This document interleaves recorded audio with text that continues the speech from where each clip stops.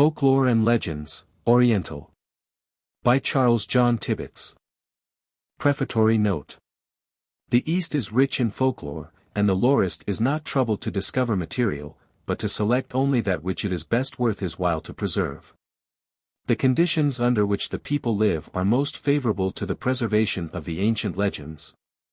And the cultivation of the powers of narration fits the Oriental to present his stories in a more polished style than is usual in the Western countries. The reader of these tales will observe many points of similarity between them and the popular fictions of the West, similarity of thought and incident, and nothing, perhaps, speaks more eloquently the universal brotherhood of man than this oneness of folk fiction. At the same time, the tales of the East are unique, lighted up as they are by a gorgeous extravagance of imagination which never fails to attract and delight. C.J.T. How do you find this book? Any thoughts about the book or the author? Any suggestion for improvement? Please take a moment to share your thoughts in a comment. If you like it, share it with your friends who might enjoy it as well. Subscribe to keep in touch. Visit CompleteAudiobooks.com for more quality content.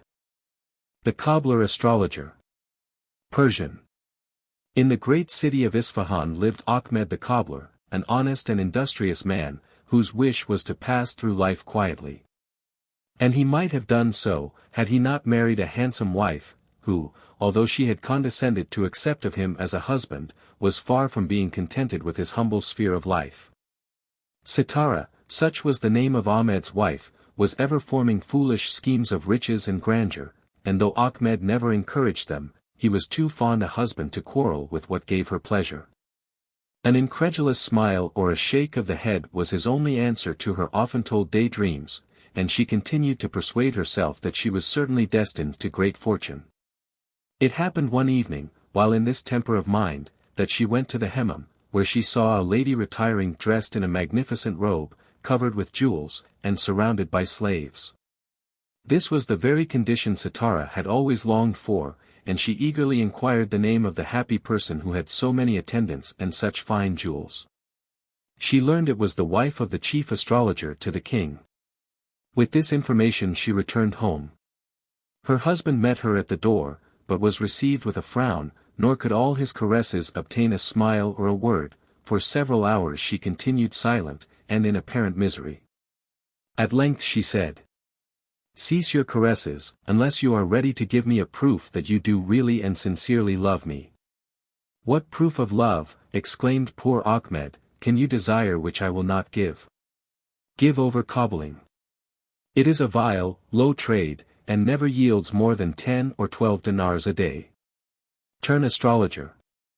Your fortune will be made, and I shall have all I wish, and be happy." "Astrologer," cried Ahmed, "astrologer. Have you forgotten who I am, a cobbler, without any learning, that you want me to engage in a profession which requires so much skill and knowledge?" "I neither think nor care about your qualifications," said the enraged wife. "All I know is, that if you do not turn astrologer immediately I will be divorced from you tomorrow." The cobbler remonstrated, but in vain. The figure of the astrologer's wife, with her jewels and her slaves, had taken complete possession of Sitara's imagination. All night it haunted her. She dreamt of nothing else, and on awaking declared she would leave the house if her husband did not comply with her wishes. What could poor Ahmed do? He was no astrologer, but he was dotingly fond of his wife, and he could not bear the idea of losing her. He promised to obey, and, having sold his little stock, bought an astrolabe, an astronomical almanac, and a table of the 12 signs of the zodiac. Furnished with these he went to the marketplace, crying, "I am an astrologer. I know the sun, and the moon, and the stars, and the 12 signs of the zodiac. I can calculate nativities, I can foretell everything that is to happen." No man was better known than Ahmed the Cobbler. A crowd soon gathered round him. "What? Friend Ahmed," said one, "have you worked till your head is turned? Are you tired of looking down at your last," cried another, "that you are now looking up at the planets?" These and 1,000 other jokes assailed the ears of the poor cobbler, who, notwithstanding, continued to exclaim that he was an astrologer, having resolved on doing what he could to please his beautiful wife. It so happened that the king's jeweler was passing by. He was in great distress, having lost the richest ruby belonging to the crown. Every search had been made to recover this inestimable jewel, but to no purpose. And as the jeweler knew he could no longer conceal its loss from the king, he looked forward to death as inevitable. In this hopeless state, while wandering about the town, he reached the crowd around Ahmed and asked what was the matter. "Don't you know Ahmed the cobbler?" said one of the bystanders, laughing. "He has been inspired, and is become an astrologer. A drowning man will catch at a broken reed." The jeweler no sooner heard the sound of the word astrologer, than he went up to Ahmed, told him what had happened, and said, "If you understand your art, you must be able to discover the king's ruby. Do so, and I will give you 200 pieces of gold. But if you do not succeed within 6 hours, I will use all my influence at court to have you put to death as an impostor." Poor Ahmed was thunderstruck. He stood long without being able to move or speak, reflecting on his misfortunes, and grieving, above all, that his wife, whom he so loved, had, by her envy and selfishness, brought him to such a fearful alternative. Full of these sad thoughts, he exclaimed aloud, "O woman, woman! Thou art more baneful to the happiness of man than the poisonous dragon of the desert." The lost ruby had been secreted by the jeweller's wife, who, disquieted by those alarms which ever attend guilt, sent one of her female slaves to watch her husband. This slave, on seeing her master speak to the astrologer, drew near. And when she heard Ahmed, after some moments of apparent abstraction, compare a woman to a poisonous dragon, she was satisfied that he must know everything. She ran to her mistress, and, breathless with fear, cried, "You are discovered, my dear mistress, you are discovered by a vile astrologer. Before 6 hours are past the whole story will be known, and you will become infamous, if you are even so fortunate as to escape with life, unless you can find some way of prevailing on him to be merciful." She then related what she had seen and heard, and Ahmed's exclamation carried as complete conviction to the mind of the terrified mistress as it had done to that of her slave. The jeweller's wife, hastily throwing on her veil, went in search of the dreaded astrologer. When she found him, she threw herself at his feet, crying, "Spare my honor and my life, and I will confess everything." "What can you have to confess to me?" exclaimed Ahmed in amazement. "Oh, nothing. Nothing with which you are not already acquainted. You know too well that I stole the ruby from the king's crown. I did so to punish my husband, who uses me most cruelly, and I thought by this means to obtain riches for myself, and to have him put to death. But you, most wonderful man, from whom nothing is hidden, have discovered and defeated my wicked plan. I beg only for mercy, and will do whatever you command me." An angel from heaven could not have brought more consolation to Ahmed than did the jeweller's wife. He assumed all the dignified solemnity that became his new character, and said, "Woman, I know all thou hast done, and it is fortunate for thee that thou hast come to confess thy sin and beg for mercy before it was too late. Return to thy house, put the ruby under the pillow of the couch on which thy husband sleeps. Let it be laid on the side furthest from the door, and be satisfied thy guilt shall never be even suspected." The jeweller's wife returned home, and did as she was desired. In an hour Ahmed followed her, and told the jeweller he had made his calculations, and found by the aspect of the sun and moon, and by the configuration of the stars, that the ruby was at that moment lying under the pillow of his couch, on the side furthest from the door. The jeweller thought Ahmed must be crazy, but as a ray of hope is like a ray from heaven to the wretched, he ran to his couch, and there, to his joy and wonder, found the ruby in the very place described. He came back to Ahmed, embraced him, called him his one dearest friend and the preserver of his life, and gave him the 200 pieces of gold, declaring that he was the first astrologer of the age. These praises conveyed no joy to the poor cobbler, who returned home more thankful to God for his preservation than elated by his good fortune. The moment he entered the door his wife ran up to him and exclaimed, "Well, my dear astrologer, what success?" "There," said Ahmed, very gravely, "there are 200 pieces of gold. I hope you will be satisfied now, and not ask me again to hazard my life, as I have done this morning." He then related all that had passed. But the recital made a very different impression on the lady from what these occurrences had made on Ahmed. Sitara saw nothing but the gold, which would enable her to vie with the chief astrologer's wife at the Hammam. "Courage," she said, "courage. My dearest husband. This is only your first labor in your new and noble profession. Go on and prosper, and we shall become rich and happy." In vain Ahmed remonstrated and represented the danger. She burst into tears, and accused him of not loving her, ending with her usual threat of insisting upon a divorce. Ahmed's heart melted, and he agreed to make another trial. Accordingly, next morning he sallied forth with his astrolabe, his 12 signs of the zodiac, and his almanac, exclaiming, as before, "I am an astrologer. I know the sun, and the moon, and the stars, and the 12 signs of the zodiac. I can calculate nativities, I can foretell everything that is to happen." A crowd again gathered round him, but it was now with wonder, and not ridicule. For the story of the ruby had gone abroad, and the voice of fame had converted the poor cobbler Ahmed into the ablest and most learned astrologer that was ever seen at Isfahan. While everybody was gazing at him, a lady passed by veiled.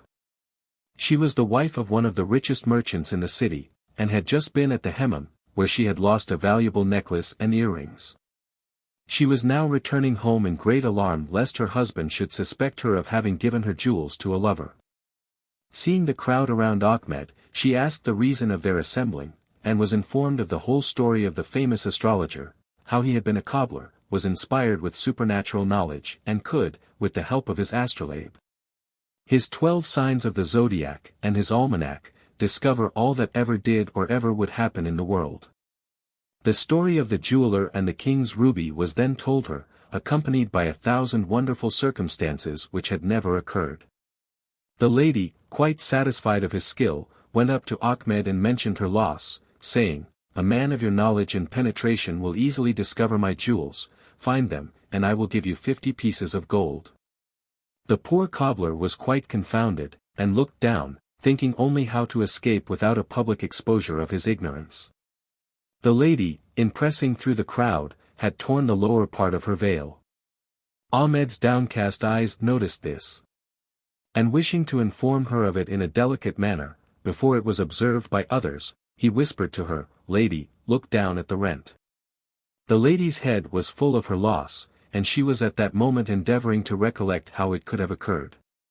Ahmed's speech brought it at once to her mind, and she exclaimed in delighted surprise, "Stay here a few moments, thou great astrologer.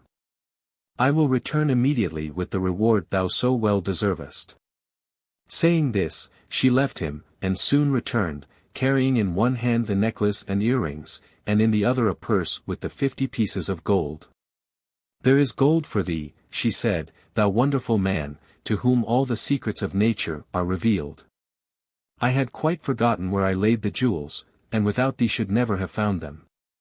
But when thou desiredst me to look at the rent below, I instantly recollected the rent near the bottom of the wall in the bathroom, where, before undressing, I had hid them.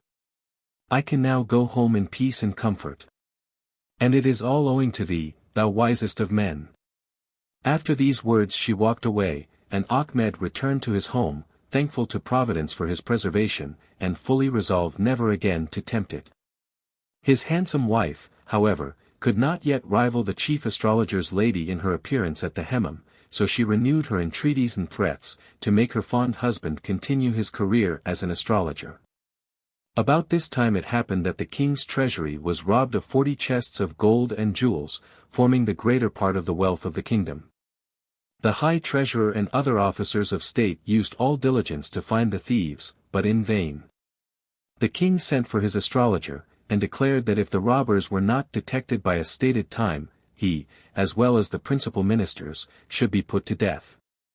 Only 1 day of the short period given them remained. All their search had proved fruitless, and the chief astrologer, who had made his calculations and exhausted his art to no purpose, had quite resigned himself to his fate, when one of his friends advised him to send for the wonderful cobbler, who had become so famous for his extraordinary discoveries.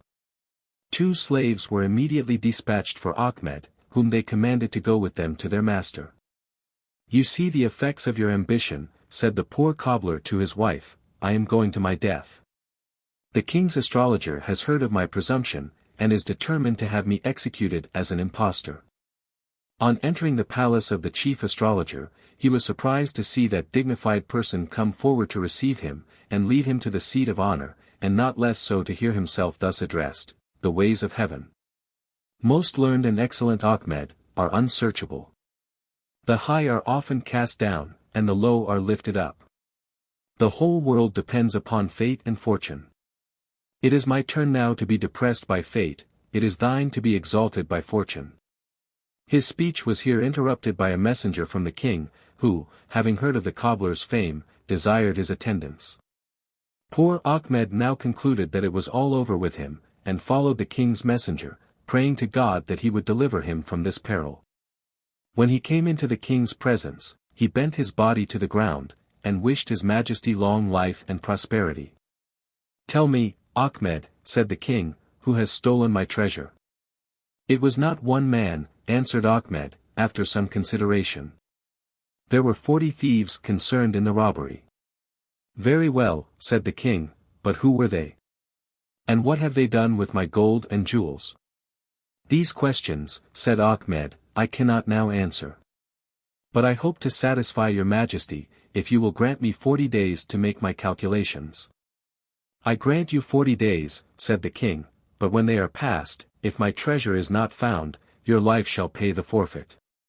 Ahmed returned to his house well pleased, for he resolved to take advantage of the time allowed him to fly from a city where his fame was likely to be his ruin. "Well, Ahmed," said his wife, as he entered, "what news at court?" "No news at all," said he, "except that I am to be put to death at the end of 40 days, unless I find 40 chests of gold and jewels which have been stolen from the royal treasury." "But you will discover the thieves." "How? By what means am I to find them?" "By the same art which discovered the ruby and the lady's necklace." "The same art," replied Ahmed. "Foolish woman! Thou knowest that I have no art, and that I have only pretended to it for the sake of pleasing thee. But I have had sufficient skill to gain 40 days, during which time we may easily escape to some other city. And with the money I now possess, and the aid of my former occupation, we may still obtain an honest livelihood." "An honest livelihood," repeated his lady, with scorn. "Will thy cobbling, thou mean, spiritless wretch, ever enable me to go to the Hammam like the wife of the chief astrologer? I hear me, Ahmed. Think only of discovering the king's treasure. Thou hast just as good a chance of doing so as thou hadst of finding the ruby, and the necklace and earrings.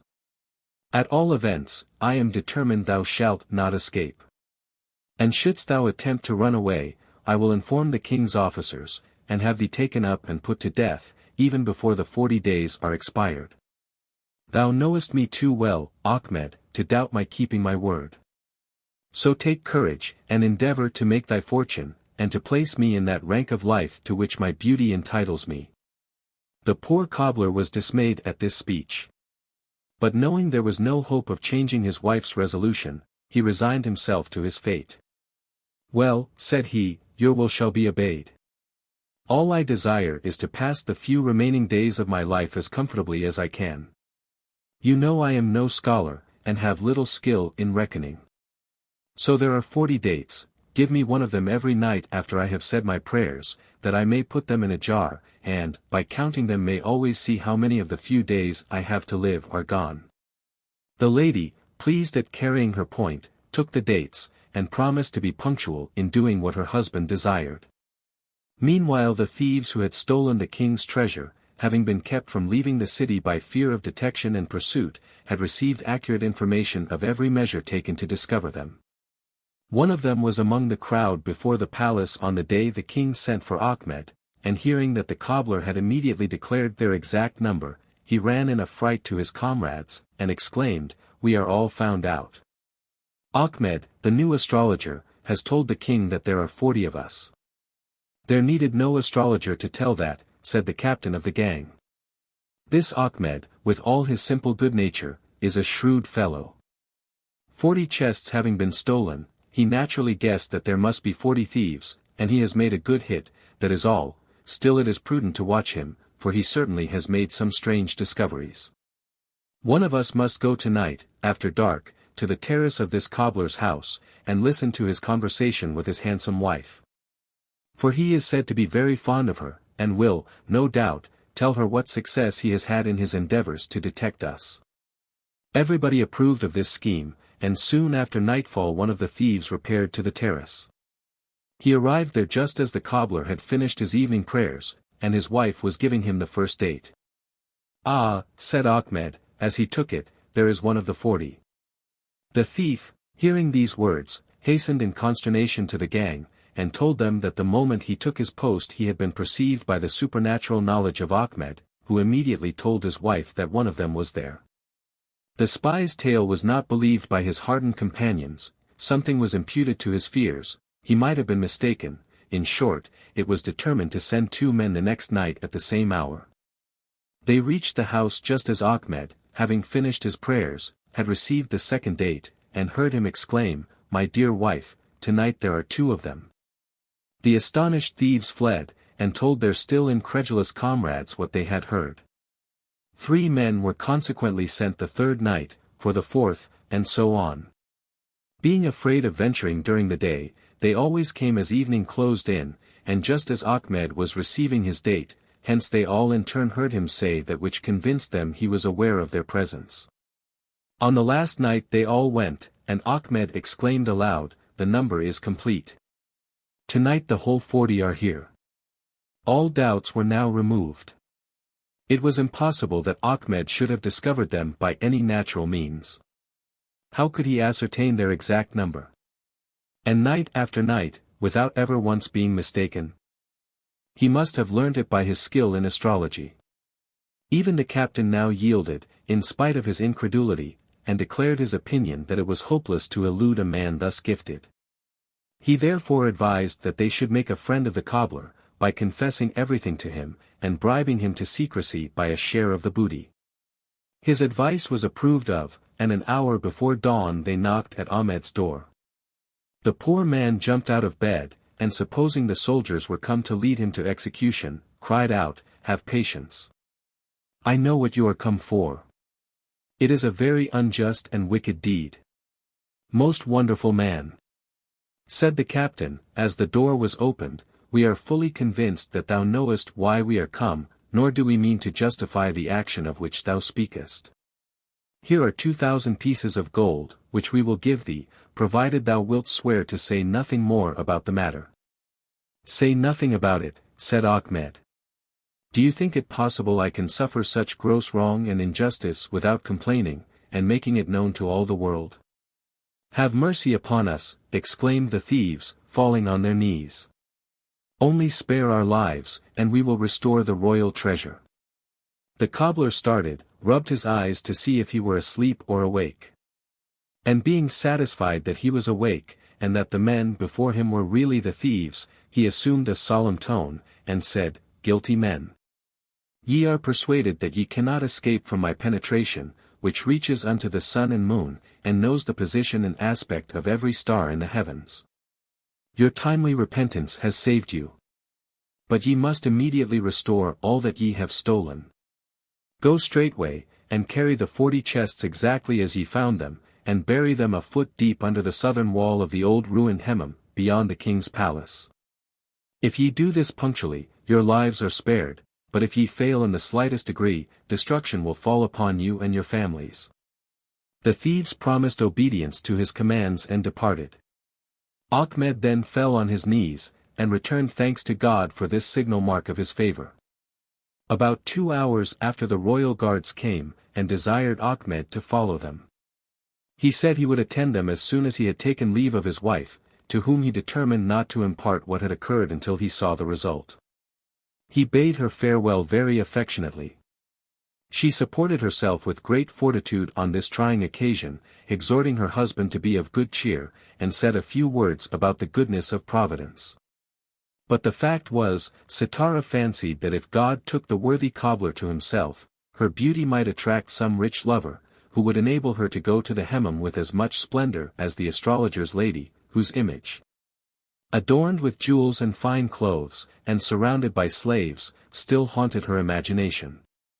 The decrees of heaven are just, a reward suited to their merits awaited Ahmed and his wife. The good man stood with a cheerful countenance before the king, who was impatient for his arrival, and immediately said, "Ahmed, thy looks are promising. Hast thou discovered my treasure? Does your majesty require the thieves or the treasure?" "The stars will only grant one or the other," said Ahmed, looking at his table of astrological calculations. "Your majesty must make your choice." "I can deliver up either, but not both." "I should be sorry not to punish the thieves," answered the king, "but if it must be so, I choose the treasure." "And you give the thieves a full and free pardon?" "I do, provided I find my treasure untouched." "Then," said Ahmed, "if your majesty will follow me, the treasure shall be restored to you." The king and all his nobles followed the cobbler to the ruins of the old Hammam. There, casting his eyes towards heaven, Ahmed muttered some sounds, which were supposed by the spectators to be magical conjurations, but which were in reality the prayers and thanksgivings of a sincere and pious heart to God for his wonderful deliverance. When his prayer was finished, he pointed to the southern wall, and requested that his majesty would order his attendants to dig there. The work was hardly begun, when the whole 40 chests were found in the same state as when stolen, with the treasurer's seal upon them still unbroken. The king's joy knew no bounds. He embraced Ahmed, and immediately appointed him his chief astrologer, assigned to him an apartment in the palace, and declared that he should marry his only daughter, as it was his duty to promote the man whom God had so singularly favored, and had made instrumental in restoring the treasures of his kingdom. The young princess, who was more beautiful than the moon, was not dissatisfied with her father's choice. For her mind was stored with religion and virtue, and she had learnt to value beyond all earthly qualities that piety and learning which she believed Ahmed to possess. The royal will was carried into execution as soon as formed. The wheel of fortune had taken a complete turn. The morning had found Ahmed in a wretched hovel, rising from a sorry bed, in the expectation of losing his life.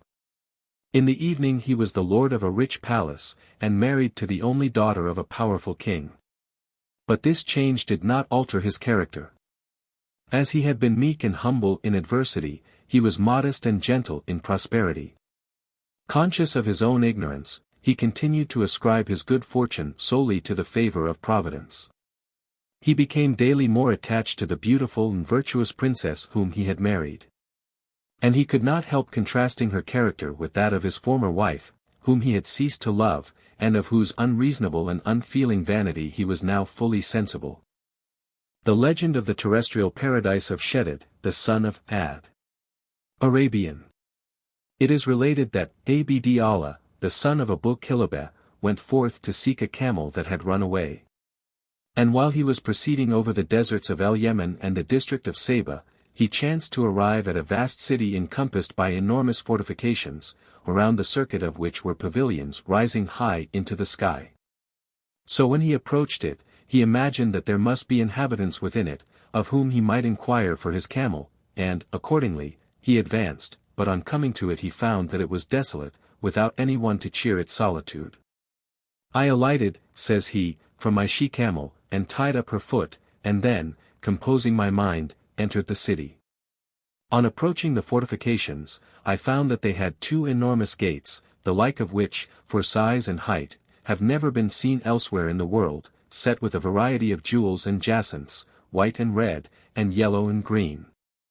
And when I beheld this, I was struck with the utmost wonder at it, and the sight astonished me.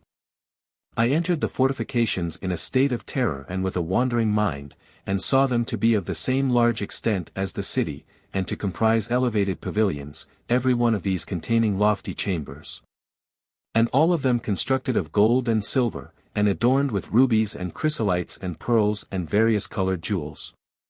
The folding doors of these pavilions were like those of the fortifications in beauty, and the floors were overlaid with large pearls, and with balls like hazelnuts, composed of musk and ambergris and saffron. And when I came into the midst of the city, I saw not in it a created being of the sons of Adam, and I almost died of terror. I then looked down from the summits of the lofty chambers and pavilions, and saw rivers running beneath them. And in the great thoroughfare streets of the city were fruit-bearing trees and tall palm trees. And the construction of the city was of alternate bricks of gold and silver. So I said within myself, no doubt this is the paradise promised in the world to come. I carried away of the jewels which were as its gravel, and the musk that was as its dust, as much as I could bear, and returned to my district, where I acquainted the people with the occurrence. And the news reached Muawiyah, the son of Abu Sufyan, who was then caliph, in the Hijaz, so he wrote to his lieutenant in Sana'a of el-Yemen, saying, Summon that man, and inquire of him the truth of the matter. His lieutenant therefore caused me to be brought, and demanded of me an account of my adventure, and of what had befallen me, and I informed him of what I had seen. He then sent me to Muawiyah, and I acquainted him also with that which I had seen, but he disbelieved it, so I produced to him some of those pearls and the little balls of ambergris and musk and saffron. The latter retained somewhat of their sweet scent, but the pearls had become yellow and discolored. At the sight of these Muawiyah wondered, and he sent and caused Ka'b el-Ahbar to be brought before him, and said to him, O Ka'b el-Ahbar, I have called thee on account of a matter of which I desire to know the truth. And I hope that thou mayest be able to certify me of it. And what is it, O Prince of the Faithful? Asked Ka'b el-Ahbar.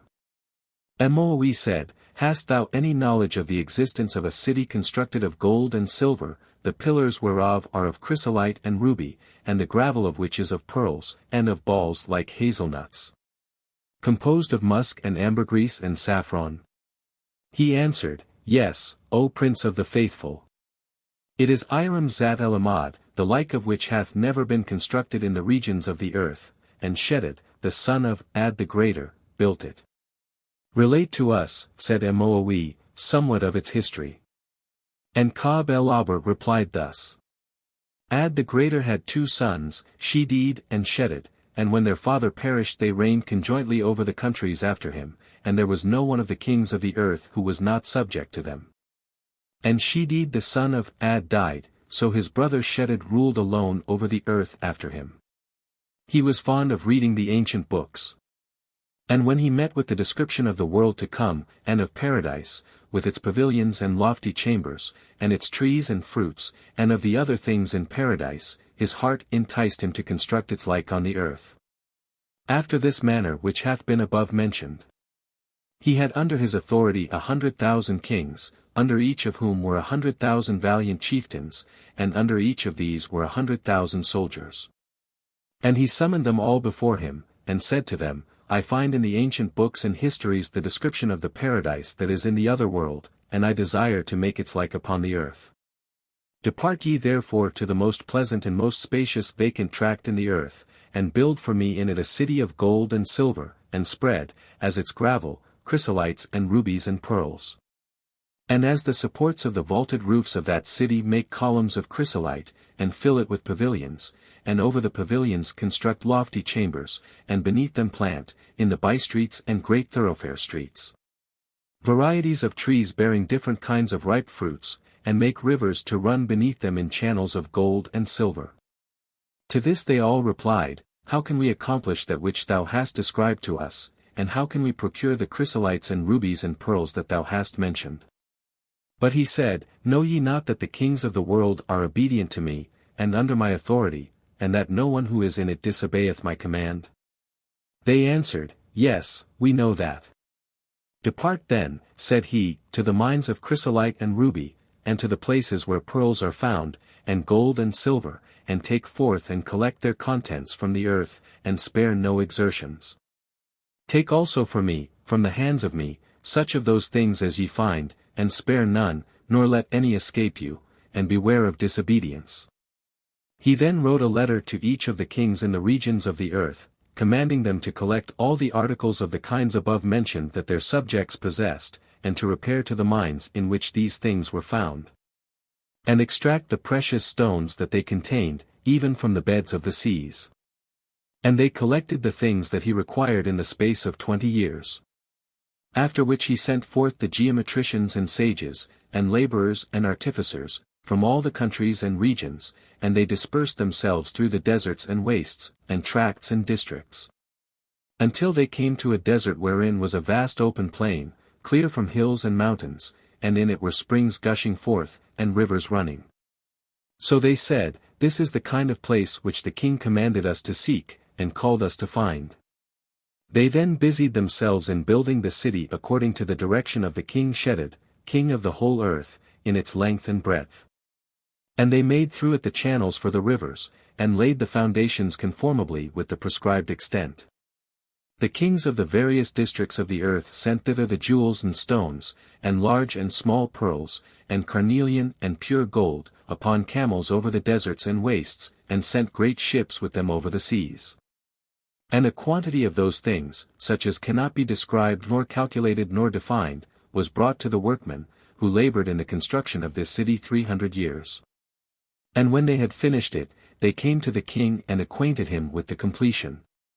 And he said to them, "Depart, and make around it impregnable fortifications of great height, and construct around the circuit of the fortifications 1,000 pavilions, each with 1,000 pillars beneath it.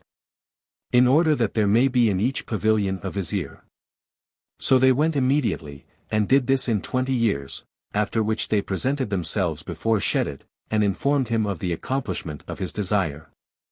He therefore ordered his viziers, who were 1,000 in number, and his chief officers, and such of his troops and others as he confided in, to make themselves ready for departure, and to prepare themselves for removal to Iram Zat el-Ahmad. In attendance upon the king of the world, Sheddád, the son of Ad. He ordered also such as he chose of his women in his harem, as his female slaves and his eunuchs, to fit themselves out. And they passed 20 years in equipping themselves. Then Sheddád proceeded with his troops, rejoiced at the accomplishment of his desire, until there remained between him and Iram Zat el-Ahmad 1 day's journey. When God sent down upon him and upon the obstinate infidels who accompanied him a loud cry from the heaven of his power, and it destroyed them all by the vehemence of its sound. Neither Sheddád nor any of those who were with him arrived at the city, or came in sight of it, and God obliterated the traces of the road that led to it, but the city remaineth as it was in its place until the hour of the judgment. At this narrative, related by Ka'b el-Ahbar, Moe wondered, and he said to him, "Can any one of mankind arrive at that city?" "Yes," answered Ka'b el-Ahbar, "a man of the companions of Muhammad, upon whom be blessing and peace. In appearance like this man who is sitting here, without any doubt." Shabi also saith, "It is related, on the authority of the learned men of Himyar, in El-Yemen, that when Sheddád and those who were with him were destroyed by the loud cry, his son Sheddád the less reigned after him.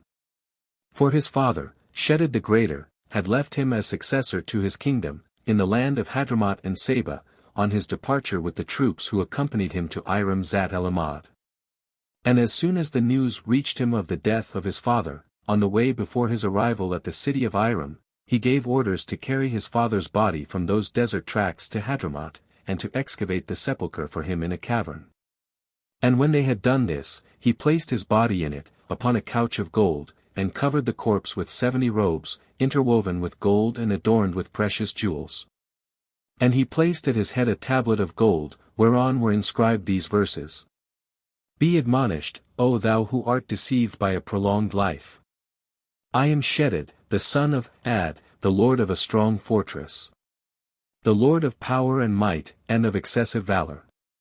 The inhabitants of the earth obeyed me, fearing my severity and threats. And I held the east and west under a strong dominion. And a preacher of the true religion invited us to the right way," page 29. "But we opposed him, and said, Is there no refuge from it? And a loud cry assaulted us from a tract of the distant horizon. Whereupon we fell down like corn in the midst of a plain at harvest. And now, beneath the earth, we await the threatened day." The-Alabi also saith, "It happened that 2 men entered this cavern, and found at its upper end some steps, and having descended these, they found an excavation, the length whereof was 100 cubits, and its breadth 40 cubits. And its height 100 cubits. And in the midst of this excavation was a couch of gold, upon which was a man of enormous bulk, occupying its whole length and breadth, covered with ornaments and with robes interwoven with gold and silver. And at his head was a tablet of gold, whereon was an inscription. And they took that tablet, and carried away from the place as much as they could of bars of gold and silver and other things. The Tomb of Noosheerwan. Persian. The Caliph Harun ar-Rashid went to visit the tomb of the celebrated Noosheerwan, the most famous of all the monarchs who ever governed Persia. Before the tomb was a curtain of gold cloth, which, when Harun touched it, fell to pieces. The walls of the tomb were covered with gold and jewels, whose splendor illumined its darkness. The body was placed in a sitting posture on a throne enchased with jewels, and had so much the appearance of life that, on the first impulse, the commander of the faithful bent to the ground, and saluted the remains of the just Noosheerwan. Though the face of the departed monarch was like that of a living man, and the whole of the body in a state of preservation, which showed the admirable skill of those who embalmed it. Yet when the caliph touched the garments they mouldered into dust. Harun upon this took his own rich robes and threw them over the corpse. He also hung up a new curtain richer than that he had destroyed, and perfumed the whole tomb with camphor, and other sweet scents. It was remarked that no change was perceptible in the body of Noosheerwan, except that the ears had become white. The whole scene affected the caliph greatly. He burst into tears, and repeated from the Quran, "What I have seen is a warning to those who have eyes." He observed some writing upon the throne, which he ordered the Mubidds, priests, who were learned in the Pahlavi language, to read and explain. They did so. It was as follows. "This world remains not, the man who thinks least of it is the wisest. Enjoy this world before thou becomest its prey. Bestow the same favor on those below thee as thou desirest to receive from those above thee. If thou shouldst conquer the whole world, death will at last conquer thee. Be careful that thou art not the dupe of thine own fortune. Thou shalt be paid exactly for what thou hast done, no more, no less."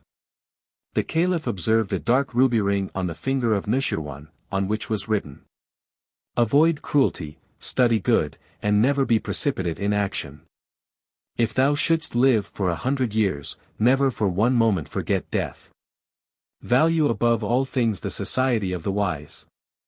Around the right arm of Noosheerwan was a clasp of gold, on which was engraved, "On a certain year, on the 10th day of the month Erdebiisht, a caliph of the race of Adin, professing the faith of Mahomed, accompanied by 4 good men, and 1 bad, shall visit my tomb." Below this sentence were the names of the forefathers of the caliph. Another prophecy was added concerning Harun's pilgrimage to Noosheerwan's tomb. "This prince will honor me, and do good unto me, though I have no claim upon him. And he will clothe me in a new vest, and besprinkle my tomb with sweet-scented essences, and then depart unto his home. But the bad man who accompanies him shall act treacherously towards me. I pray that God may send one of my race to repay the great favors of the caliph, and to take vengeance on his unworthy companion. There is, under my throne, an inscription which the caliph must read and contemplate. Its contents will remind him of me, and make him pardon my inability to give him more." The caliph, on hearing this, put his hand under the throne, and found the inscription, which consisted of some lines, inscribed on a ruby as large as the palm of the hand. The Mubidds read this also. It contained information where would be found concealed a treasure of gold and arms, with some caskets of rich jewels. Under this was written, "These I give to the caliph in return for the good he has done me, let him take them and be happy." When Harun ar-Rashid was about to leave the tomb, Husayn ben Sahil, his vizier, said to him, "O Lord of the faithful, what is the use of all these precious gems which ornament the abode of the dead, and are of no benefit to the living? Allow me to take some of them." The caliph replied with indignation, "Such a wish is more worthy of a thief than of a great or wise man." Husayn was ashamed of his speech, and said to the servant who had been placed at the entrance of the tomb, "Go thou, and worship the holy shrine within." The man went into the tomb. He was above 100 years old, but he had never seen such a blaze of wealth. He felt inclined to plunder some of it, but was at first afraid. At last, summoning all his courage, he took a ring from the finger of Noosheerwan, and came away. Harun saw this man come out, and observing him alarmed, he at once conjectured what he had been doing. Addressing those around him, he said, "Do not you now see the extent of the knowledge of Noosheerwan? He prophesied that there should be one unworthy man with me. It is this fellow." "What have you taken?" said he, in an angry tone. "Nothing," said the man. "Search him," said the Caliph. It was done, and the ring of Noosheerwan was found. This the Caliph immediately took, and, entering the tomb, replaced it on the cold finger of the deceased monarch. When he returned, a terrible sound like that of loud thunder was heard. Harun came down from the mountain on which the tomb stood, and ordered the road to be made inaccessible to future curiosity. He searched for, and found, in the place described, the gold, the arms, and the jewels bequeathed to him by Noosheerwan, and sent them to Baghdad. Among the rich articles found was a golden crown, which had 5 sides, and was richly ornamented with precious stones. On every side a number of admirable lessons were written. The most remarkable were as follows. First side. Give my regards to those who know themselves. Consider the end before you begin, and before you advance provide a retreat. Give not unnecessary pain to any man, but study the happiness of all. Ground not your dignity upon your power to hurt others. Second side. Take counsel before you commence any measure, and never trust its execution to the inexperienced. Sacrifice your property for your life, and your life for your religion. Spend your time in establishing a good name, and if you desire fortune, learn contentment. Third side. Grieve not for that which is broken, stolen, burnt, or lost. Never give orders in another man's house. And accustom yourself to eat your bread at your own table. Make not yourself the captive of women. Fourth side. Take not a wife from a bad family, and seat not thyself with those who have no shame. Keep thyself at a distance from those who are incorrigible in bad habits, and hold no intercourse with that man who is insensible to kindness. Covet not the goods of others. Be guarded with monarchs, for they are like fire which blazeth but destroyeth. Be sensible to your own value, estimate justly the worth of others, and war not with those who are far above thee in fortune. Fifth side. Fear kings, women, and poets. Be envious of no man, and habituate not thyself to search after the faults of others. Make it a habit to be happy, and avoid being out of temper, or thy life will pass in misery. Respect and protect the females of thy family. Be not the slave of anger, and in thy contests always leave open the door of conciliation. Never let your expenses exceed your income. Plant a young tree, or you cannot expect to cut down an old one. Stretch your legs no further than the size of your carpet. The Caliph Harun ar-Rashid was more pleased with the admirable maxims inscribed on this crown than with all the treasures he had found. Write these precepts, he exclaimed, in a book, that the faithful may eat of the fruit of wisdom. When he returned to Baghdad, he related to his favorite vizier, Jafir Burmaki, and his other chief officers, all that had passed. And the shade of Noosheerwan was propitiated by the disgrace of Husayn ben Sahil, who had recommended despoiling his tomb. And the exemplary punishment of the servant who had committed the sacrilegious act of taking the ring from the finger of the departed monarch. Ameen and the Ghool. Persian. There is a dreadful place in Persia called the Valley of the Angel of Death. That terrific minister of God's wrath, according to tradition, has resting places upon the earth and his favorite abodes. He is surrounded by ghouls, horrid beings who, when he takes away life, feast upon the carcasses. The natural shape of these monsters is terrible.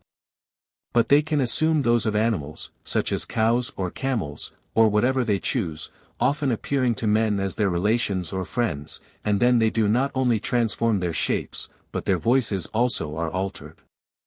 The frightful screams and yells which are often heard amid these dreaded ravines are changed for the softest and most melodious notes.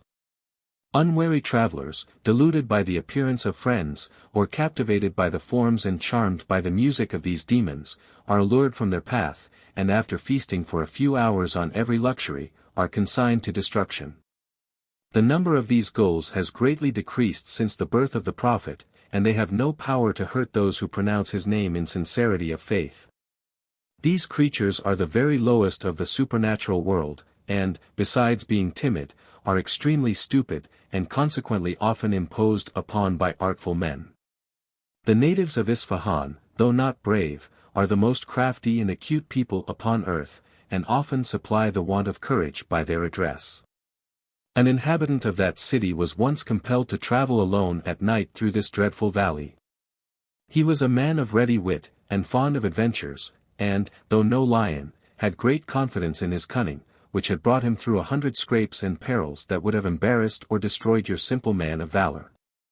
This man, whose name was Ameen Beg, had heard many stories of the ghouls of the Valley of the Angel of Death, and thought it likely he might meet one. He prepared accordingly, by putting an egg and a lump of salt in his pocket. He had not gone far amidst the rocks, when he heard a voice crying, "Halloa, Ameen Beg Isfahani. You are going the wrong road, you will lose yourself, come this way. I am your friend Karim Beg. I know your father, old Kurbla Beg, and the street in which you were born." Ameen knew well the power the ghouls had of assuming the shape of any person they choose. And he also knew their skill as genealogists, and their knowledge of towns as well as families. He had therefore little doubt this was one of those creatures alluring him to destruction. He, however, determined to encounter him, and trust to his art for his escape. "Stop, my friend, till I come near you," was his reply. When Ameen came close to the ghoul, he said, "You are not my friend Karim. You are a lying demon, but you are just the being I desired to meet. I have tried my strength against all the men and all the beasts which exist in the natural world, and I can find nothing that is a match for me. I came therefore to this valley in the hope of encountering a ghoul, that I might prove my prowess upon him." The ghoul, astonished at being addressed in this manner, looked keenly at him, and said, "Son of Adam, you do not appear so strong." "Appearances are deceitful," replied Ameen, "but I will give you a proof of my strength." "There," said he, picking up a stone from a rivulet, "this contains a fluid, try if you can so squeeze it that it will flow out." The ghoul took the stone, but, after a short attempt, returned it, saying, "The thing is impossible." "Quite easy," said the Isfahani, taking the stone and placing it in the hand in which he had before put the egg. "Look there." And the astonished ghoul, while he heard what he took for the breaking of the stone, saw the liquid run from between Ameen's fingers, and this apparently without any effort. Ameen, aided by the darkness, placed the stone upon the ground while he picked up another of a darker hue. "This," said he, "I can see contains salt, as you will find if you can crumble it between your fingers." But the ghoul, looking at it, confessed he had neither knowledge to discover its qualities nor strength to break it. "Give it me," said his companion impatiently. And, having put it into the same hand with the piece of salt, he instantly gave the latter all crushed to the ghoul, who, seeing it reduced to powder, tasted it and remained in stupid astonishment at the skill and strength of this wonderful man. Neither was he without alarm lest his strength should be exerted against himself, and he saw no safety in resorting to the shape of a beast, for Ameen had warned him that if he commenced any such unfair dealing, he would instantly slay him. For ghouls, though long-lived, are not immortal.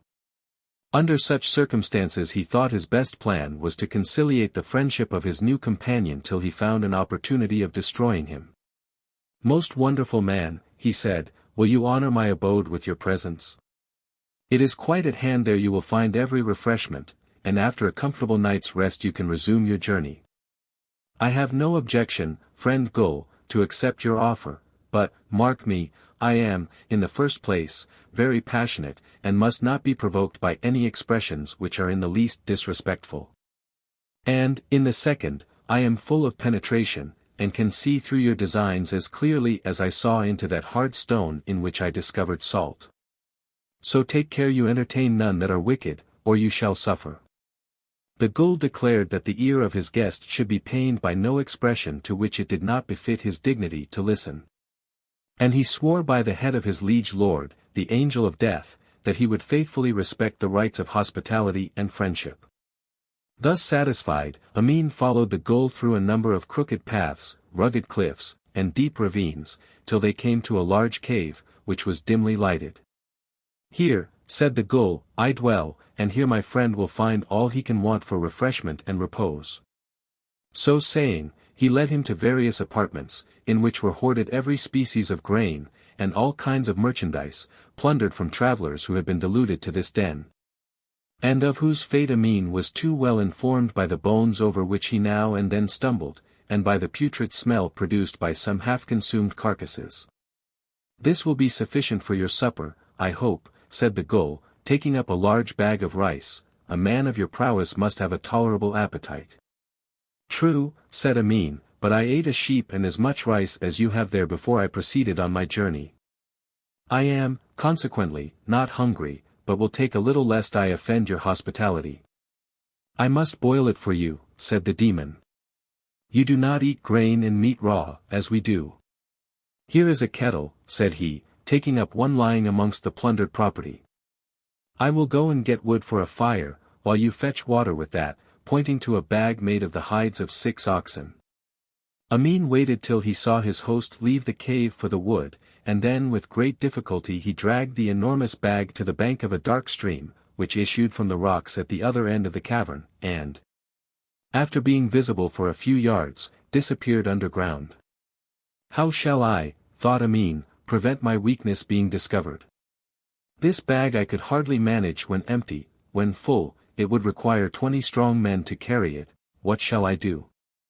I shall certainly be eaten up by this cannibal ghoul, who is now only kept in order by the impression of my great strength." After some minutes' reflection the Isfahani thought of a scheme, and began digging a small channel from the stream towards the place where his supper was preparing. "What are you doing?" vociferated the ghoul, as he advanced towards him. "I sent you for water to boil a little rice, and you have been an hour about it.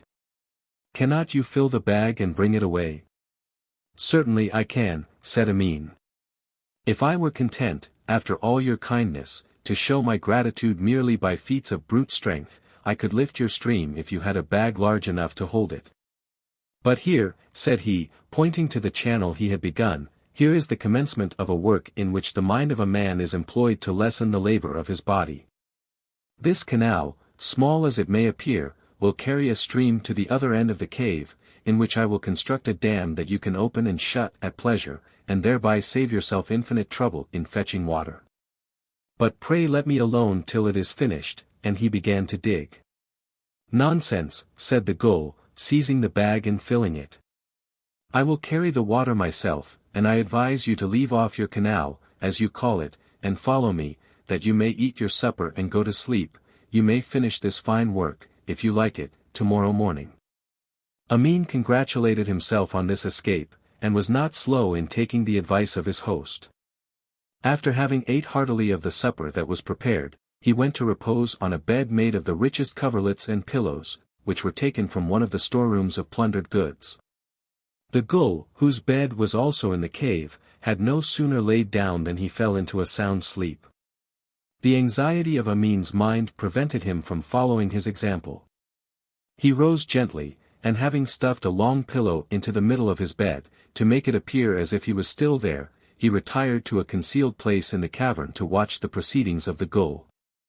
The latter awoke a short time before daylight and rising, went, without making any noise, towards Ameen's bed, where, not observing the least stir, he was satisfied that his guest was in a deep sleep. So he took up one of his walking sticks, which was in size like the trunk of a tree, and struck a terrible blow at what he supposed to be Ameen's head. He smiled not to hear a groan, thinking he had deprived him of life. But to make sure of his work, he repeated the blow 7 times. He then returned to rest, but had hardly settled himself to sleep, when Ameen, who had crept into the bed, raised his head above the clothes and exclaimed, "Friend ghoul, what insect could it be that has disturbed me by its tapping? I counted the flap of its little wings 7 times on the coverlet. These vermin are very annoying, for, though they cannot hurt a man, they disturb his rest. The Ghoul's dismay on hearing Ameen speak at all was great, but that was increased to perfect fright when he heard him describe 7 blows, any one of which would have felled an elephant, as 7 flaps of an insect's wing. There was no safety, he thought, near so wonderful a man, and he soon afterwards arose and fled from the cave, leaving the Isfahani its sole master. When Ameen found his host gone, he was at no loss to conjecture the cause, and immediately began to survey the treasures with which he was surrounded, and to contrive means for removing them to his home. After examining the contents of the cave, and arming himself with a matchlock, which had belonged to some victim of the Ghoul, he proceeded to survey the road. He had, however, only gone a short distance when he saw the Ghoul returning with a large club in his hand, and accompanied by a fox. Ameen's knowledge of the cunning animal instantly led him to suspect that it had undeceived his enemy, but his presence of mind did not forsake him. "Take that," said he to the fox, aiming a ball at him from his matchlock, and shooting him through the head, "take that for your not performing my orders." "That brute," said he, "promised to bring me 7 ghouls, that I might chain them, and carry them to Isfahan, and here he has only brought you, who are already my slave." So saying, he advanced towards the Ghoul. But the latter had already taken to flight, and by the aid of his club bounded so rapidly over rocks and precipices that he was soon out of sight.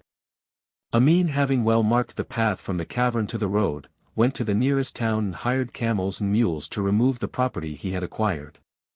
After making restitution to all who remained alive to prove their goods, he became, from what was unclaimed, a man of wealth, all of which was owing to that wit and art which ever overcome brute strength and courage.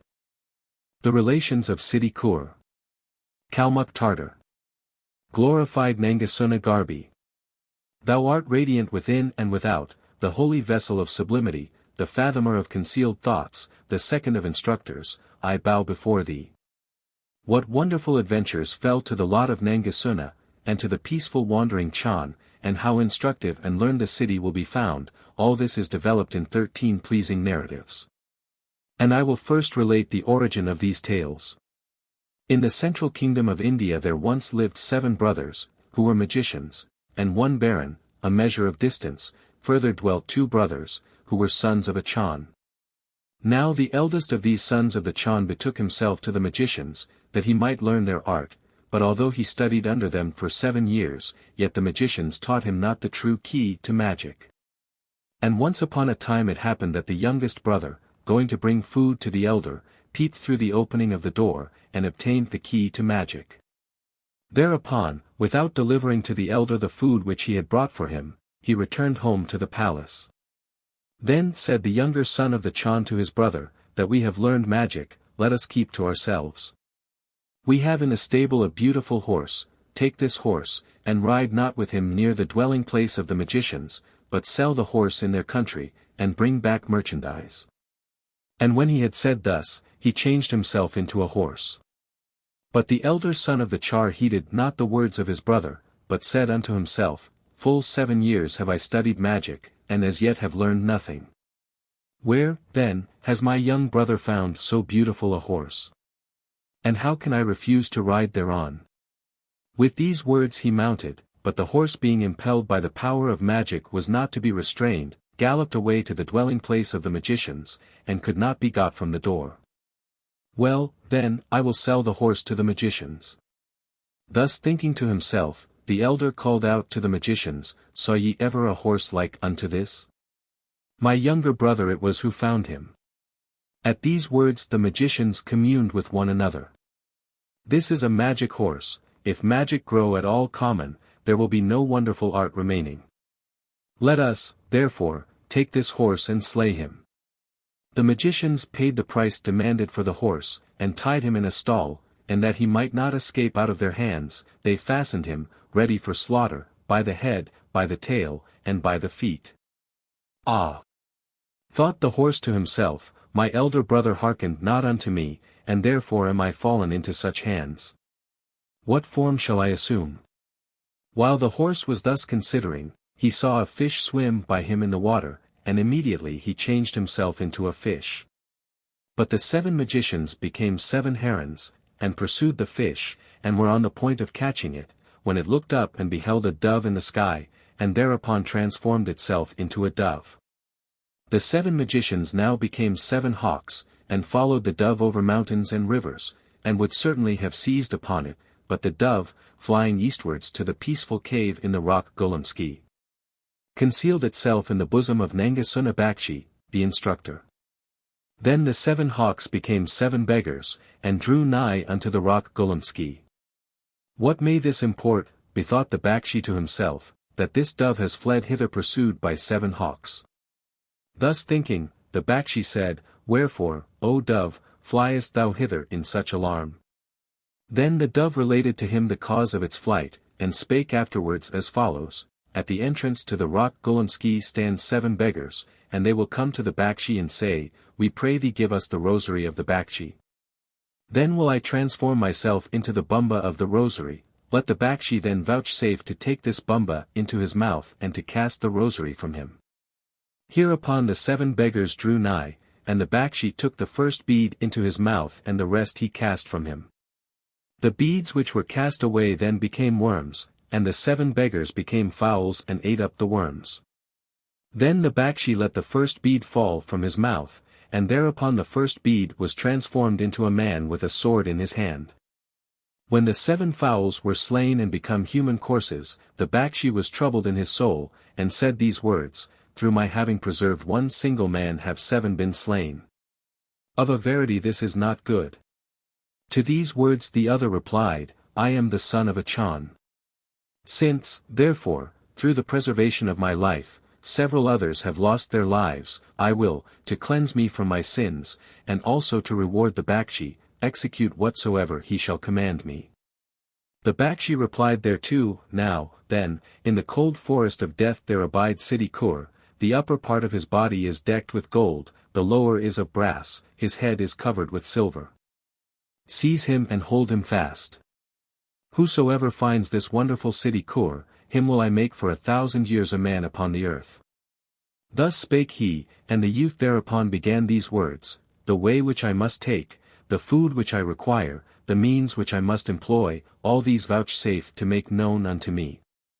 To this the Bakshi replied, It shall be as thou demandest. At the distance of a baron, a measure of distance, from this place you will come to a gloomy forest, through which you will find there runs only one narrow path. The place is full of spirits. When thou reachest the spirits, they will throng around you, then cry ye with a loud voice, Spirits, Chulu Sochi. And when thou hast spoken these words, they will all be scattered like grain. When thou hast proceeded a little further, you will encounter a crowd of other spirits, then cry ye, Spirits, Chulu Sosi. And a little further on you will behold a crowd of child spirits, say unto these, Child spirits, Re-ra pa dra.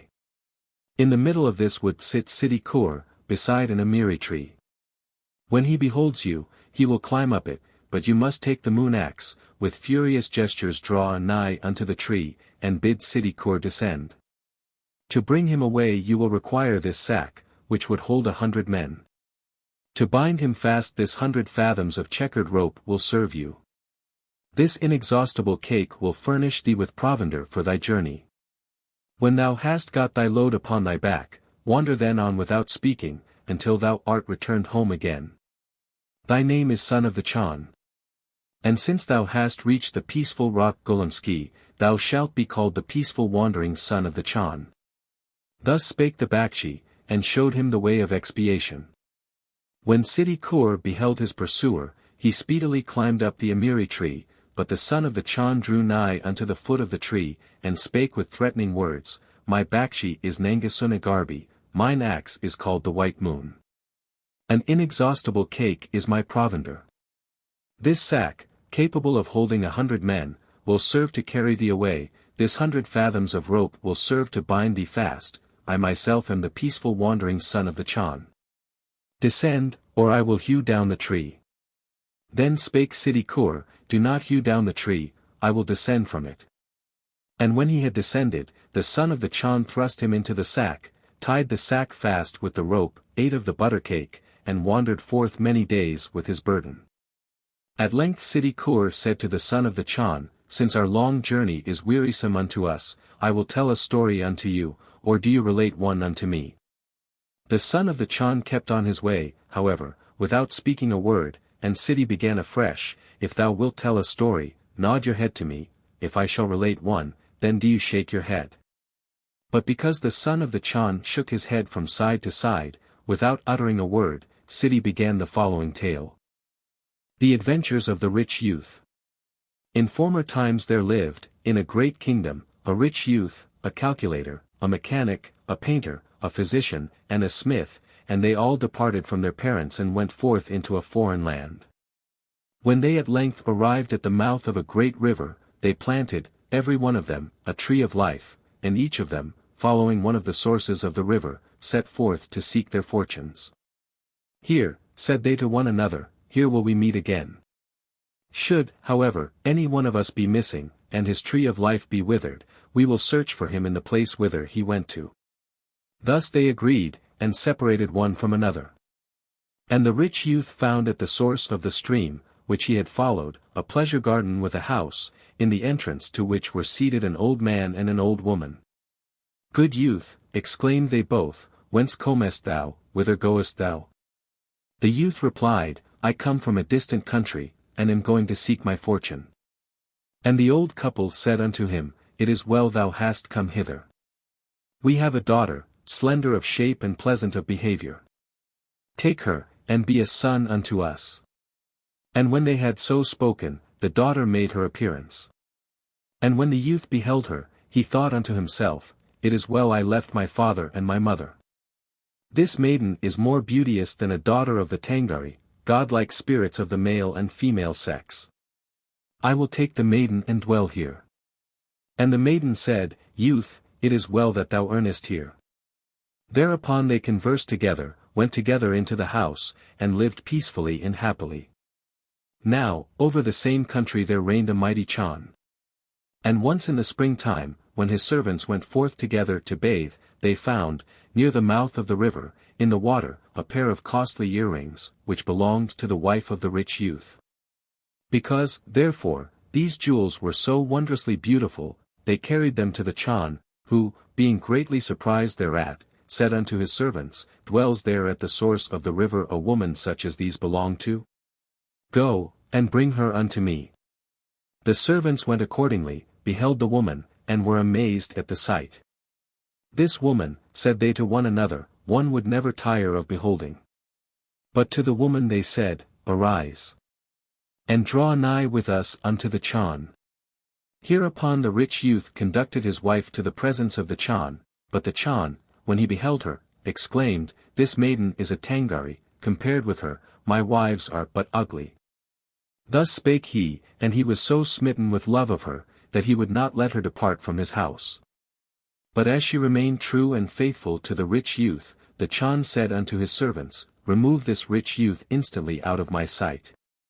At these commands the servants went forth, taking with them the rich youth, whom they led to the water, where they laid him in a pit by the side of the stream, covered him with a huge fragment of the rock, and thus slew him. At length it happened that the other wanderers returned from all sides, each to his tree of life. And when the rich youth was missed, and they saw that his tree of life was withered, they sought him up the source of the river which he had followed, but found him not. Hereupon the reckoner discovered, by his calculations, that the rich youth was lying dead under a piece of the rock, but as they could by no means remove the stone, the smith took his hammer, smote the stone, and drew out the body. Then the physician mixed a life-inspiring draught, gave the same to the dead youth, and so restored him to life. They now demanded of him whom they had recalled to life, "In what manner wert thou slain?" He accordingly related unto them the circumstances, and they communed one with another, saying, "Let us snatch this extraordinary beautiful woman from the Chan." Thereupon the mechanic constructed a wooden gerudin, or wonderful bird, which, when moved upwards from within, ascended into the air, when moved downwards, descended into the earth, when moved sideways, flew sideways accordingly.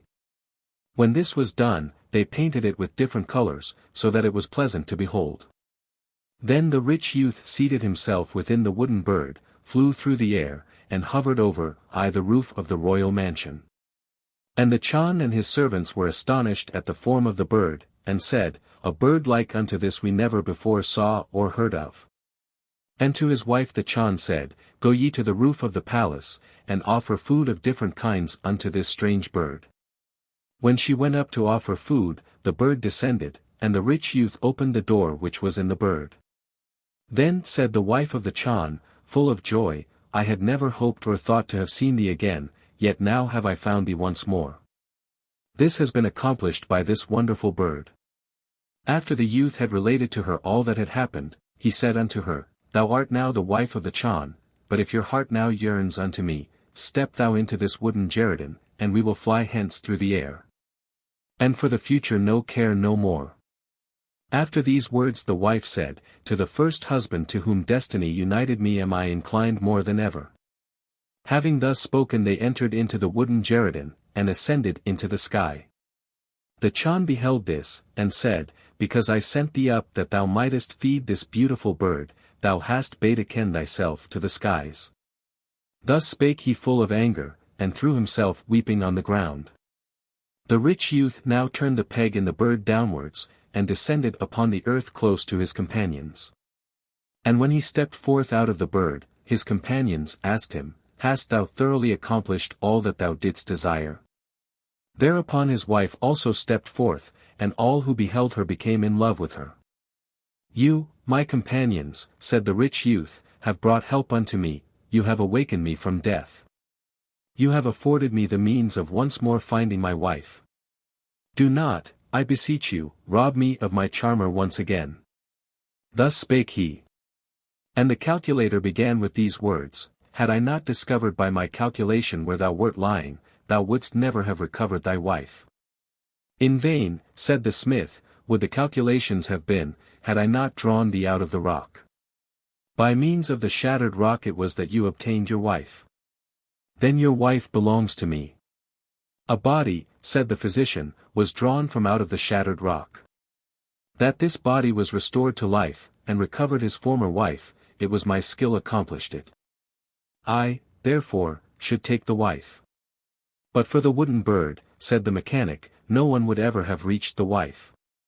A numerous host attend upon the Chan, no one can approach the house wherein he resides. Through my wooden bird alone was the wife recovered. Let me, then, take her."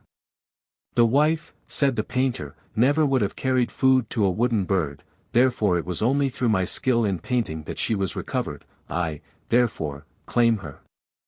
And when they had thus spoken, they drew their knives and slew one another. "Alas! Poor woman," exclaimed the son of the Chan, and Ssidi said, "Ruler of destiny, thou hast spoken words, Sarwala misbroad jacksang." Thus spake he, and burst from the sack through the air. Thus Ssidi's first tale treated of the adventures of the rich youth. The adventures of the beggar's son. When the son of the Chan arrived as before at the cold forest of death, he exclaimed with threatening gestures at the foot of the Amiri tree, "Thou dead one, descend, or I will hew down the tree." Ssidi descended. The son of Chan placed him in the sack, bound the sack fast with the rope, ate of his provender, and journeyed forth with his burden. Then spake the dead one these words, "Since we have a long journey before us, do you relate a pleasant story by the way, or I will do so." But the son of the Chan merely shook his head without speaking a word. Whereupon Ssidi commenced the following tale. A long time ago there was a mighty Chan who was ruler over a country full of marketplaces. At the source of the river which ran through it there was an immense marsh, and in this marsh there dwelt two crocodile frogs, who would not allow the water to run out of the marsh. And because there came no water over their fields, every year did both the good and the bad have cause to mourn, until such times as a man had been given to the frogs for the pests to devour. And at length the lot fell upon the Chan himself to be an offering to them, and needful as he was to the welfare of the kingdom, denial availed him not, therefore father and son communed sorrowfully together, saying, "Which of us two shall go? I am an old man," said the father, "and shall leave no one to lament me. I will go, therefore. Do you remain here, my son, and reign according as it is appointed." "O Tangari," exclaimed the son, "verily this is not as it should be. Thou hast brought me up with care, O my father. If the Chan and the wife of the Chan remain, what need is there of their son? I then will go, and be as a feast for the frogs." Thus spake he, and the people walked sorrowfully round about him, and then betook themselves back again. Now the son of the Chan had for his companion the son of a poor man, and he went to him and said, "Walk ye according to the will of your parents, and remain at home in peace and safety. I am going, for the good of the kingdom, to serve as a sacrifice to the frogs." At these words the son of the poor man said, weeping and lamenting, "From my youth up, O Chan, thou hast carefully fostered me. I will go with thee, and share thy fate." Then they both arose and went unto the frogs, and on the verge of the marsh they heard the yellow frog and the blue frog conversing with one another. And the frog said, "If the son of the Chan and his companion did but know that if they only smote off our heads with the sword, and the son of the Chan consumed me, the yellow frog, and the son of the poor man consumed thee, the blue frog, they would both cast out from their mouths gold and brass, then would the country be no longer compelled to find food for frogs." Now, because the son of the Chan understood all sorts of languages, he comprehended the discourse of the frogs, and he and his companion smote the heads of the frogs with their swords. And when they had devoured the frogs, they threw out from their mouths gold and brass at their heart's pleasure. Then said the wanderers, "The frogs are both slain, the course of the waters will be hemmed in no more. Let us then turn back unto our own country." But the son of the Chan agreed not to this, and said, "Let us not turn back into our own country, lest they say they are become spirits, therefore it is better that we journey further." As they thereupon were walking over a mountain, they came to a tavern, in which dwelt two women, beautiful to behold, mother and daughter. Then said they, "We would buy strong liquor that we might drink."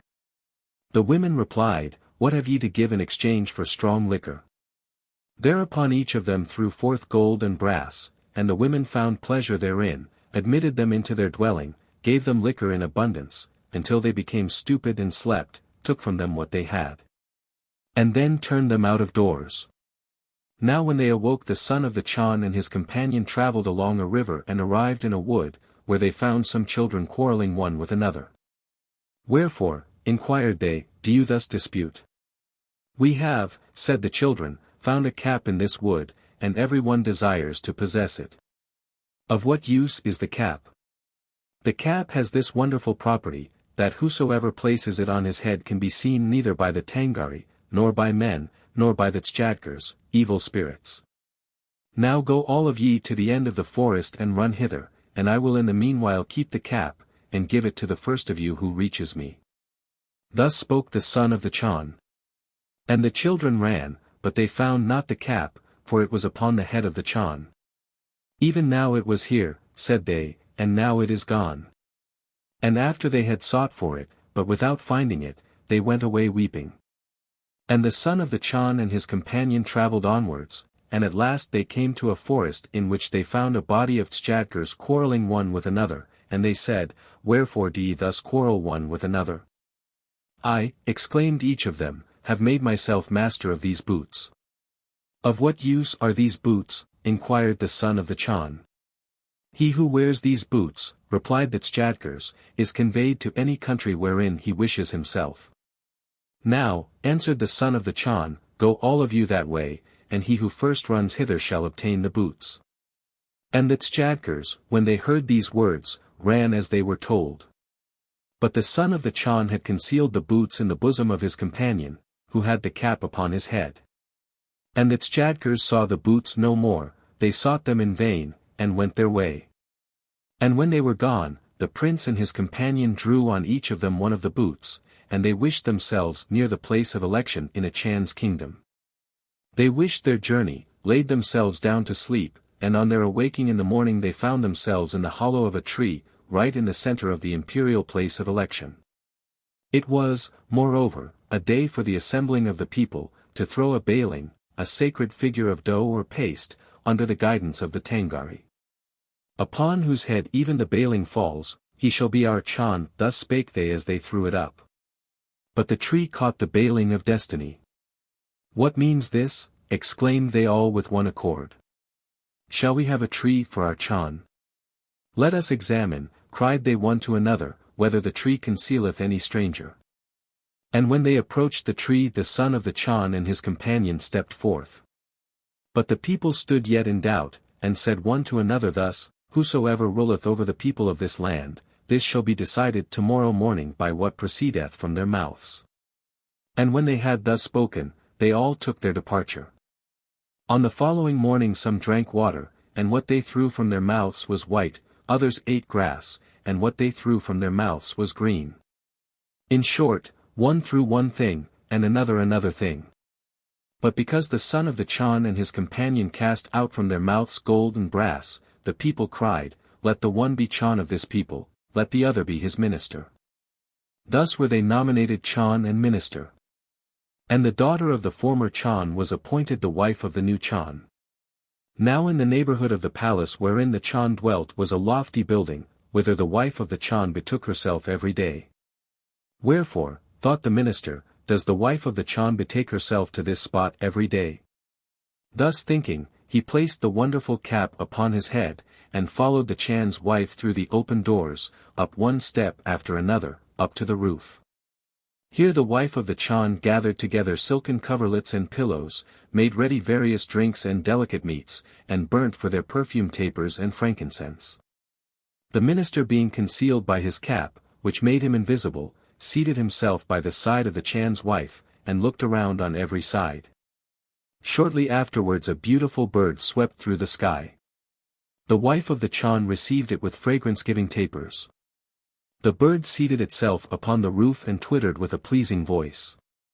But out of the bird came Salangdu, the son of the Tangari, whose beauty was incomparable, and he laid himself on the silken coverlets and fed of the dainties prepared for him.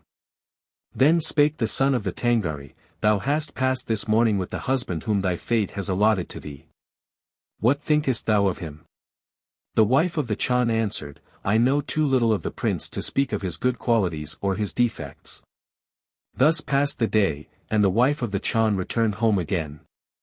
On the following day the minister followed the wife of the Chan as he had done before, and heard the son of the Tangari say unto her, "Tomorrow I will come like a bird of paradise to see thine husband." And the wife of the Chan said, "Be it so." The day passed over, and the minister said to the Chan, "In yonder palace lives Salangdu, the beauteous son of the Tangari." The minister then related all that he had witnessed, and said, "Tomorrow early the son of the Tangari will seek thee, disguised like a bird of paradise. I will seize the bird by the tail, and cast him into the fire. But you must smite him in pieces with the sword." On the following morning, the Chan and the wife of the Chan were seated together, when the son of the Tangari, transformed into a bird of paradise, appeared before them on the steps that led to the palace. The wife of the Chan greeted the bird with looks expressive of pleasure, but the minister, who had on his invisible-making cap, seized the bird suddenly by the tail, and cast him into the fire. And the Chan smote at him violently with his sword. But the wife of the Chan seized the hand of her husband, so that only the wings of the bird were scorched. "Alas, poor bird," exclaimed the wife of the Chan, as, half dead, it made its way, as well as it could, through the air. On the next morning the wife of the Chan went as usual to the lofty building, and this time, too, did the minister follow her. She collected together, as usual, the silken pillows, but waited longer than she was wont, and sat watching with staring eyes. At length the bird approached with a very slow flight, and came down from the birdhouse covered with blood and wounds, and the wife of the Chan wept at the sight. "Weep not," said the son of the Tangari, "thine husband has a heavy hand. The fire has so scorched me that I can never come more." Thus spoke he, and the wife of the Chan replied, "Do not say so, but come as you are wont to do, at least come on the day of the full moon." Then the son of the Tangari flew up to the sky again, and the wife of the Chan began from that time to love her husband with her whole heart. Then the minister placed his wonderful cap upon his head, and, drawing near to a pagoda, he saw, through the crevice of the door, a man, who spread out a figure of an ass, rolled himself over and over upon the figure. Thereupon took upon himself the form of an ass, and ran up and down braying like one. Then he began rolling afresh, and appeared in his human form. At last he folded up the paper, and placed it in the hand of a Burchan, a Kalmyk idol. And when the man came out, the minister went in, procured the paper, and remembering the ill treatment which he had formerly received, he went to the mother and daughter who had sold him the strong liquor, and said, with crafty words, "I am come to you to reward you for your good deeds." With these words he gave the women 3 pieces of gold, and the women asked him, saying, "Thou art, indeed, an honest man, but where did you procure so much gold?" Then the minister answered, "By merely rolling backwards and forwards over this paper did I procure this gold." On hearing these words, the women said, "Grant us that we too may roll upon it." And they did so, and were changed into asses. And the minister brought the asses to the Chan, and the Chan said, "Let them be employed in carrying stones and earth." Thus spake he, and for 3 years were these 2 asses compelled to carry stones and earth. And their backs were sore wounded, and covered with bruises. Then saw the Chan their eyes filled with tears, and he said to the minister, "Torment the poor brutes no longer." Thereupon they rolled upon the paper, and after they had done so they were changed to 2 shriveled women. "Poor creatures," exclaimed the son of the Chan. Ssidi replied, "Ruler of destiny, thou hast spoken words, Sarwala misdud jaksank." Thus spoke he, and flew out of the sack through the air. And Ssidi's second relation treats of the adventures of the poor man's son. The Adventures of Massang. When the son of the Chan arrived at the foot of the Amiri tree, and spoke as he had formerly done, Ssidi approached him, suffered himself to be placed in the sack, fastened with the rope, and carried away. Ssidi spoke as before, but the son of the Chan shook his head, whereupon Ssidi began as follows. A long time ago there lived in a certain country a poor man, who had nothing in the world but 1 cow. And because there was no chance of the cow's calving, he was sore grieved, and said, "If my cow does not have a calf, I shall have no more milk, and I must then die of hunger and thirst." But when a certain number of moons had passed, instead of the calf the poor man had looked for he found a man with horns, and with a long tail like a cow.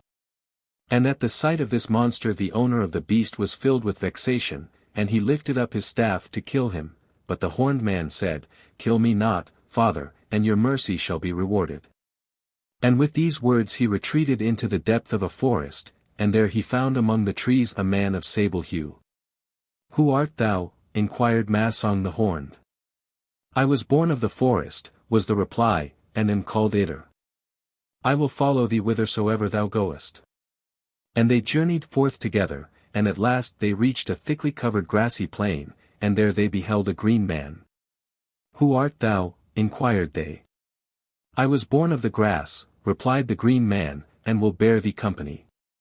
Thereupon they all 3 journeyed forth together, until they came to a sedgy marsh, and there they found a white man. "Who art thou?" inquired they. "I was born of the sedges," replied the white man, "and will bear thee company." Thereupon they all 4 journeyed forth together, until they reached a desert country, where, in the very depths of the mountain, they found a butt. And because they found plenty both to eat and to drink in the hut, they abode there. Every day 3 of them went out hunting, and left the 4th in charge of the hut. On the first day, Idr, the son of the forest, remained in the hut, and was busy preparing milk, and cooking meat for his companions, when a little old woman put up the ladder and came in at the door. "Who's there?" exclaimed Idr, and, upon looking round, he beheld an old woman about a span high, who carried on her back a little sack. "Oh, what, there is somebody sitting there," said the old woman, "and you are cooking meat. Let me, I beseech you, taste a little milk and a little meat." And though she merely tasted a little of each, the whole of the food disappeared. When the old woman thereupon took her departure, the son of the forest was ashamed that the food had disappeared, and he arose and looked out of the hut. And as he chanced to perceive 2 hoofs of a horse, he made with them a number of horses' footmarks around the dwelling, and shot an arrow into the court. And when the hunters returned home and inquired of him, "Where is the milk and the fatted meat?" he answered them, saying, "There came 100 horsemen, who pressed their way into the house, and took the milk and the flesh, and they have beaten me almost to death. Go ye out, and look around. And his companions went out when they heard these words, looked around, saw the prints of the horse's feet and the arrow which he himself had shot, and said, the words which he spoke are true. On the following day the son of the grass remained at home in the hut, and it befell him as it had befallen his companion on the previous day. But because he perceived the feet of 2 bullocks, he made with them the marks of the feet of many bullocks around the dwelling, and said to his companions, there came 100 people with laden bullocks, and robbed me of the food I had prepared for you. Thus spake he falsely. On the 3rd day the son of the sedges remained at home in the hut, and because he met with no better fortune, he made, with a couple of the feet of a mule, a number of prints of mules' feet around the dwelling, and said to his companions, 100 men with laden mules surrounded the house, and robbed me of the food I had prepared for you. Thus spake he falsely. On the following day Massang remained at home in the hut, and as he was sitting preparing milk and flesh for his companions, the little old woman stepped in as before and said, oh, so there is somebody here this time. Let me, I pray you, taste a little of the milk and a little of the meat. At these words Massang considered, of a certainty this old woman has been here before. If I do what she requires of me, how do I know that there will be any left? And having thus considered, he said to the old woman, before thou tastest food, fetch me some water. Thus spoke he, giving her a bucket, of which the bottom was drilled full of holes, to fetch water in. When the old woman was gone, Massang looked after her, and found that the span-high old woman, reaching now up to the skies, drew the bucket full of water again and again, but that none of the water remained in it. While she was thus occupied, Massang peeped into the little sack which she carried on her shoulders, and took out of it a coil of rope, an iron hammer, and a pair of iron pincers, and put in their place some very rotten cords, a wooden hammer, and wooden pincers. He had scarcely done so before the old woman returned, saying, I cannot draw water in your bucket. If you will not give me a little of your food to taste, let us try our strength against each other. Then the old woman drew forth the coil of rotten cords, and bound Massang with them, but Massang put forth his strength and burst the cords asunder. But when Massang had bound the old woman with her own coil, and deprived her of all power of motion, she said unto him, Herein thou hast gotten the victory, now let us pinch each other with the pincers. Whereupon Massang nipped hold of a piece of the old woman's flesh as big as one's head, and tore it forcibly from her. Indeed, youth, cried the old woman, sighing, but thou hast gotten a hand of stone, now let us hammer away at each other. So saying, she smote Massang with the wooden hammer on his breast, but the hammer flew from the handle, and Massang was left without a wound. Then drew Massang the iron hammer out of the fire, and smote the old woman with it in such wise that she fled from the hut crying and wounded. Shortly after this, the 3 companions returned home, and said to Massang, Now, Massang, thou hast surely had something to suffer. But Massang replied, Ye are all cowardly fellows, and have uttered lies, I have paid off the old woman. Arise, and let us follow her. At these words they arose, followed her by the traces of her blood, and at length reached a gloomy pit in a rock. At the bottom of this pit there were 10 double circular pillars, and on the ground lay the corpse of the old woman, among gold, brass, and armor, and other costly things. Will you 3 descend, said Massang, and then pack together the costly things, and I will draw them up, or I will pack them, and you shall draw them out. But the 3 companions said, We will not go down into the cavern, for of a verity the old woman is a shumnu, a witch. But Massang, without being dispirited, allowed himself to be let down into the cavern, and collected the valuables, which were then drawn forth by his companions. Then his companions spoke with one another, saying, If we draw forth Massang, he will surely take all these treasures to himself. It were better, then, that we should carry away these treasures, and leave Massang behind in the cavern. When Massang noticed that his 3 companions treated him thus ungratefully, he looked about the cavern in search of food, but between the pillars he found nothing but some pieces of bark. Thereupon Massang planted the bark in the earth, nourished it as best he might, and said, "If I am a true Massang, then from this bark let there grow forth 3 great trees. If I am not, then shall I die here in this pit." After these enchanting words, he laid himself down, but from his having come in contact with the corpse of the old woman, he slept for many years. When he awoke, he found 3 great trees which reached to the mouth of the pit. Joyfully clambered he up and betook himself to the hut, which was in the neighborhood. But, because there was no longer any one to be found therein, he took his iron bow and his arrows, and set forth in search of his companions. These had built themselves houses and taken wives. "Where are your husbands?" inquired Massang of their wives. "Our husbands are gone to the chase," replied they. Then Massang took arrow and bow, and set forth.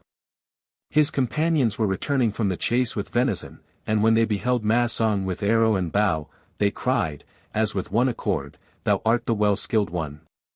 Take thou our wives and property, we will now wander forth further."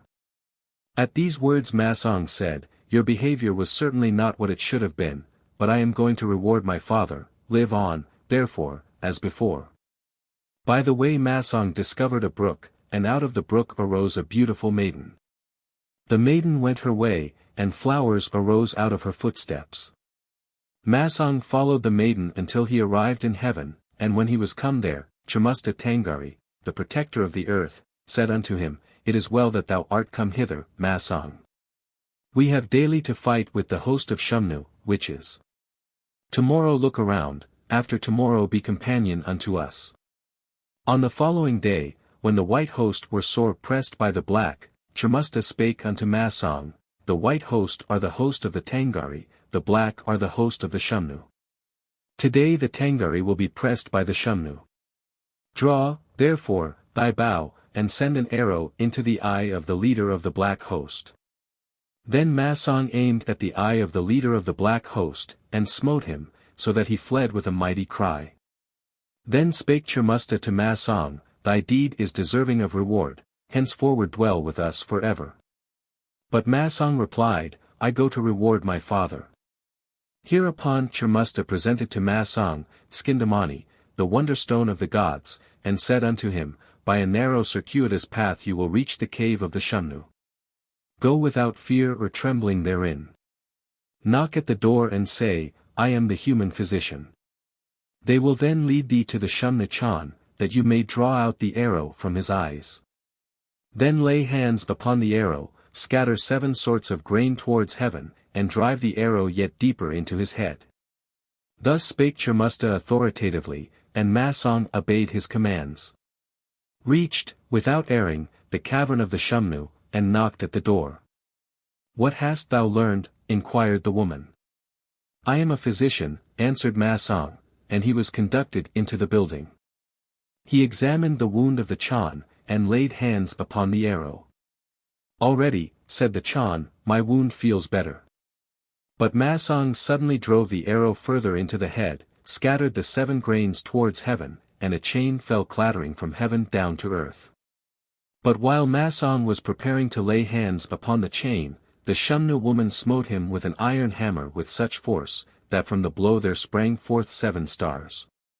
Then, said the son of the Chan, he was not able to reward his father. "Ruler of destiny, thou hast spoken words. Sarwala misdud Jongsang." Thus spake Ssidi, and burst from the sack through the air. Thus Ssidi's 3rd relation treats of the adventures of Massang. The magician with the swine's head. When the son of the Chan had, as before, seized upon Ssidi, and was carrying him away, Ssidi spoke as formerly, but the son of the Chan shook his head, without uttering a word. And Ssidi began the following relation. A long while since there lived in a happy country a man and a woman. The man had many bad qualities, and cared for nothing but eating, drinking, and sleeping. At last his wife said unto him, "By thy mode of life thou hast wasted all thine inheritance. Arise thee, then, from thy bed, and while I am in the fields, go you out and look about you." As he, therefore, according to these words, was looking about him, he saw a multitude of people pass behind the pagoda with their herds. And birds, foxes, and dogs crowding and noising together around a particular spot. Thither he went, and there found a bladder of butter, so he took it home and placed it upon the shelf.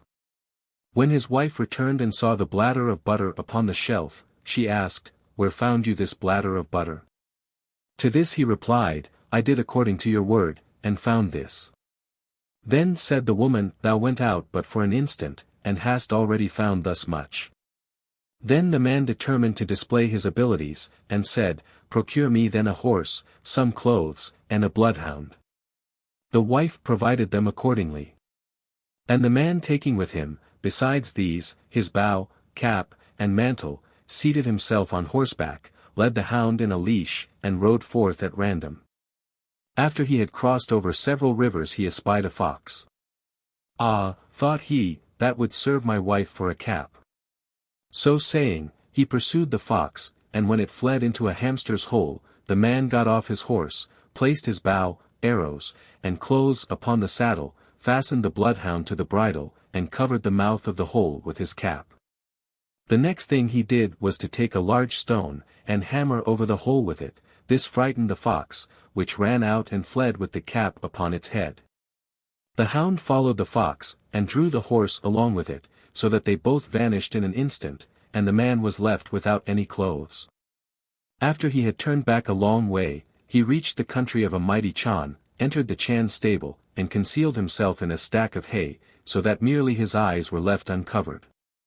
Not long afterwards, the beloved of the Chan was walking out, and wishing to look at a favorite horse, she approached close to the hayrick, placed the talisman of life of the Chan's kingdom upon the ground, left it there, and returned back to the palace without recollecting it. The man saw the wonderful stone, but was too lazy to pick it up. At sunset the cows came by, and the stone was beaten into the ground. Some time afterwards a servant came and cleansed the place, and the wonderful stone was cast aside upon a heap. On the following day the people were informed, by the beating of the kettledrums, that the beloved of the Chan had lost the wonderful stone. At the same time, all the magicians and soothsayers and interpreters of signs were summoned, and questioned upon the subject. On hearing this, the man in the hayrick crept out as far as his breast, and when the people thronged around him and asked, "What hast thou learned?" he replied, "I am a magician." On hearing these words they exclaimed, "Because the wondrous stone of the Chan is missing, all the magicians in the country are summoned to appear before him." "Do you then draw nigh unto the Chan?" the man said, "I have no clothes." Hereupon the whole crowd hastened to the Chan, and announced unto him thus, "In the hayrick there lieth a magician who has no clothes. This magician would draw nigh unto you, but he has not to appear in." The Chan said, "Send unto him this robe of cloth, and let him approach." It was done. The man was fetched, and after he had bowed down to the Chan, he was asked what he needed for the performance of his magic charms. To this question he replied, "For the performance of my magic charms, it is needful that I should have the head of a swine, some cloths of 5 colors, and some baling, a sacred figure of dough or paste." When all these things were prepared, the magician deposited the swine's head at the foot of a tree, dressed it with the cloths of 5 colors, fastened on the large baling, and passed the whole of 3 nights in meditation. On the day appointed, all the people assembled, and the magician having put on a great durga, cloak, placed himself, with the swine's head in his hand, in the street. When they were all assembled together, the magician, showing the swine's head, said, "Here not and there not." All were gladdened at hearing these words. "Because, therefore," said the magician, "the wonderful stone is not to be found among the people, we must seek for it elsewhere." With these words the magician, still holding the swine's head in his hand, drew nigh unto the palace, and the Chan and his attendants followed him, singing songs of rejoicing. When, at last, the magician arrived at the heap, he stood suddenly still, and exclaimed, "There lies the wonderful stone." Then, first removing some of the earth, he drew forth the stone, and cleansed it. "Thou art a mighty magician," joyfully exclaimed all who beheld it. "Thou art the master of magic with the swine's head. Lift up thyself that thou mayest receive thy reward." The Chan said, "Thy reward shall be whatsoever thou wilt." The magician, who thought only of the property he had lost, said, "Give unto me a horse, with saddle and bridle, a bow and arrows, a cap, a mantle, a hound, and a fox. Such things give unto me." At these words the Chan exclaimed, "Give him all that he desireth." This was done, and the magician returned home with all that he desired, and with 2 elephants, one carrying meat, and the other butter. His wife met him close to his dwelling, with brandy for him to drink, and said, "Now, indeed, thou art become a mighty man." Thereupon they went into the house, and when they had laid themselves down to sleep, the wife said to him, "Where hast thou found so much flesh and so much butter?" Then her husband related to her circumstantially the whole affair, and she answered him saying, "Verily, thou art a stupid ass. Tomorrow I will go with a letter to the Chan."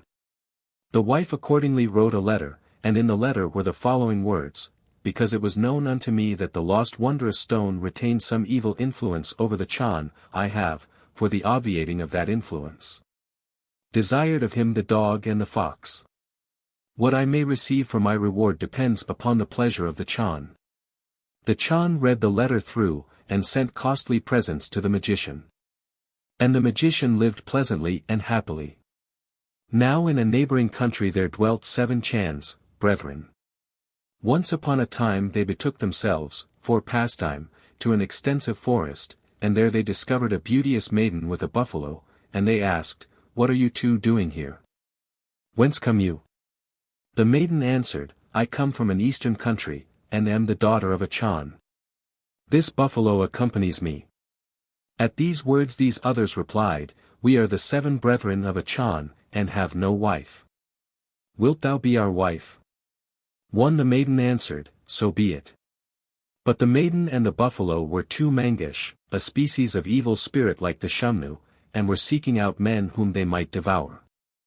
The male mangish was a buffalo, and the female, she who became wife to the brethren. After the mangish had slain, yearly, one of the brethren of the Chan, there was only one remaining.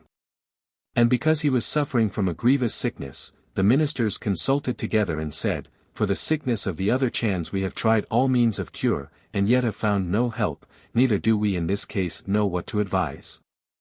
But the magician with the swine's head dwells only 2 mountains off from us, and he is held in great estimation. Let us, without further delay, send for him to our assistance." Upon this 4 mounted messengers were dispatched for the magician, and when they arrived at his dwelling, they made known to him the object of their mission. "I will," said the magician, "consider of this matter in the course of the night, and will tell you in the morning what is to be done." During the night he related to his wife what was required of him, and his wife said, "You are looked upon, up to this time, as a magician of extraordinary skill, but from this time there is an end to your reputation. However, it cannot be helped, so go you must." On the following morning the magician said to the messengers, "During the night time I have pondered upon this matter, and a good omen has presented itself to me in a dream. Let me not tarry any longer but ride forth today." The magician, thereupon, equipped himself in a large cloak, bound his hair together on the crown of his head, carried in his left hand the rosary, and in his right the swine's head, enveloped in the cloths of 5 colors. When in this guise he presented himself before the dwelling place of the Chan, the 2 mangish were sorely frightened, and thought to themselves, "This man has quite the appearance, quite the countenance, of a man of learning." Then the magician, first placing a baling on the pillow of the bed, lifted up the swine's head, and muttered certain magic words. The wife of the Chan seeing this discontinued tormenting the soul of the Chan, and fled in all haste out of the room. The Chan, by this conduct being freed from the pains of sickness, sank into a sound sleep. "What is this?" exclaimed the magician, filled with affright. "The disease has grown worse, the sick man uttereth not a sound, the sick man hath departed." Thus thinking, he cried, "Chan, Chan."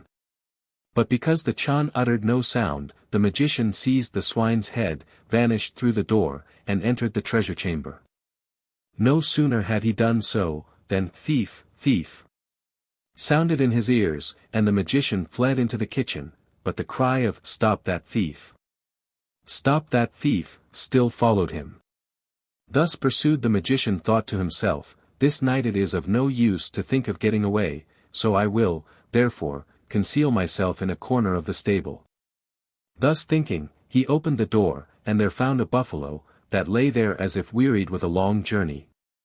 The magician took the swine's head, and struck the buffalo 3 times between the horns, whereupon the buffalo sprang up and fled like the wind.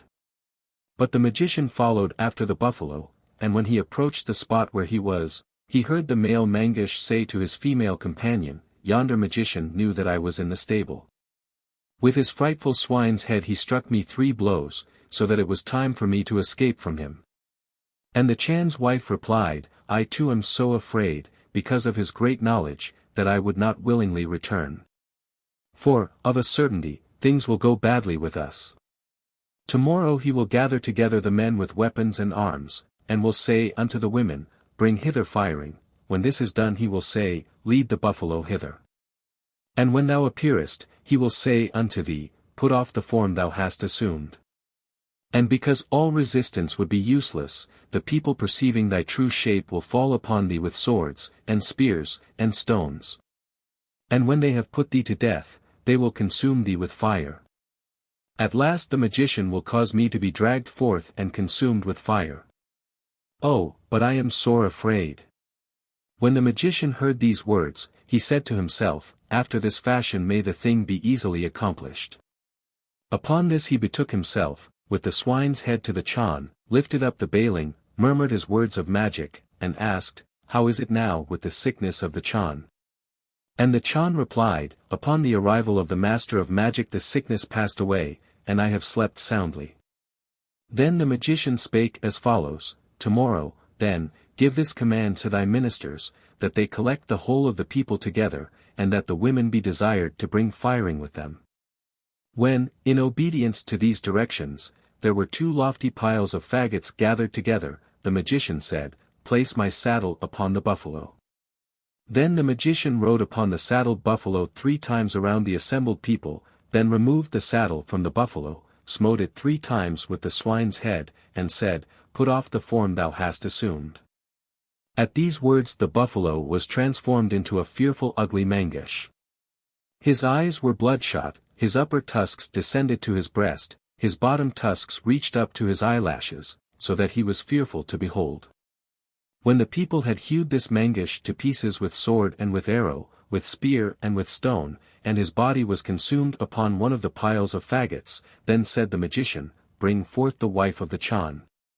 And with loud cries did the wife of the Chan come forth, and the magician smote her with the swine's head, and said, Appear in thine own form. Immediately her long tusks and bloodshot eyes exhibited the terrific figure of a female Mangush. After the wife of the Chan had been cut in pieces, and consumed by fire, the magician mounted his horse. But the people bowed themselves before him, and strewed grain over him, presented him with gifts, and regaled him so on every side, that he was only enabled to reach the palace of the Chan on the following morning. Then spake the Chan, full of joy, to the magician, How can I reward you for the great deed that thou hast done? And the magician answered, In our country there are but few nose sticks for oxen to be found. Give me, I pray you, some of these nose sticks. Thus spake he, and the Chan had him conducted home with 3 sacks of nose sticks, and 7 elephants bearing meat and butter. Near unto his dwelling his wife came with brandy to meet him. And when she beheld the elephants, she exclaimed, Now, indeed, thou art become a mighty man. Then they betook themselves to their house, and at night time the wife of the magician asked him, How camest thou to be presented with such gifts? The magician replied, I have cured the sickness of the Chan, and consumed with fire 2 Mangush. At these words she replied, Verily, thou hast behaved very foolishly. After such a beneficial act, to desire nothing but nose sticks for cattle. Tomorrow I myself will go to the Chan. On the morrow the wife drew near unto the Chan, and presented unto him a letter from the magician. And in this letter stood the following words, Because the magician was aware that of the great evil of the Chan a lesser evil still remained behind, he desired of him the nose sticks. What he is to receive as a reward depends upon the pleasure of the Chan. He is right, replied the Chan, and he summoned the magician, with his father and mother, and all his relations before him, and received them with every demonstration of honor. But for you I should have died. The kingdom would have been annihilated, the ministers and all the people consumed as the food of the Mangesh. I, therefore, will honor thee," and he bestowed upon him proofs of his favor. "Both man and wife were intelligent," exclaimed the son of the Chan. "Ruler of destiny," replied Ssidi, "thou hast spoken words. Swarwala misdud jaxang." Thus spake he, and burst from the sack through the air. Ssidi's fourth relation treats of the magician with the head of the swine. The history of Sunshine and his brother. As the Chan's son was journeying along as before, laden with Ssidi, Ssidi inquired of him as formerly who should tell a tale. But the son of the Chan shook his head without speaking a word, and Ssidi began as follows. Many years ago Gukanischang reigned over a certain happy land. This Chan had a wife and a son, whose name was Sunshine, Narani Garul. Upon the death of his first wife the Chan married a second, and by her likewise he had a son, and the name of his second son was Moonshine, Sarani Garul. And when both these sons were grown up, the wife of the Chan thought to herself, so long as Sunshine, the elder brother, lives, Moonshine, the younger, will never be Chan over this land. Some time after this the wife of the Chan fell sick, and tossed and tumbled about on her bed from the seeming agony she endured. And the Chan inquired of her, "What can be done for you, my noble spouse?" To these words the wife of the Chan replied, "Even at the time I dwelt with my parents I was subject to this sickness. But now it is become past bearing. I know, indeed, but one way of removing it. And that way is so impracticable, that there is nothing left for me but to die." Hereupon spake the Chan, "Tell unto me this way of help, and though it should cost me half my kingdom thou shalt have it. Tell me what thou requirest." Thus spake he, and his wife replied with the following words, "If the heart of one of the Chan's sons were roasted in the fat of the gunsa, a beast, but thou wilt not, of course, sacrifice Sunshine for this purpose. And I myself bear Moonshine, his heart I will not consume. So that there is now nothing left for me but to die." The Chan replied, "Of a surety Sunshine is my son, and inexpressibly dear unto me. But in order that I may not lose thee, I will tomorrow deliver him over to the Jargachi, the servants of justice." Moonshine overheard these words and hastened to his brother, and said, "Tomorrow they will murder thee." When he had related all the circumstances, the brother replied, "Since it is so, do you remain at home, honoring your father and mother. The time of my flight is come." Then said Moonshine with a troubled heart, "Alone I will not remain, but I will follow thee whithersoever thou goest." Because the following day was appointed for the murder, the two brothers took a sack with baling cakes from the altar, crept out at night, for it was the night of the full moon, from the palace. And journeyed on day and night through the mountainous country, until they at length arrived at the course of a dried-up river. Because their provender was finished, and the river afforded no water, Moonshine fell to the earth utterly exhausted. Then spake the elder brother, full of affliction, "I will go and seek water. But do you watch an instant until I come down from the high places." After some vain attempt Sunshine returned, and found that his brother had departed this life. After he had with great tenderness covered the body of his brother with stones, he wandered over high mountains, and then arrived at the entrance of a cave. Within the cave sat an aged Arschi. "Whence comest thou?"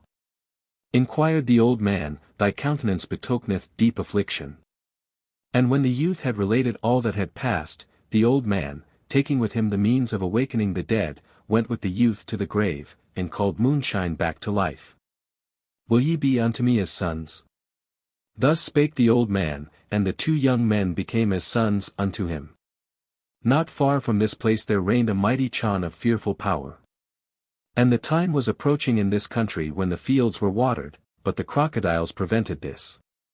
The crocodiles frequented a marsh at the source of the river, and would not allow the water to stream forth until such times as a son of the tiger, year 2, had been offered to them as food. After a time it happened that when search had been made in vain for a son of the tiger year, certain people drew nigh unto the Chan, and said, "Near unto the source of the river dwelleth the old Arschi, and with him a son of the tiger year. Thither led we our cattle to drink, and we saw him. When he heard this, the Chan said, Go and fetch him. Accordingly the messengers were dispatched for him, and when they arrived at the entrance of the cave, the Arschi himself came forth. What is it that ye seek here? Inquired the aged Arschi. The Chan, replied they, speaketh to thee thus, Thou hast a son of the tiger year. My kingdom hath need of him, send him unto me. But the Arschi said, Who could have told you so? Who, indeed, would dwell with an old Arschi? Thus speaking he retired into his cave, closed the door after him, and concealed the youth in a stone chest, placed the lid on him, and cemented up the crevices with clay, as if it was from the distillation of arrack. But the messengers having broken down the door, thrust themselves into the cave, searched it, and then said, Since he whom we sought is not here, we are determined that nothing shall be left in the cave. Thus speaking, they drew their swords. And the youth said, Out of fear for the Arschi, hurt not my father, I am here. And when the youth was come forth, the messengers took him with them, but the Arschi they left behind them weeping and sorrowing. When the youth entered into the palace of the Chan, the daughter of the Chan beheld him and loved him, and encircled his neck with her arms. But the attendants addressed the Chan, saying, Today is the day appointed for the casting of the son of the tiger year into the waters. Upon this the Chan said, Let him then be cast into the waters. But when they would have led him forth for that purpose, the daughter of the Chan spake and said, Cast him not into the waters, or cast me into the waters with him. And when the Chan heard these words, he was angered, and said, Because this maiden careth so little for the welfare of the kingdom, over which I am Chan, let her be bound fast unto the son of the tiger year. And let them be cast together into the waters. And the attendant said, It shall be according as you have commanded. And when the youth was bound fast, and with the maiden cast into the waters, he cried out, Since I am the son of the tiger year, it is certainly lawful for them to cast me into the waters. But why should this charming maiden die, who so loveth me? But the maiden said, Since I am but an unworthy creature, it is certainly lawful for them to cast me into the waters, but wherefore do they cast in this beauteous youth? Now the crocodiles heard these words, felt compassion, and placed the lovers once more upon the shore. And no sooner had this happened than the streams began to flow again. And when they were thus saved, the maiden said to the youth, Come with me, I pray you, unto the palace, and he replied, When I have sought out my father Arschi, then will I come, and we will live together unsevered as man and wife. Accordingly the youth returned to the cave of the old Arschi, and knocked at the door. I am thy son, said he. My son, replied the old man, has the Chan taken and slain, therefore it is that I sit here and weep. At these words the son replied, Of a verity I am thy son. The Chan indeed bade them cast me into the waters, but because the crocodiles devoured me not, I am returned unto you. Weep not, O my father. Arschi then opened the door, but he had suffered his beard and the hair of his head to grow, so that he looked like a dead man. Sunshine washed him therefore with milk and with water, and aroused him by tender words from his great sorrow. Now when the maiden returned back again to the palace, the Chan and the whole people were exceedingly amazed. The crocodiles, they exclaimed, have, contrary to their wont, felt compassion for this maiden and spared her. This is indeed a very wonder. So the whole people passed around the maiden, bowing themselves down before her.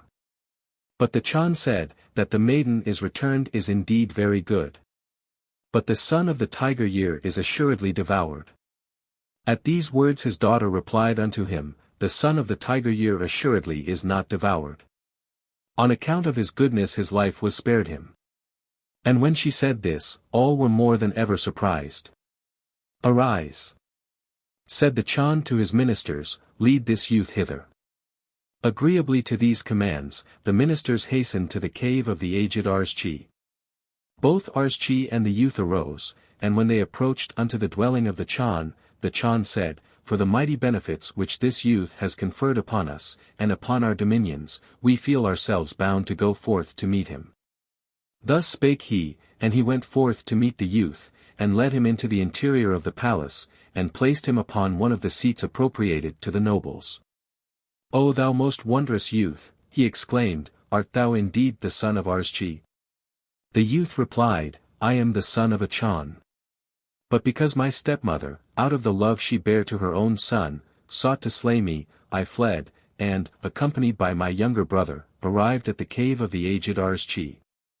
When the son of the Chan related all this, the Chan loaded him with honors, and gave his daughters for wives unto the two brothers, and sent them, with many costly gifts and a good retinue, home to their own kingdom.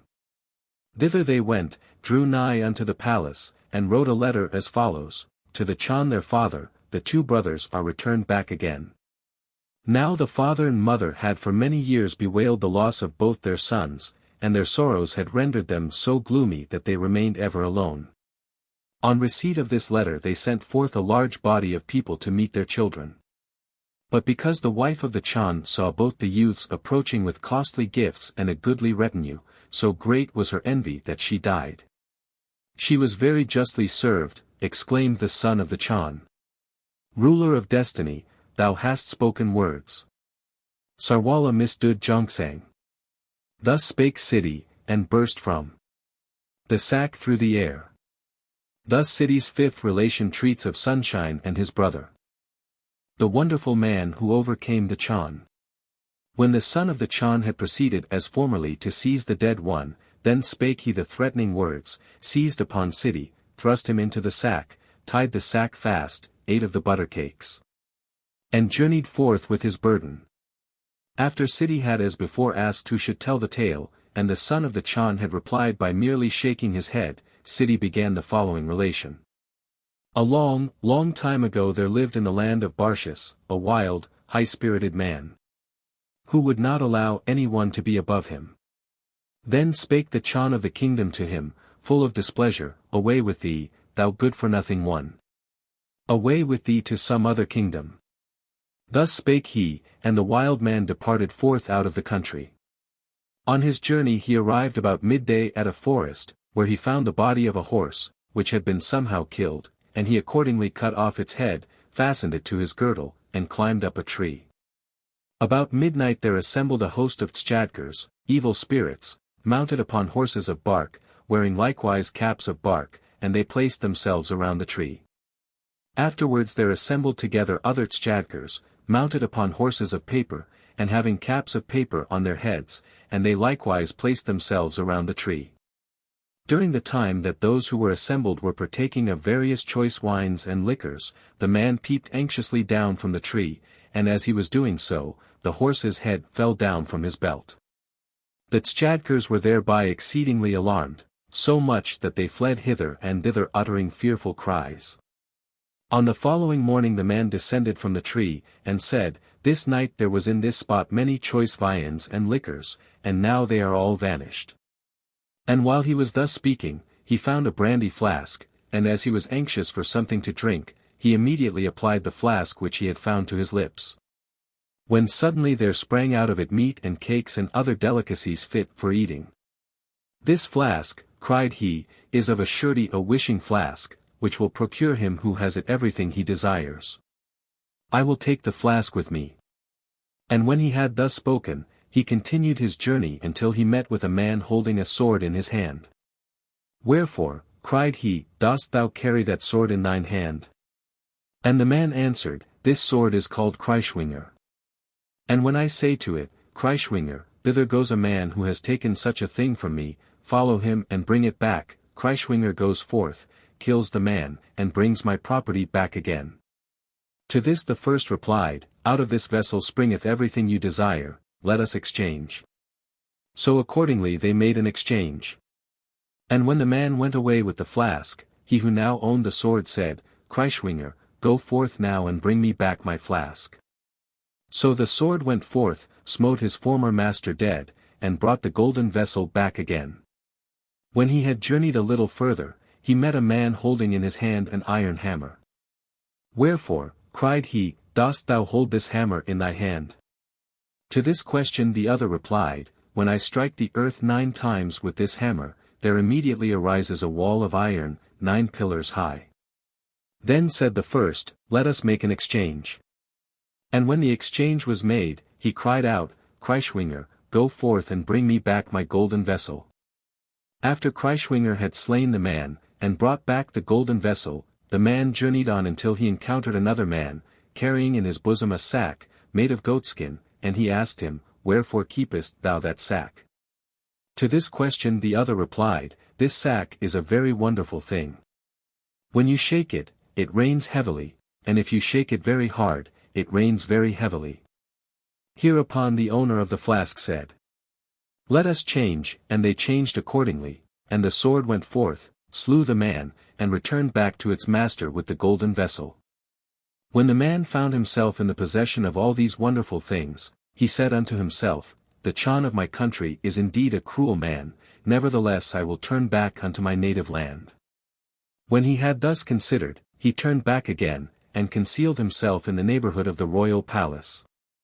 About midnight he struck the earth 9 times with his iron hammer, and there arose an iron wall 9 pillars high. On the following morning the Chan arose, and said, During the night I have heard a mighty talk at the back of the palace. Thereupon the wife of the Chan looked out, and said, At the back of the palace there stands an iron wall 9 pillars high. Thus spake she, and the Chan replied, full of anger, The wild, high-spirited man has of a surety erected this iron wall. But we shall see whether he or I will be the conqueror. When he had spoken these words the Chan commanded all the people to take fuel and bellows, and make the iron wall red hot on every side. Thereupon there was an immense fire kindled, and the wonderful man found himself, with his mother, within the wall of iron. He was himself upon the upper pillars, but his mother was on the 8th. And because the heat first reached the mother, she exclaimed unto her son, The fires which the Chan has commanded the people to kindle will destroy the iron wall, and we shall both die. The son replied, Have no fear, mother, for I can find means to prevent it. When he had spoken these words he shook the sack of goatskin, and there descended heavy rain and extinguished the fire. After that he shook the sack still more forcibly, and there arose around them a mighty sea, which carried away both the fuel and the bellows which the people had collected. Thus, then, the wonderful gained the mastery over the Chan, exclaimed the son of the Chan. Ruler of destiny, thou hast spoken words. Sarwala misdud jakzang. Thus spake Ssidi, and burst from the sack through the air. Thus Ssidi's 6th relation treats of the wonderful man who overpowered the Chan. The Birdman. When the son of the Chan had done as formerly, spoken the threatening words, and carried off Ssidi, Ssidi asked him as before to tell a tale. But the son of the Chan shook his head without speaking a word, and Ssidi began as follows. In times gone by there lived in a fair country the father of a family, whose 3 daughters had daily by turns to watch over the calves. Now it once happened, during the time that the eldest sister should have been watching the calves, that she fell asleep, and one of them was lost. When the maiden awoke and missed the calf, she arose and went forth to seek it, and wandered about until she reached a large house with a red door. She went in, and then came to a golden door, next to that to a silver one, and last of all to a brazen door. After she had likewise opened this door she found, close to the entrance of it, a cage decorated with gold and all manner of costly jewels, and within it, on a perch, there stood a white bird. I have lost a calf, said the maiden, and am come hither to seek it. At these words the bird said, If thou wilt become my wife I will find the calf for you, but not without. But the maiden said, That may not be. Among men birds are looked upon but as wild creatures. Therefore I will not become your wife, even though, through refusing, I lose the calf forever. And when she had thus spoken she returned home again. On the following day the second sister went forth to tend the calves, and she likewise lost one of them.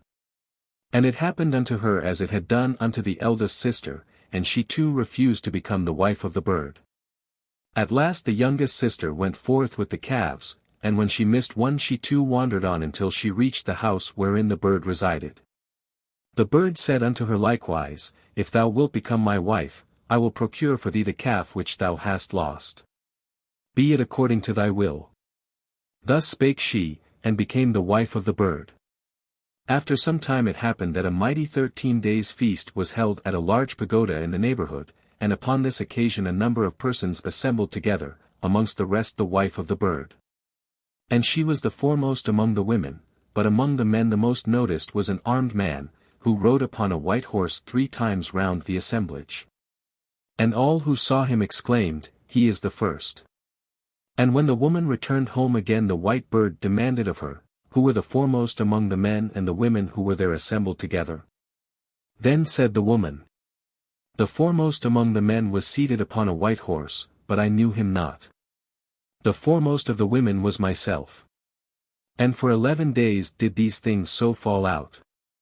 But on the 12th day, when the wife of the bird went to the assemblage, she sat herself down near an old woman. 'Who,' said the old woman, 'is the first in the assemblage this day?'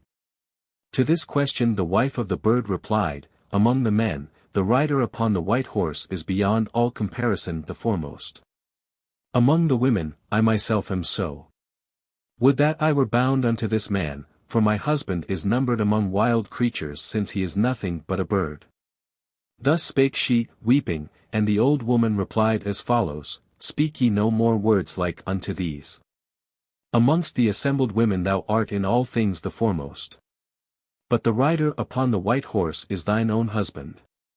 Tomorrow is the 13th day of the feast. Come not tomorrow unto the feast, but remain at home behind the door until thine husband opens his birdhouse, takes his steed from the stable, and rides to the feast. Take ye, then, the open birdhouse and burn it. And when thou hast done this thy husband will remain henceforth and for ever in his true form.' The wife of the bird, thereupon, did as she had been told. And when the birdhouse was opened, and her husband had departed, she took the birdhouse and burnt it upon the hearth. When the sun bowed down towards the west the bird returned home, and said to his wife, 'What, art thou already returned?' And she said, 'I am already returned.' Then said her husband, 'Where is my birdhouse?' And the wife replied, 'I have burnt it.' And he said, 'Barama, that is a pretty business, that birdhouse was my soul.' And his wife was troubled, and said, 'What is now to be done?' To these words the bird replied, 'There is nothing can be done now, except you seat yourself behind the door, and there by day and night keep clattering a sword. But if the clattering sword ceases, the Tschadkurs will carry me away. 7 days and 7 nights must ye thus defend me from the Tschadkurs and from the Tangari.' At these words the wife took the sword, propped open her eyelids with little sticks, and watched for the space of 6 nights. On the 7th night her eyelids closed for an instant, but in that instant the Tschadkurs and Tangari suddenly snatched her husband away. Weeping bitterly, and despising all nourishment, the distracted wife ran about everywhere, crying unceasingly, 'Alas, my bird husband! Alas, my bird husband!' When she had sought for him day and night without finding him, she heard from the top of a mountain the voice of her husband. Following the sound, she discovered that the voice proceeded from the river. She ran to the river, and then discovered her husband with a load of tattered boots upon his back. 'Oh! My heart is greatly rejoiced,' said the husband, 'at seeing thee once more. I am forced to draw water for the Tschadkurs and the Tangari, and have worn out all these boots in doing so.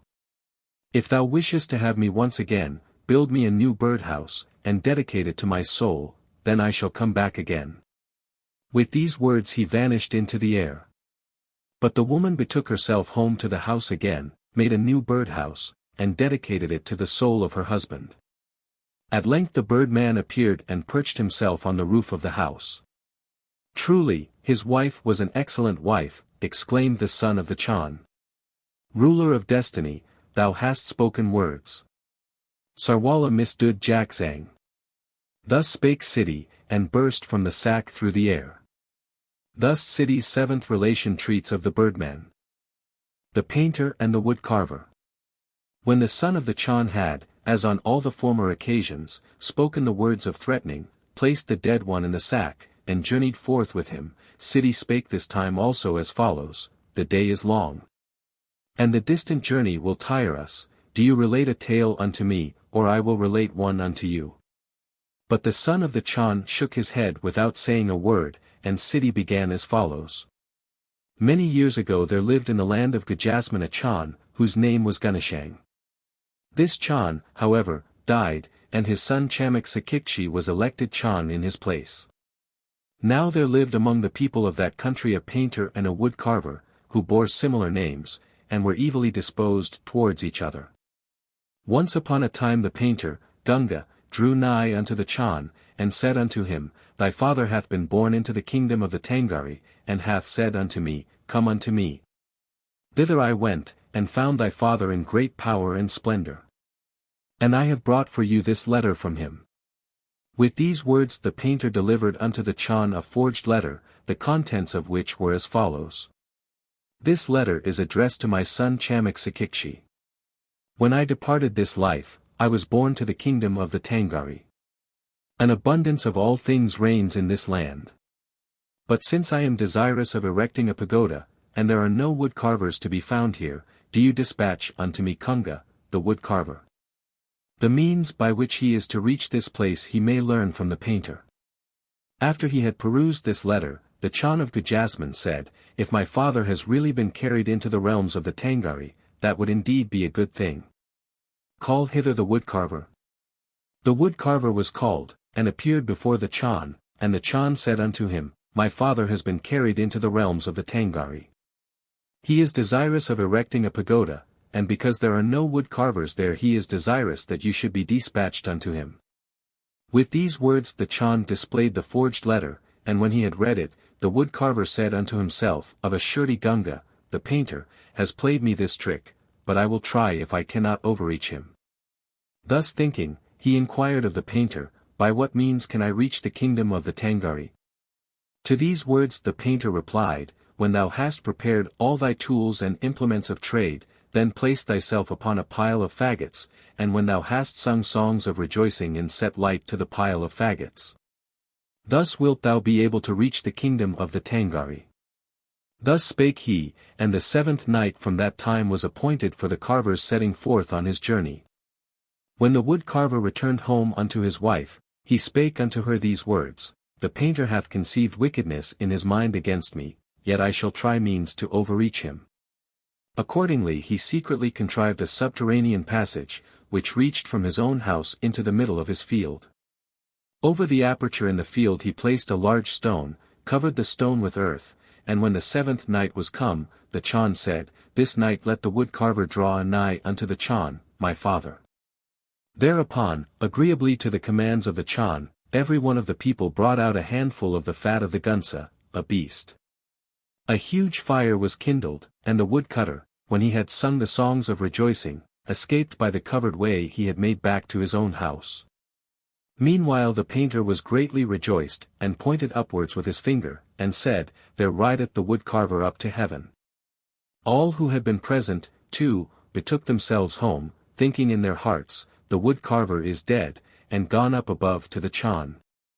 The wood-carver remained concealed at home a whole month, and allowed no man to set eyes upon him, but washed his head in milk every day, and kept himself always in the shade. After that he put on a garment of white silk, and wrote a letter, in which stood the following words. This letter is addressed to my son Chamik Sakikchi. That thou rulest the kingdom in peace, it is very good. Since thy wood-carver has completed his work, it is needful that he should be rewarded according to his deserts.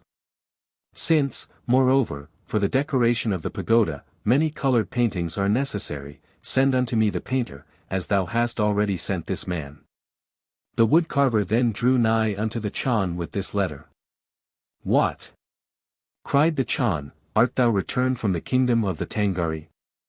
The wood-carver handed the letter unto him, and said, I have, indeed, been in the kingdom of the Tangari, and from it I am returned home again. The Chan was greatly rejoiced when he heard this, and rewarded the wood-carver with costly presents. Because the painter is now required, said the Chan, for the painting of the pagoda, let him now be called before me. The painter drew nigh accordingly, and when he saw the wood-carver, fair, and in white shining robes, and decorated with gifts, he said unto himself, Then he is not dead. And the Chan handed over to the painter the forged letter, with the seal thereto, and said, Thou must go now. And when the 7th night from that time arrived, the people came forward as before with a contribution of the fat of the gunsa. And in the midst of the field a pile of faggots was kindled. The painter seated himself in the midst of the fire, with his materials for painting, and a letter and gifts of honor for the Chan Gunashang, and sang songs of rejoicing. And as the fire kept growing more and more intolerable, he lifted up his voice and uttered piercing cries, but the noise of the instruments overpowered his voice, and at length the fire consumed him. He was properly rewarded. Exclaimed the son of the Chan. Ruler of destiny, thou hast spoken words. Sarwala misdood Jackzang. Thus spake Ssidi, and burst from the sack through the air. Thus Ssidi's 8th relation treats of the painter and the wood-carver. The stealing of the heart. When the son of the Chan was, as formerly, carrying Ssidi away in the sack, Ssidi inquired of him as before. But the son of the Chan shook his head without speaking a word, so Ssidi proceeded as follows. Many, many years ago there ruled over a certain kingdom a Chan named Gugulukchi. Upon the death of this Chan his son, who was of great reputation and worth, was elected Chan in his place. One baron, a measure of distance, from the residence of the Chan dwelt a man, who had a daughter of wonderful abilities and extraordinary beauty. The son of the Chan was enamored of this maiden, and visited her daily. Until, at length, he fell sick of a grievous malady, and died, without the maiden being made aware of it. One night, just as the moon was rising, the maiden heard a knocking at the door, and the face of the maiden was gladdened when she beheld the son of the Chan. And the maiden arose and went to meet him, and she led him in and placed arrack and cakes before him. Wife, said the son of the Chan, come with me. The maiden followed, and they kept going further and further, until they arrived at the dwelling of the Chan, from which proceeded the sound of cymbals and kettledrums. Chan, what is this? She asked. The son of the Chan replied to these inquiries of the maiden, Do you not know that they are now celebrating the feast of my funeral? Thus spake he, and the maiden replied, The feast of thy funeral. Has anything then befallen the Chan's son? And the son of the Chan replied, He is departed. Thou wilt, however, bear a son unto him. And when the season is come, go into the stable of the elephant, and let him be born there. In the palace there will arise a contention betwixt my mother and her attendants, because of the wonderful stone of the kingdom. The wonderful stone lies under the table of sacrifice. After it has been discovered, do you and my mother reign over this kingdom until such time as my son comes of age. Thus spake he, and vanished into air. But his beloved fell, from very anguish, into a swoon. Chan! Chan! Exclaimed she sorrowfully, when she came to herself again. And because she felt that the time was come, she betook herself to the stable of the elephants, and there gave birth to a son. On the following morning, when the keeper of the elephants entered the stable, he exclaimed, What? Has a woman given birth to a son in the stable of the elephants? This never happened before. This may be an injury to the elephants. At these words the maiden said, Go unto the mother of the Chan, and say unto her, Arise. Something wonderful has taken place.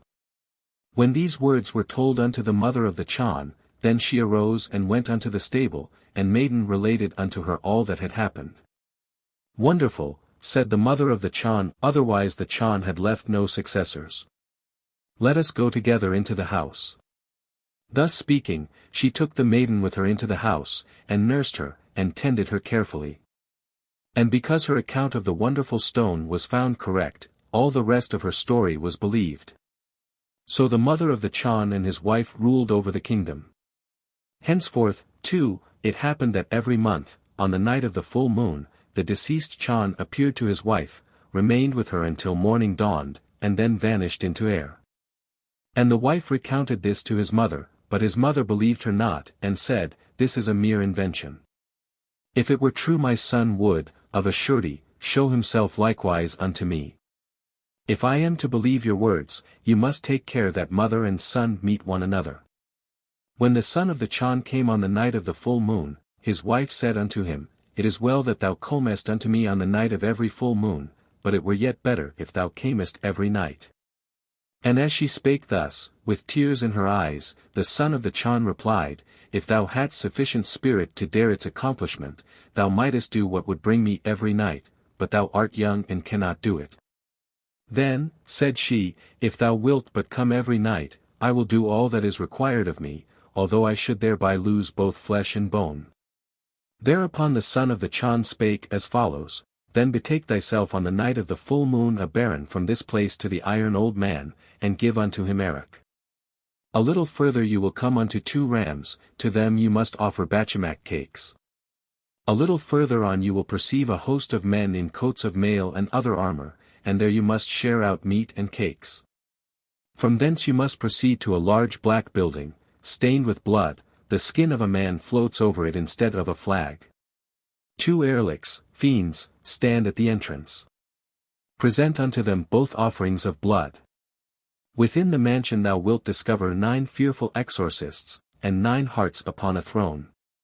Take me. Take me, will the 8 old hearts exclaim, and the 9th heart will cry out, Do not take me. But leave the old hearts and take the fresh one, and run home with it without looking round. Much as the maiden was alarmed at the task which she had been enjoined to perform, she set forth on the night of the next full moon, divided the offerings, and entered the house. Take me not, exclaimed the fresh heart. But the maiden seized the fresh heart and fled with it. The exorcists fled after her, and cried out to those who were watching, Stop the thief of the heart. And the 2 erlik, fiends, cried, We have received offerings of blood. Then each of the armed men cried out, Stop the thief. But the ram said, We have received bachamak cakes. Then they called out to the iron old man, Stop the thief with the heart. But the old man said, I have received arrack from her, and shall not stop her. Thereupon the maiden journeyed on without fear until she reached home, and she found upon entering the house the Chan's son, attired in festive garments. And the Chan's son drew nigh, and threw his arms about the neck of the maiden. The maiden behaved well indeed, exclaimed the son of the Chan. Ruler of destiny, thou hast spoken words. Sarwala misdud jaxang. Thus spake Ssidi, and burst from the sack through the air. Thus Ssidi's 9th relation treats of the stealing of the heart. The man and his wife. When Ssidi had been captured as before, and was being carried away in the sack, he inquired, as he had always done, as to telling a tale, but the son of the Chan shook his head without speaking a word. Whereupon Ssidi began the following relation. Many, many years since, there lived in the kingdom of Almosong 2 brothers, and they were both married. Now the elder brother and his wife were niggardly and envious, while the younger brother was of quite a different disposition.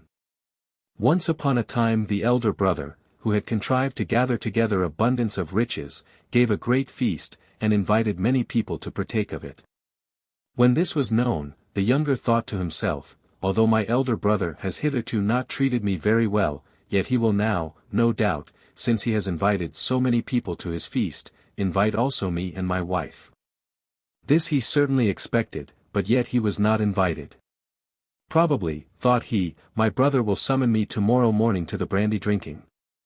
Because, however, he was not even invited unto that, he grieved very sore, and said unto himself, This night, when my brother's wife has drunk the brandy, I will go unto the house and steal somewhat. When, however, he had glided into the treasure chamber of his brother, there lay the wife of his brother near her husband, but presently she arose and went into the kitchen, and cooked meat and sweet food, and went out of the door with it. The concealed one did not venture at this moment to steal anything, but said unto himself, Before I steal anything, I will just see what all this means. So saying, he went forth and followed the woman to a mountain where the dead were wont to be laid. On the top, upon a green mound, lay a beautiful ornamental tomb over the body of a dead man. This man had formerly been the lover of the woman. Even when afar off she called unto the dead man by name, and when she had come unto him she threw her arms about his neck, and the younger brother was nigh unto her, and saw all that she did. The woman next handed the sweet food which she had prepared to the dead man, and because the teeth of the course did not open, she separated them with a pair of brazen pincers, and pushed the food into his mouth. Suddenly the pincers bounced back from the teeth of the dead man, and snapped off the tip of the woman's nose, while, at the same time, the teeth of the dead man closed together and bit off the end of the woman's tongue. Upon this the woman took up the dish with the food and went back to her home. The younger brother thereupon followed her home, and concealed himself in the treasure chamber, and the wife laid herself down again by her husband. Presently the man began to move, when the wife immediately cried out, "Woe is me! Woe is me! Was there ever such a man?" And the man said, "What is the matter now?" The wife replied, "The point of my tongue, and the tip of my nose, both these thou hast bitten off. What can a woman do without these two things? Tomorrow the Chan shall be made acquainted with this conduct." Thus spake she, and the younger brother fled from the treasure chamber without stealing anything. On the following morning the woman presented herself before the Chan, and addressed him, saying, "My husband has this night treated me shamefully. Whatsoever punishment may be awarded to him, I myself will see it inflicted." But the husband persisted in asserting, "Of all this I know nothing." Because the complaint of the wife seemed well-founded, and the man could not exculpate himself, the Chan said, "Because of his evil deeds, let this man be burnt."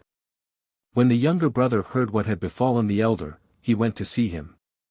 And after the younger one had related to him all the affair, he betook himself unto the Chan, saying, "That the evildoer may be really discovered, let both the woman and her husband be summoned before you, I will clear up the mystery."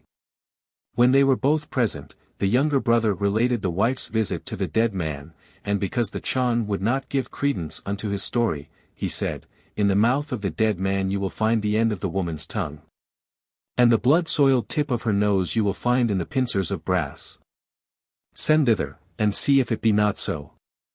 Thus spake he, and people were sent to the place, and confirmed all that he had asserted.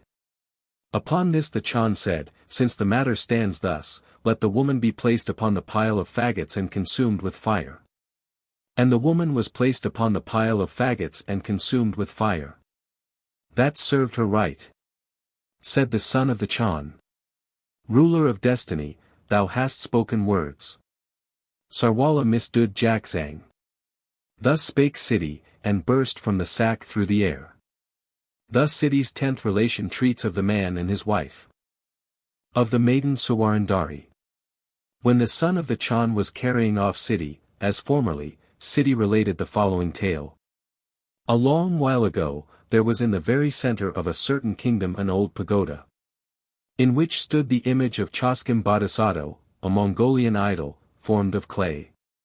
Near unto this pagoda stood a small house, in which a beautiful maiden resided with her aged parents.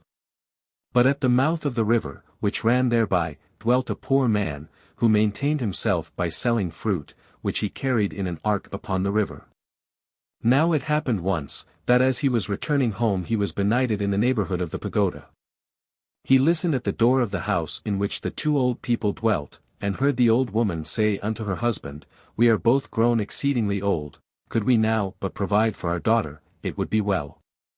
That we have lived so long happily together," said the old man, "we are indebted to the talisman of our daughter. Let us, however, offer up sacrifice to Bodhisattva, and inquire of him to what condition we shall dedicate our daughter, to the spiritual or to the worldly. Tomorrow, at the earliest dawn, we will therefore lay our offering before the birchen."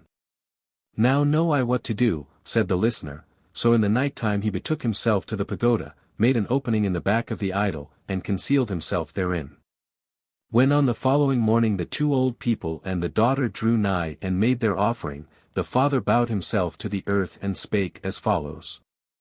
"Deified Bodhisattva, shall this maiden be devoted to a spiritual or worldly life? If she is to be devoted to a worldly life, vouchsafe to point out now or hereafter, in a dream or vision, to whom we shall give her to wife." Then he who was concealed in the image exclaimed, "It is better that thy daughter be devoted to a worldly life. Therefore, give her to wife to the first man who presents himself at thy door in the morning." The old people were greatly rejoiced when they heard these words, and they bowed themselves again and again down to the earth, and walked around the idol. On the following morning the man stepped out of the idol and knocked at the door of the aged couple. The old woman went out, and when she saw that it was a man, she turned back again, and said to her husband, "The words of the Burchan are fulfilled, the man has arrived." "Give him entrance," said the old man. The man came in accordingly, and was welcomed with food and drink, and when they had told him all that the idol had said, he took the maiden with the talisman to wife. When he was wandering forth and drew nigh unto his dwelling, he thought unto himself, "I have with cunning obtained the daughter of the two old people. Now I will place the maiden in the ark, and conceal the ark in the sand."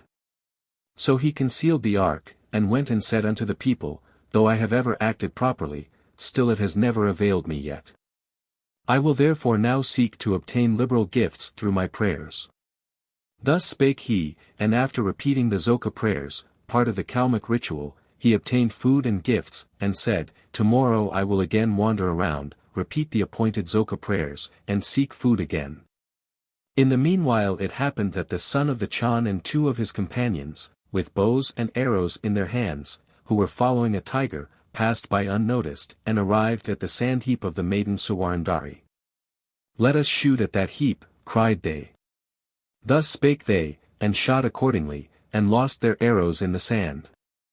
As they were looking after the arrows, they found the ark, opened it, and drew out the maiden with the talisman. "Who art thou, maiden?" inquired they. "I am the daughter of Lu." The Chan's son said, "Come with me, and be my wife." And the maiden said, "I cannot go unless another is placed in the ark instead of me." So they all said, "Let us put in the tiger." And when the tiger was placed in the ark, the Chan's son took away with him the maiden, and the talisman with her. In the meanwhile the beggar ended his prayers. And when he had done so, he thought unto himself, "If I take the talisman, slay the maiden, and sell the talisman, of a surety I shall become rich indeed."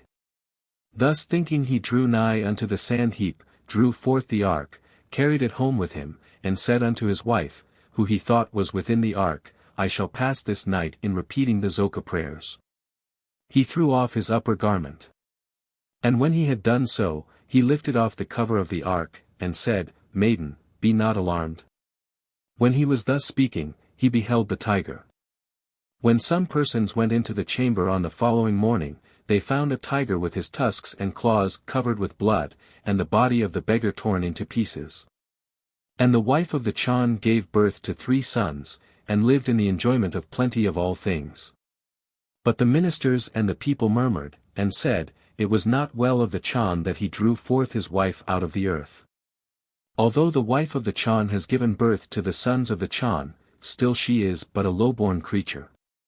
Thus spoke they, and the wife of the Chan received little joy therefrom. "I have borne 3 sons," said she, "and yet am noways regarded. I will therefore return home to my parents." She left the palace on the night of the full moon, and reached the neighborhood of her parents at noontide.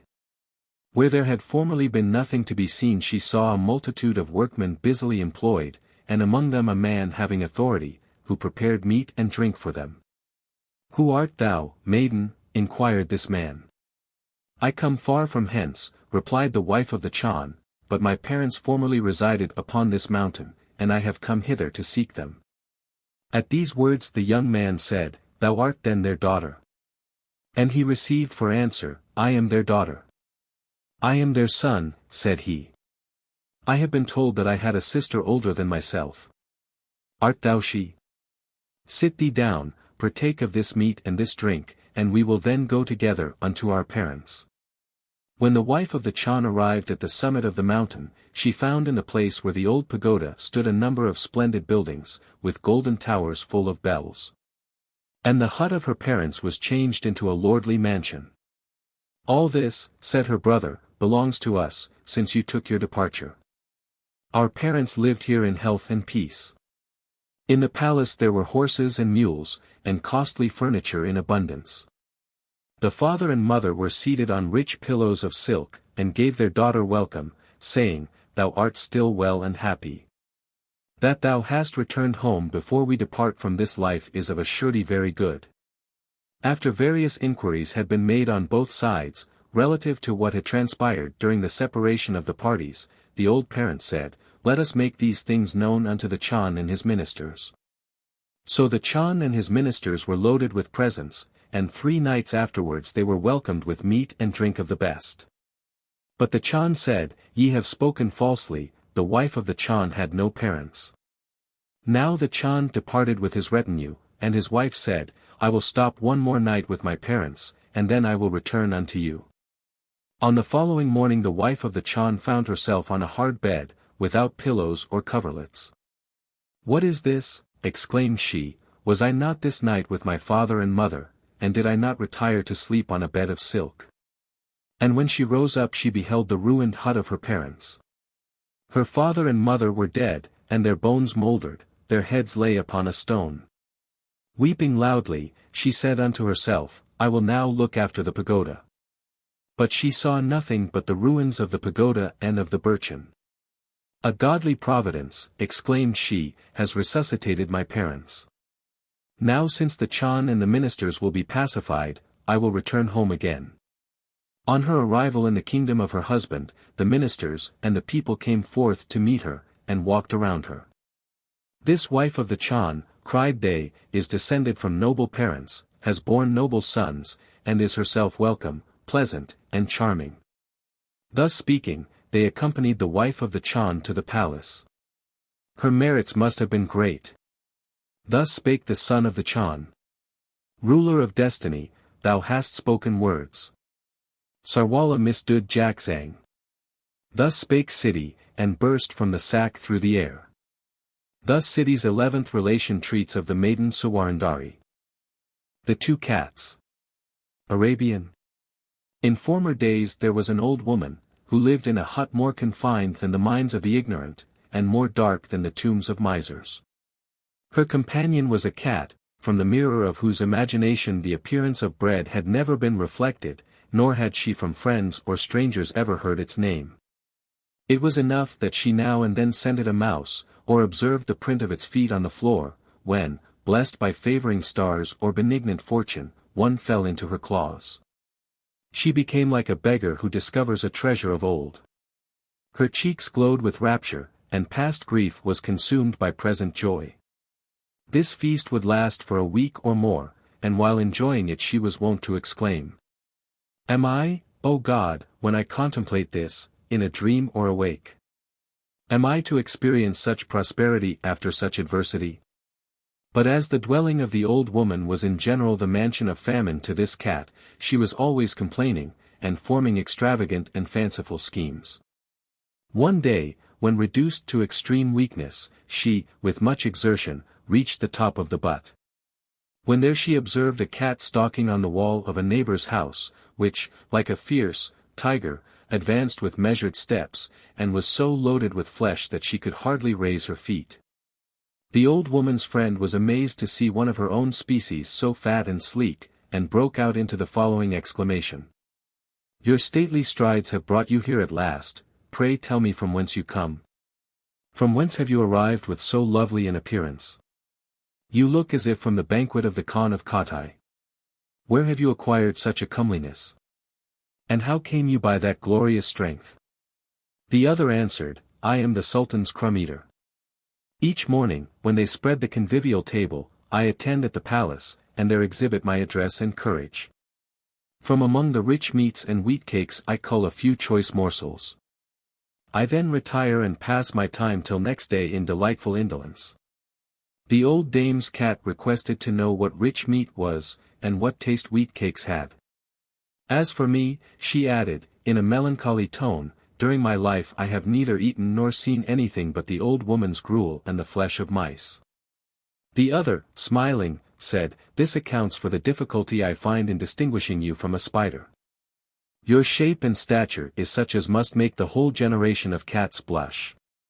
And we must ever feel ashamed while you carry so miserable an appearance abroad.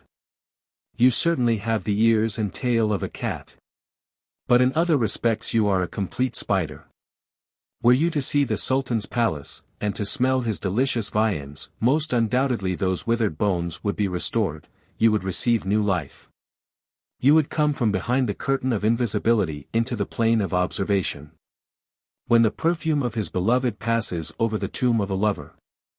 Is it wonderful that his putrid bones should be reanimated? The old woman's cat addressed the other in the most supplicating manner. "O my sister," she exclaimed, "have I not the sacred claims of a neighbor upon you? Are we not linked in the ties of kindred? What prevents your giving a proof of friendship, by taking me with you when next you visit the palace? Perhaps from your favor plenty may flow to me, and from your patronage I may attain dignity and honor. Withdraw not from the friendship of the honorable. Abandon not the support of the elect." The heart of the Sultan's crumb-eater was melted by this pathetic address. She promised her new friend should accompany her on the next visit to the palace. The latter, overjoyed, went down immediately from the terrace, and communicated every particular to the old woman, who addressed her with the following counsel. "Be not deceived, my dearest friend, with the worldly language you have listened to. Abandon not your corner of content, for the cup of the covetous is only to be filled by the dust of the grave, and the eye of cupidity and hope can only be closed by the needle of mortality and the thread of fate. It is content that makes men rich. Mark this, ye avaricious, who traverse the world. He neither knows nor pays adoration to his God. Who is dissatisfied with his condition and fortune. But the expected feast had taken such possession of poor Pussa's imagination, that the medicinal counsel of the old woman was thrown away. The good advice of all the world is like wind in a cage, or water in a sieve, when bestowed on the headstrong. To conclude, next day, accompanied by her companion, the half-starved cat hobbled to the Sultan's palace. Before this unfortunate wretch came, as it is decreed that the covetous shall be disappointed, an extraordinary event had occurred, and, owing to her evil destiny, the water of disappointment was poured on the flame of her immature ambition. The case was this: a whole legion of cats had the day before surrounded the feast, and made so much noise that they disturbed the guests. And in consequence the Sultan had ordered that some archers armed with bows from Tartary should, on this day, be concealed, and that whatever cat advanced into the field of valor, covered with the shield of audacity, should, on eating the first morsel, be overtaken with their arrows. The old dame's puss was not aware of this order. The moment the flavor of the viands reached her, she flew like an eagle to the place of her prey.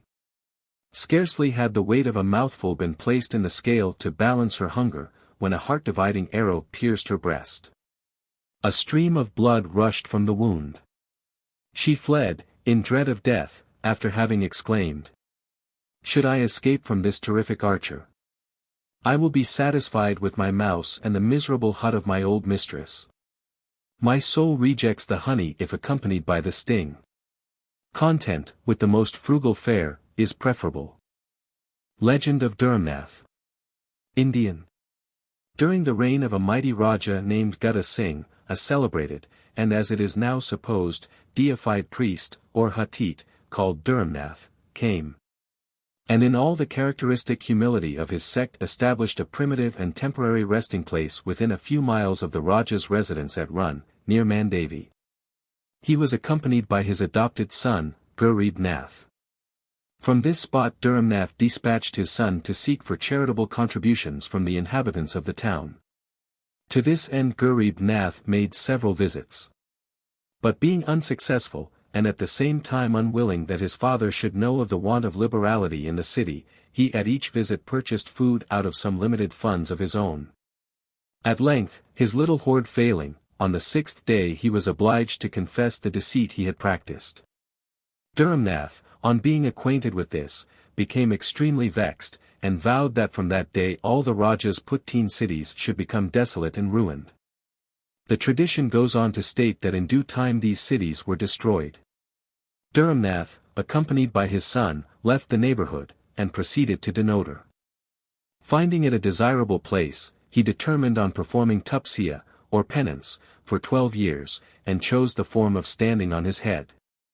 On commencing to carry out this determination, he dismissed his son, who established his dunay in the jungles, about 20 miles to the northwest of Bhuj. After Dhurrumnath had remained tupsiya for 12 years, he was visited by all the angels from heaven, who besought him to rise. To which he replied, that if he did so, the portion of the country on which his sight would first rest would become barren, if villages, they would disappear, if woods or fields, they would equally be destroyed. The angels then told him to turn his head to the northeast, where flowed the sea. Upon this he resumed his natural position, and, turning his head in the direction he was told, opened his eyes, when immediately the sea disappeared, the stately ships became wrecks, and their crews were destroyed, leaving nothing behind but a barren, unbroken desert, known as the Run.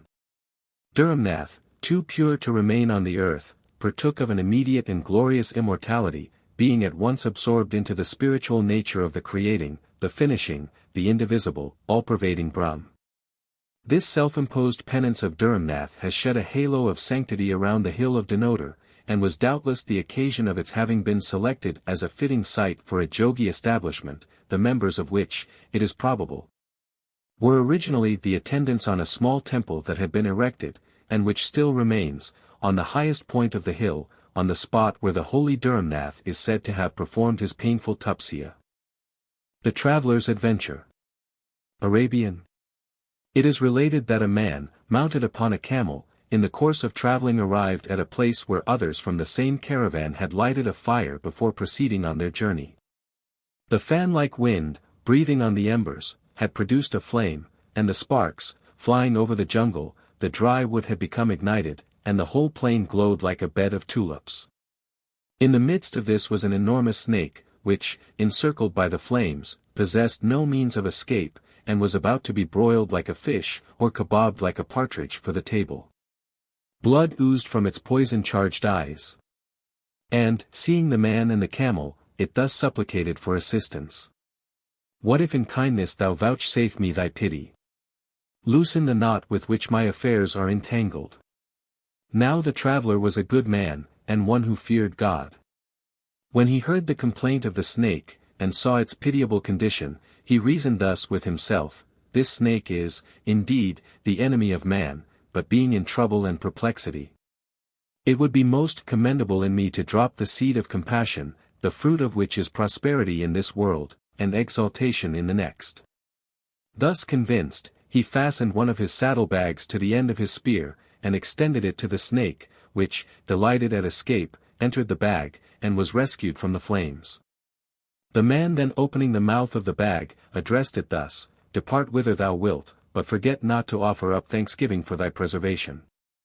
Henceforth seek the corner of retirement, and cease to afflict mankind, for they who do so are dishonest in this world and the next. Fear God, distress no one. This indeed is true salvation. The snake replied, O young man, hold thy peace, for truly I will not depart until I have wounded both thee and this camel. The man cried out, But how is this? Have I not rendered thee a benefit? Why, then, is such to be my recompense? On my part there was faithfulness. Why then this injustice upon thine? The snake said, True, thou hast shown mercy, but it was to an unworthy object. Thou knowest me to be an agent of injury to mankind, consequently, when thou savedst me from destruction, thou subjectedst thyself to the same rule that applies to the punishment due for an evil act committed against a worthy object. Again, between the snake and man there is a long-standing enmity, and they who employ foresight hold it as a maxim of wisdom to bruise the head of an enemy. To thy security my destruction was necessary, but, in showing mercy, thou hast forfeited vigilance. It is now necessary that I should wound thee, that others may learn by thy example. The man cried, O snake, call but in the counsel of justice. In what creed is it written, or what practice declares, that evil should be returned for good, or that the pleasure of conferring benefits should be returned by injury and affliction?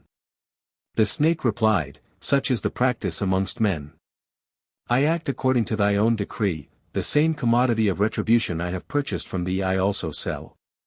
Buy for one moment that which thou sellest for years. In vain did the traveler entreat, the snake ever replying, I do but treat thee after the manner of men. This the man denied. But, said he, let us call witnesses, if thou prove thy assertion, I will yield to thy will. The snake, looking round, saw a cow grazing at a distance, and said, "Come, we will ask this cow the rights of the question." When they came up to the cow, the snake, opening its mouth, said, "O cow, what is the recompense for benefits received?" The cow said, "If thou ask me after the manner of men, the return of good is always evil. For instance, I was for a long time in the service of a farmer, yearly I brought forth a calf, I supplied his house with milk and ghee.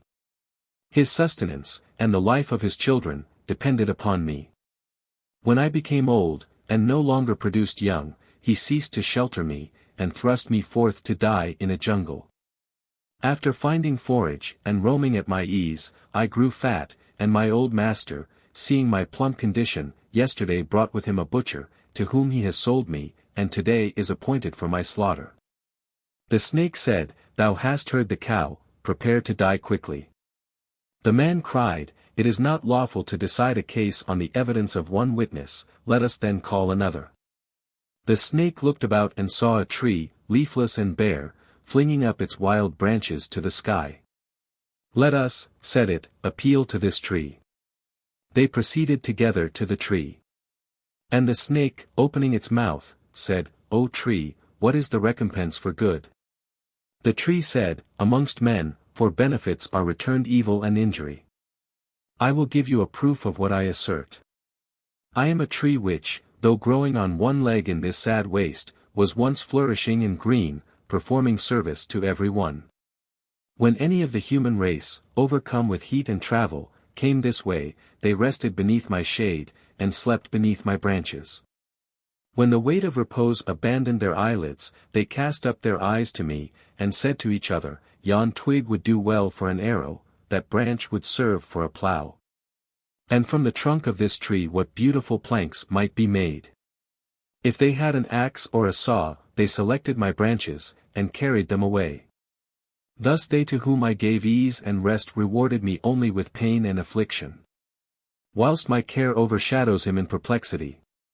He meditates only how best to root me up. Well, said the snake, here are 2 witnesses, therefore, form thy resolution, for I must wound thee. The man said, True. But the love of life is powerful, and while strength remains, it is difficult to root the love of it from the heart.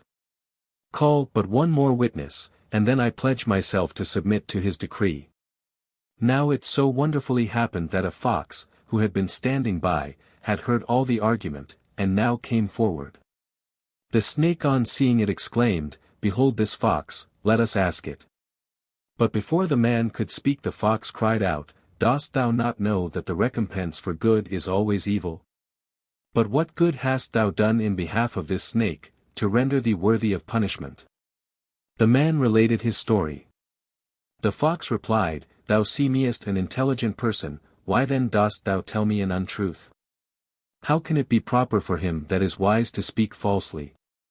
How can it become an intelligent man to state an untruth? The snake said, The man speaks truly, for behold the bag in which he rescued me.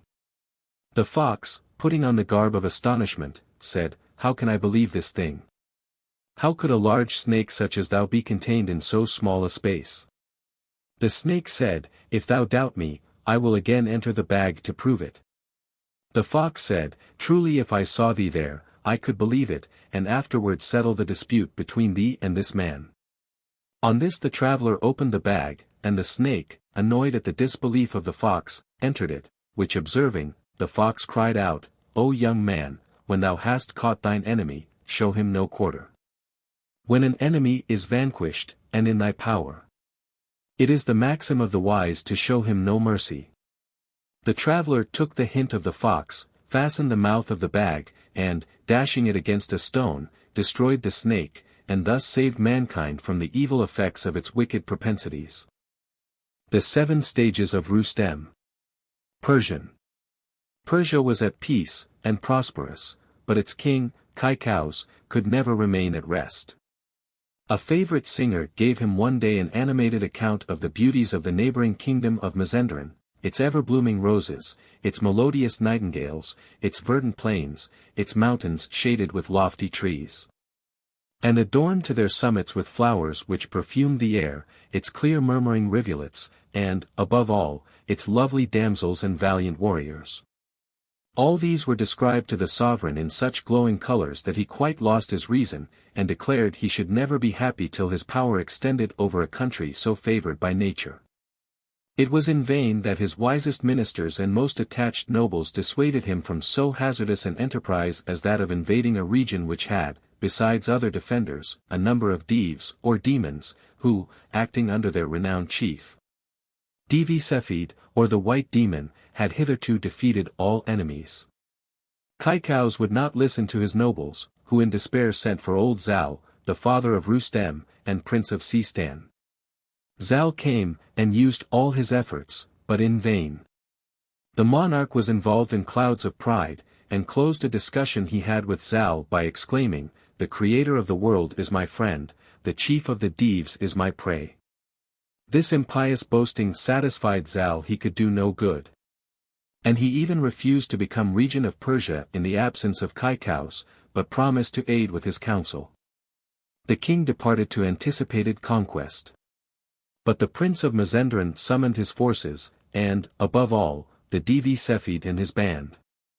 They came at his call, a great battle ensued, in which the Persians were completely defeated. Kaikous was made prisoner, and confined in a strong fortress under the guard of 100 Deevs, commanded by Arjun, who was instructed to ask the Persian monarch every morning how he liked the roses, nightingales, flowers, trees, verdant meadows, shady mountains, clear streams, beautiful damsels, and valiant warriors of Mazandaran. The news of this disaster soon spread over Persia, and notwithstanding the disgust of old Zal at the headstrong folly of his monarch, he was deeply afflicted at the tale of his misfortune and disgrace. He sent for Roostem, to whom he said, "Go, my son, and with thy single arm, and thy good horse, Reksh, release our sovereign." Roostem instantly obeyed. There were 2 roads, but he chose the nearest, though it was reported to be by far the most difficult and dangerous. Fatigued with his first day's journey, Roostem lay down to sleep, having turned Reksh loose to graze in a neighboring meadow, where he was attacked by a furious lion. But this wonderful horse, after a short contest, struck his antagonist to the ground with a blow from his forehoof, and completed the victory by seizing the throat of the royal animal with his teeth. When Roostem awoke, he was surprised and enraged.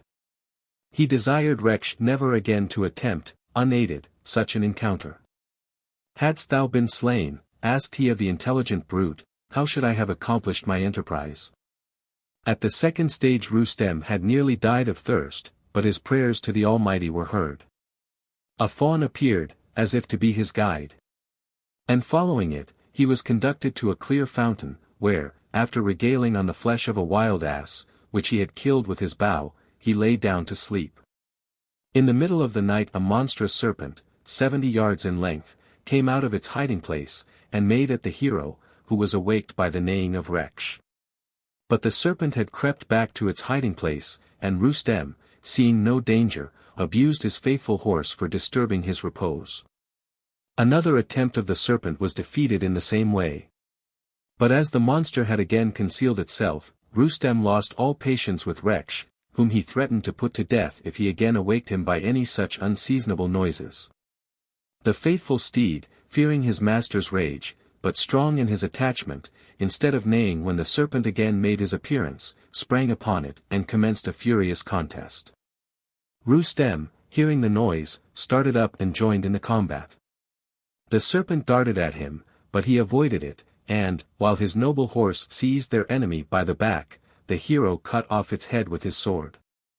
When the serpent was slain, Roostem contemplated its enormous size with amazement, and, with that piety which always distinguished him, returned thanks to the Almighty for his miraculous escape. Next day, as Roostem sat by a fountain, he saw a beautiful damsel regaling herself with wine. He approached her, accepted her invitation to partake of the beverage, and clasped her in his arms as if she had been an angel. It happened, in the course of their conversation, that the Persian hero mentioned the name of the great god he adored. At the sound of that sacred word the fair features and shape of the female changed, and she became black, ugly, and deformed. The astonished Roostem seized her, and after binding her hands, bid her declare who she was. "I am a sorceress," was the reply, "and have been employed by the evil spirit Aharman for thy destruction. But save my life, and I am powerful to do thee service." "I make no compact with the devil or his agents," said the hero, and cut her in twain. He again poured forth his soul in thanksgiving to God for his deliverance. On his fourth stage Roostem lost his way. While wandering about he came to a clear rivulet, on the banks of which he lay down to take some repose, having first turned wretch loose into a field of grain. A gardener who had charge of it came and awoke the hero, telling him in an insolent tone that he would soon suffer for his temerity, as the field in which his horse was feeding belonged to a Pahlavan, or warrior, called Olad. Roostem, always irascible, but particularly so when disturbed in his slumbers, jumped up, tore off the gardener's ears, and gave him a blow with his fist that broke his nose and teeth. "Take these marks of my temper to your master," he said, "and tell him to come here, and he shall have a similar welcome." Olad, when informed of what had passed, was excited to fury, and prepared to assail the Persian hero, who, expecting him, had put on his armor and mounted wretch. His appearance so dismayed Olad that he dared not venture on the combat till he had summoned his adherents. They all fell upon Roostem at once, but the base-born caitiffs were scattered like chaff before the wind. Many were slain, others fled, among whom was their chief. Him Roostem came up with at the fifth stage, and having thrown his noose over him, took him prisoner. Olad, in order to save his life, not only gave him full information of the place where his sovereign was confined, and of the strength of the Ssidi, but offered to give the hero every aid in the accomplishment of his perilous enterprise. This offer was accepted, and he proved a most useful auxiliary. On the sixth day they saw in the distance the city of Mazandaran, near which the Ssidi resided. 2 chieftains, with numerous attendants, met them. And one had the audacity to ride up to Roostem, and seize him by the belt. That chief's fury at this insolence was unbounded. He disdained, however, to use his arms against such an enemy, but, seizing the miscreant's head, wrenched it from the body, and hurled it at his companions, who fled in terror and dismay at this terrible proof of the hero's prowess. Roostem proceeded, after this action, with his guide to the castle where the king was confined. The thieves who guarded it were asleep, and Kaikous was found in a solitary cell, chained to the ground. He recognized Roostem, and bursting into tears, pressed his deliverer to his bosom. Roostem immediately began to knock off his chains. The noise occasioned by this awoke the thieves, whose leader, Beggar, advanced to seize Roostem. But the appearance and threats of the latter so overawed him that he consented to purchase his own safety by the instant release of the Persian king and all his followers. After this achievement Roostem proceeded to the last and greatest of his labors, the attack of the Ssidi. Olad told him that the thieves watched and feasted during the night, but slept during the heat of the day, hating, according to our narrator, the sunbeams. Roostem, as he advanced, saw an immense army drawn out. He thought it better, before he attacked them, to refresh himself by some repose. Having laid himself down, he soon fell into a sound sleep, and at daylight he awoke quite refreshed. As soon as the sun became warm, he rushed into the camp. The heavy blows of his mace soon awoke the surprised and slumbering guards of the Ssidi. They collected in myriads, hoping to impede his progress, but all in vain. The rout became general, and none escaped but those who fled from the field of battle. When this army was dispersed, Roostem went in search of the Ssidi, who, ignorant of the fate of his followers, slumbered in the recess of a cavern. The entrance to which looked so dark and gloomy that the Persian hero hesitated whether he should advance. But the noise of his approach had roused his enemy, who came forth, clothed in complete armor.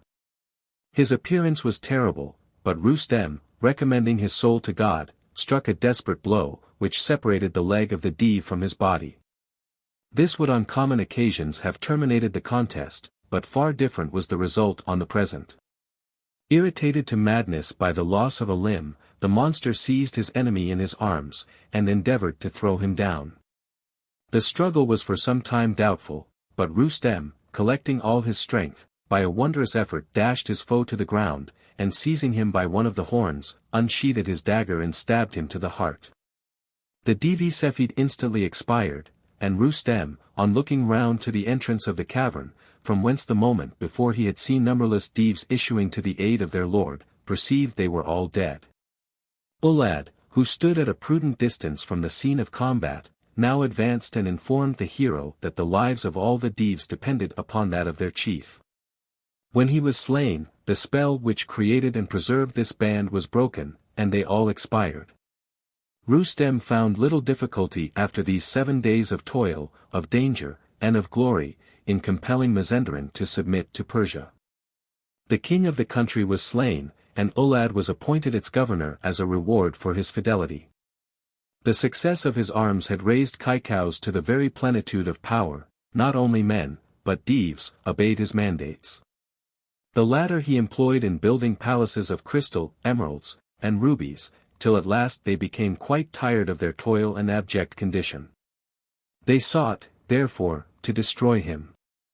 And to effect this they consulted with the devil, who, to forward the object, instructed a Dev, called Dizkim, to go to Kaikous and raise in his mind a passion for astronomy.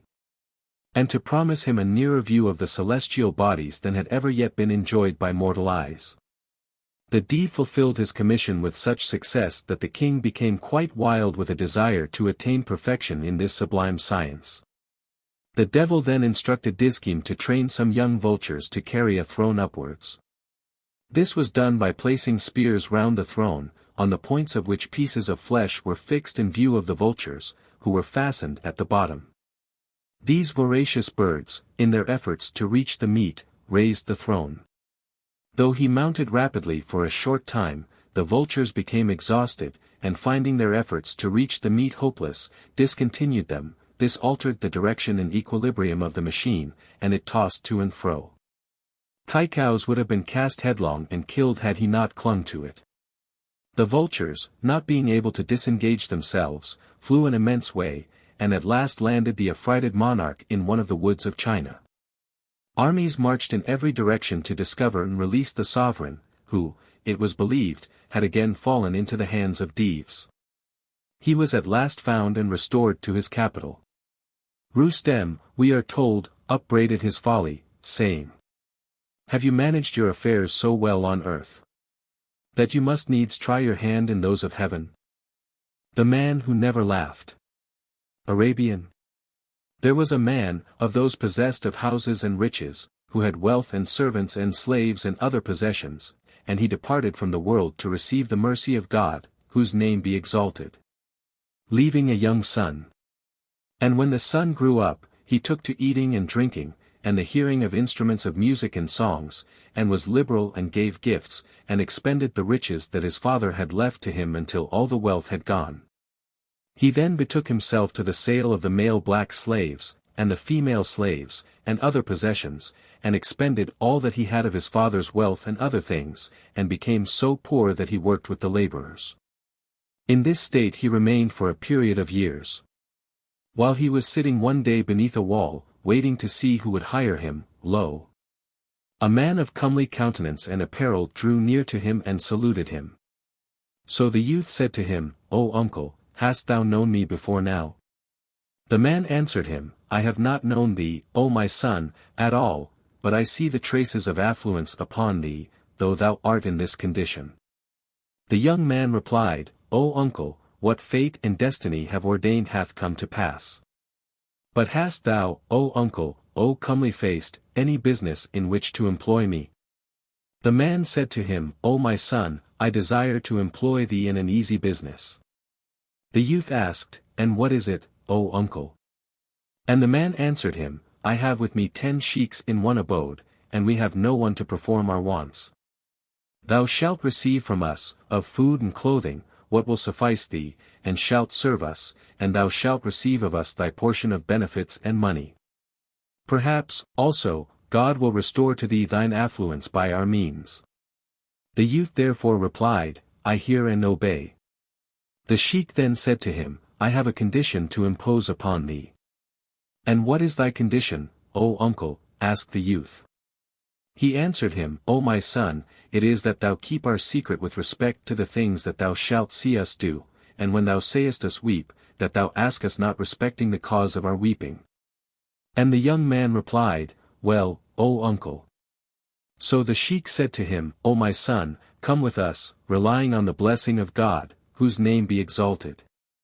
And the young man followed the sheikh until the latter conducted him to the bath, after which he sent a man, who brought him a comely garment of linen, and he clad him with it. And went with him to his abode and his associates. And when the young man entered, he found it to be a high mansion, with lofty angles, ample, with chambers facing one another, and saloons, and in each saloon was a fountain of water. And birds were warbling over it, and there were windows overlooking, on every side, a beautiful garden within the mansion. The sheikh conducted him into one of the chambers, and he found it decorated with colored marbles. And its ceiling ornamented with blue and brilliant gold, and it was spread with carpets of silk, and he found in it 10 sheiks sitting facing one another, wearing the garments of mourning, weeping and wailing. So the young man wondered at their case, and was about to question the sheikh who had brought him, but he remembered the condition, and therefore withheld his tongue. Then the sheikh committed to the young man a chest containing 30,000 pieces of gold, saying to him, O my son, expend upon us out of this chest, and upon thyself, according to what is just. And be thou faithful, and take care of that wherewith I have entrusted thee. And the young man replied, I hear and obey. He continued to expend upon them for a period of days and nights. After which one of them died, whereupon his companions took him, and washed him and shrouded him, and buried him in a garden behind the mansion. And death ceased not to take of them one after another, until there remained only the sheikh who had hired the young man. So he remained with the young man in that mansion. And there was not with them a third, and they remained thus for a period of years. Then the sheikh fell sick, and when the young man despaired of his life, he addressed him with courtesy, and was grieved for him, and said to him, O uncle, I have served you, and not failed in your service 1 hour for a period of 12 years, but have acted faithfully to you, and served you according to my power and ability. The sheikh replied, Yes, O my son. Thou hast served us until these sheiks have been taken unto God, to whom be ascribed might and glory, and we must inevitably die. And the young man said, O my master, thou art in a state of peril. And I desire of thee that thou inform me what hath been the cause of your weeping, and the continuance of your wailing and your mourning and your sorrow. He replied, O my son, thou hast no concern with that.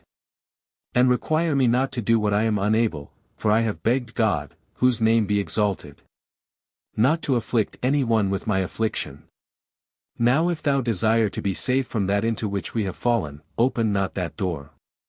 And he pointed to it with his hand, and cautioned him against it, and if thou desire that what hath befallen us should befall thee, open it, and thou wilt know the cause of that which thou hast beheld in our conduct, but thou wilt repent, when repentance will not avail thee. Then the illness increased upon the sheikh, and he died, and the young man washed him with his own hands, and shrouded him, and buried him by his companions. He remained in that place, possessing it and all the treasure, but notwithstanding this, he was uneasy, reflecting upon the conduct of the sheiks. And while he was meditating one day upon the words of the sheikh, and his charge to him not to open the door, it occurred to his mind that he might look at it. So he went in that direction, and searched until he saw an elegant door, over which the spider had woven its webs, and upon it were 4 locks of steel. When he beheld it, he remembered how the sheikh had cautioned him, and he departed from it. His soul desired him to open the door, and he restrained it during a period of 7 days, but on the 8th day his soul overcame him, and he said, I must open that door, and see what will happen to me in consequence.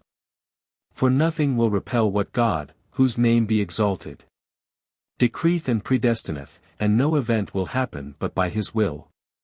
Accordingly he arose and opened the door, after he had broken the locks. And when he had opened the door he saw a narrow passage, along which he walked for the space of 3 hours, and lo! He came forth upon the bank of a great river. At this the young man wondered. And he walked along the bank, looking to the right and left, and behold! A great eagle descended from the sky, and taking up the young man with its talons, it flew with him, between heaven and earth, until it conveyed him to an island in the midst of the sea. There it threw him down, and departed from him. So the young man was perplexed at his case, not knowing whither to go, but while he was sitting one day, lo! The sail of a vessel appeared to him upon the sea, like the star in the sky. Wherefore the heart of the young man became intent upon the vessel, in the hope that his escape might be effected in it. He continued looking at it until it came near unto him. And when it arrived, he beheld a bark of ivory and ebony, the oars of which were of sandalwood and aloes wood, and the whole of it was encased with plates of brilliant gold. There were also in it 10 damsels, virgins, like moons.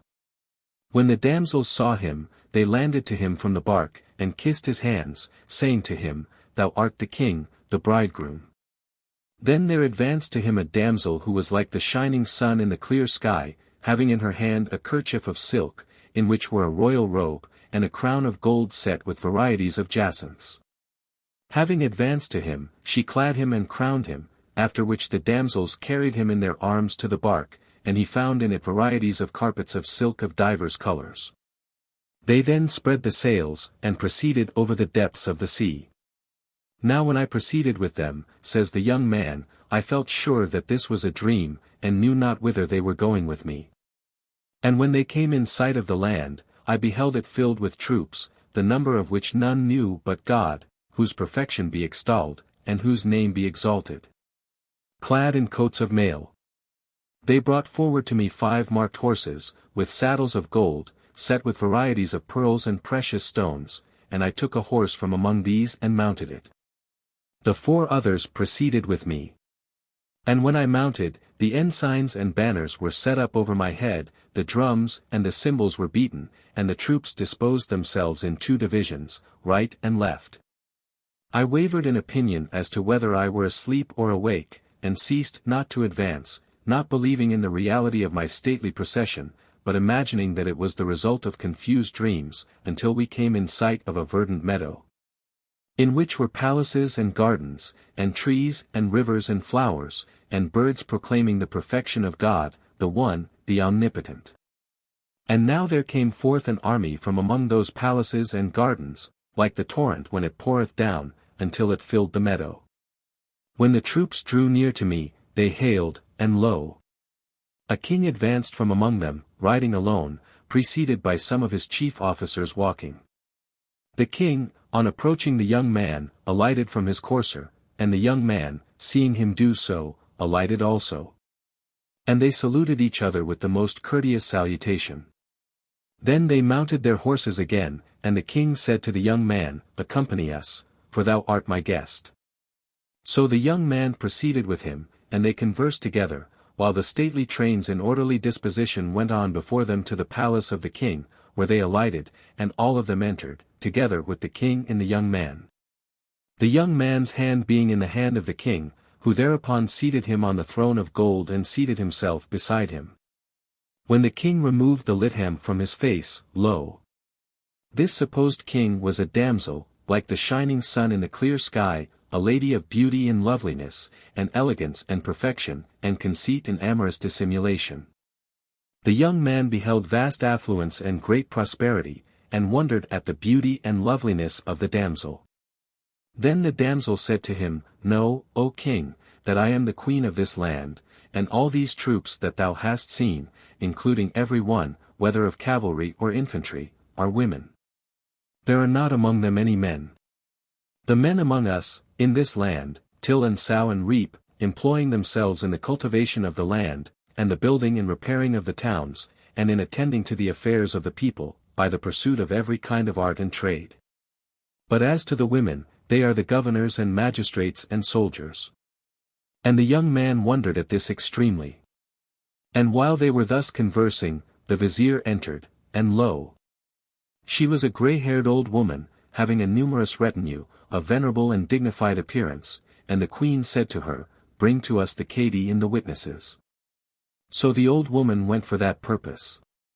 And the queen turned towards the young man, conversing with him and cheering him, and dispelling his fear by kind words, and, addressing him courteously, she said to him, "Art thou content for me to be thy wife?" And thereupon he arose and kissed the ground before her, but she forbade him, and he replied, "O my mistress, I am less than the servants who serve thee." She then said to him, "Sayest thou not these servants and soldiers and wealth and treasures and hoards?" He answered her, "Yes." And she said to him, "All these are at thy disposal. Thou shalt make use of them, and give and bestow as seemeth fit to thee." Then she pointed to a closed door, and said to him, "All these things thou shalt dispose of, but this door thou shalt not open. For if thou open it, thou wilt repent, when repentance will not avail thee." Her words were not ended when the vizier, with the cadi and the witnesses, entered, and all of them were old women, with their hair spreading over their shoulders, and of venerable and dignified appearance. When they came before the queen, she ordered them to perform the ceremony of the marriage contract. So they married her to the young man. And she prepared the banquets and collected the troops. And when they had eaten and drunk, the young man took her as his wife. And he resided with her 7 years, passing the most delightful, comfortable, and agreeable life. But he meditated one day upon opening the door, and said, "Were it not that there are within it great treasures, better than what I have seen, she had not prohibited me from opening it." He then arose and opened the door, and lo! Within it was the bird that had carried him from the shore of the great river, and deposited him upon the island. When the bird beheld him, it said to him, "No welcome to a face that will never be happy." So, when he saw it and heard its words, he fled from it, but it followed him and carried him off, and flew with him between heaven and earth for the space of an hour, and at length deposited him in the place from which it had carried him away. After which it disappeared. He thereupon sat in that place, and, returning to his reason, he reflected upon what he had seen of affluence and glory and honor, and the riding of the troops before him, and commanding and forbidding. And he wept and wailed. He remained upon the shore of the great river, where that bird had put him, for the space of 2 months, wishing that he might return to his wife. But while he was one night awake, mourning and meditating, some one spoke, and he heard his voice, but saw not his person, calling out, "How great were the delights! Far, far from thee is the return of what is past. And how many therefore will be the sighs?"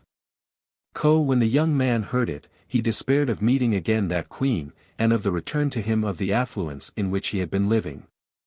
He then entered the mansion where the sheiks had resided, and knew that they had experienced the like of that which had happened unto him, and that this was the cause of their weeping and their mourning, wherefore he excused them. Grief and anxiety came upon the young man, and he entered his chamber, and ceased not to weep and moan, relinquishing food and drink and pleasant scents and laughter, until he died, and he was buried by the side of the sheiks. The Fox and the Wolf. Arabian. A fox and a wolf inhabited the same den, resorting thither together, and thus they remained a long time. But the wolf oppressed the fox.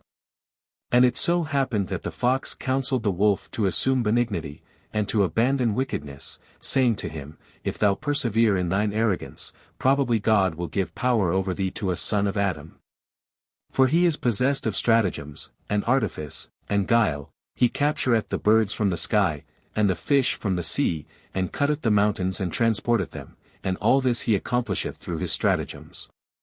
Betake thyself, therefore, to the practice of equity, and relinquish evil and oppression, for it will be more pleasant to thy taste." The wolf, however, received not his advice. On the contrary, he returned him a rough reply, saying to him, "Thou hast no right to speak on matters of magnitude and importance." He then gave the fox such a blow that he fell down senseless. And when he recovered, he smiled in the wolf's face, apologizing for his shameful words, and recited these 2 verses. "If I have been faulty in my affection for you, and committed a deed of a shameful nature, I repent of my offense. And your clemency will extend to the evildoer who craveth forgiveness." So the wolf accepted his apology, and ceased from ill-treating him, but said to him, "Speak not of that which concerneth thee not, lest thou hear that which will not please thee." The fox replied, "I hear and obey. I will abstain from that which pleaseth thee not, for the sage hath said, offer not information on a subject respecting which thou art not questioned, and reply not to words when thou art not invited.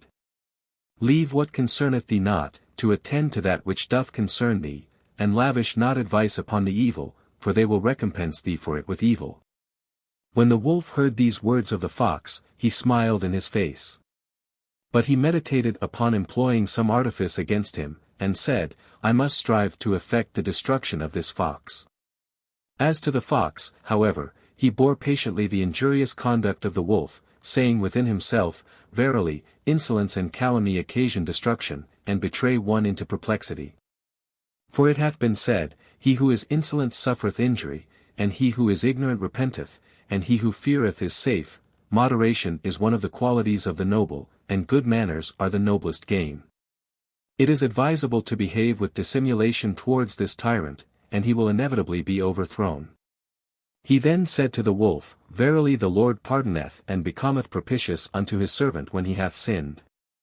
And I am a weak slave, and have committed a transgression in offering thee advice. Had I foreknown the pain that I have suffered from thy blow, I had known that the elephant could not withstand nor endure it.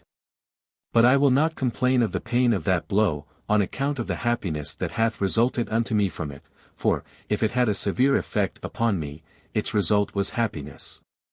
And the sage hath said, The beating inflicted by the preceptor is at first extremely grievous, but in the end it is sweeter than clarified honey. So the wolf said, I forgive thine offence, and cancel thy fault. But beware of my power, and confess thyself my slave, for thou hast experienced my severity unto him who showeth me hostility. The fox, therefore, prostrated himself before him, saying to him, May God prolong thy life, and mayest thou not cease to subdue him who opposeth thee. And he continued to fear the wolf, and to dissemble towards him. After this the fox went one day to a vineyard, and saw in its wall a breach. But he suspected it, saying unto himself, There must be some cause for this breach, and it hath been said, Whoso seeth a hole in the ground, and doth not shun it, and be cautious of advancing to it boldly, exposeth himself to danger and destruction. It is well known that some men make a figure of the fox in the vineyard, and even put before it grapes and plates, in order that a fox may see it, and advance to it, and fall into destruction. Verily I regard this breach as a snare. And it hath been said, Caution is the half of cleverness. Caution requireth me to examine this breach, and to see if I can find there anything that may lead to perdition. Covetousness doth not induce me to throw myself into destruction. He then approached it, and, going round about examining it warily, beheld it, and lo!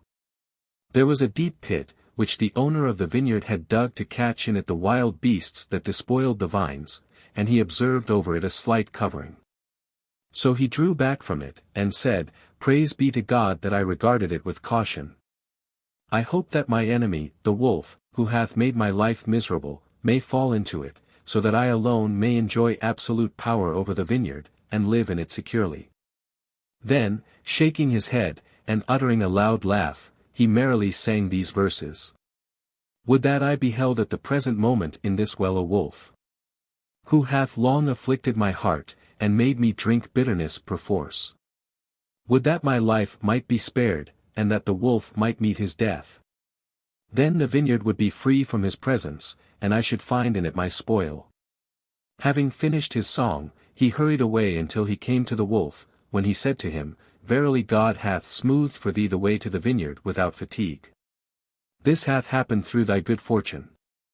Mayest thou enjoy, therefore, that to which God hath granted thee access, in smoothing thy way to that plunder and that abundant sustenance without any difficulty. So the wolf said to the fox, What is the proof of that which thou hast declared? The fox answered, I went to the vineyard, and found that its owner had died, and I entered the garden, and beheld the fruits shining upon the trees. So the wolf doubted not the words of the fox, and in his eagerness he arose and went to the breach. His cupidity had deceived him with vain hopes, and the fox stopped and fell down behind him as one dead, applying this verse as a proverb suited to the case. Dost thou covet an interview with Layla? It is covetousness that causeth the loss of men's heads. When the wolf came to the breach, the fox said to him, Enter the vineyard. For thou art spared the trouble of breaking down the wall of the garden, and it remaineth for God to complete the benefit. So the wolf walked forward, desiring to enter the vineyard, and when he came to the middle of the covering of the hole, he fell into it. Whereupon the fox was violently excited by happiness and joy, his anxiety and grief ceased, and in merry tones he sang these verses. Fortune hath compassionate my case, and felt pity for the length of my torment. And granted me what I desired. And removed that which I dreaded. I will, therefore, forgive its offences committed in former times.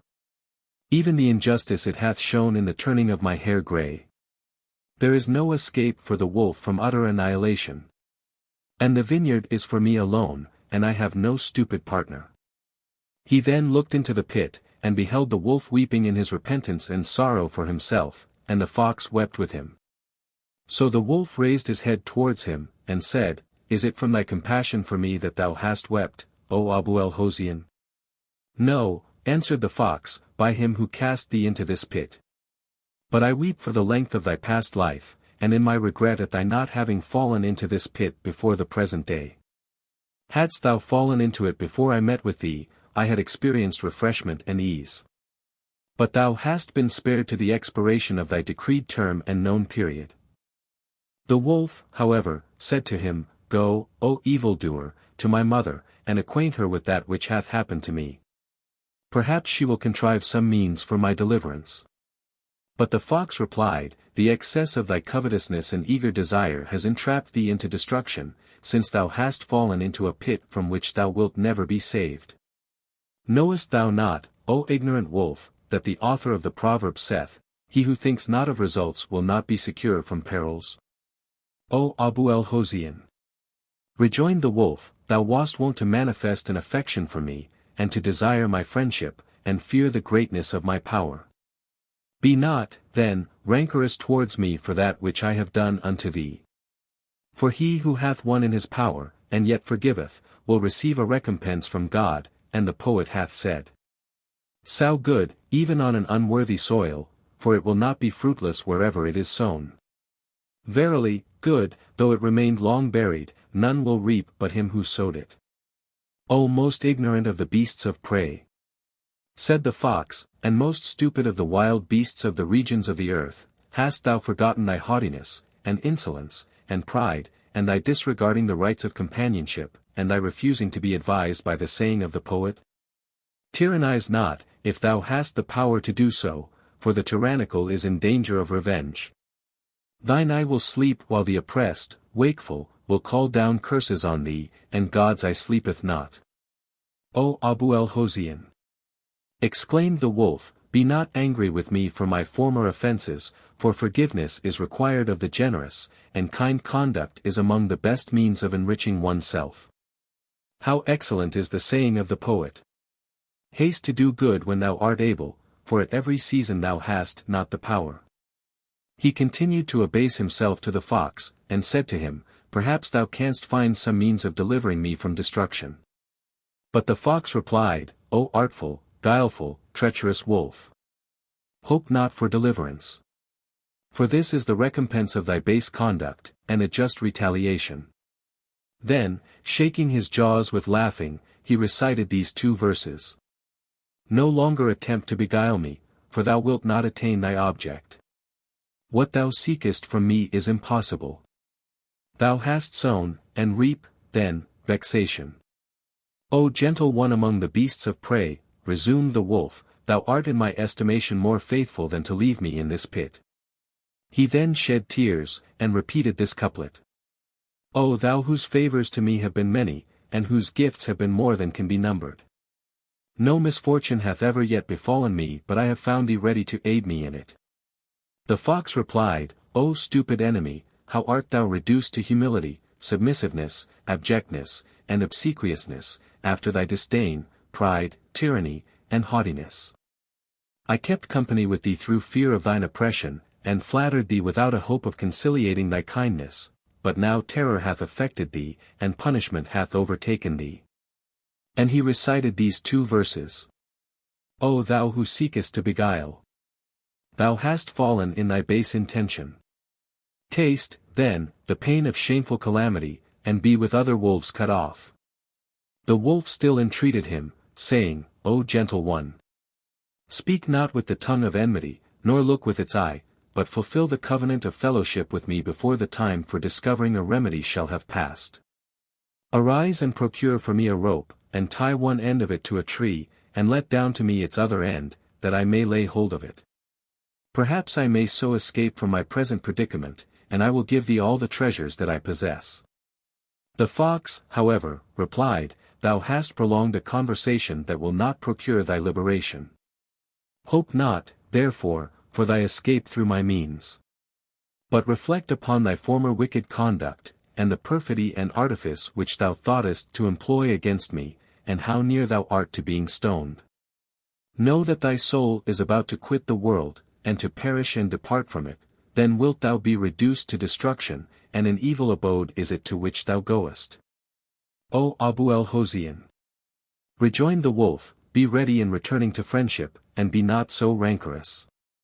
Know that he who delivereth a soul from destruction hath saved it alive, and he who saveth a soul alive is as if he had saved the lives of all mankind. Follow not a course of evil, for the wise abhor it. And there is no evil more manifest than my being in this pit, drinking the suffocating pains of death, and looking upon destruction, when thou art able to deliver me from the misery into which I have fallen. But the fox exclaimed, O thou barbarous, hard-hearted wretch!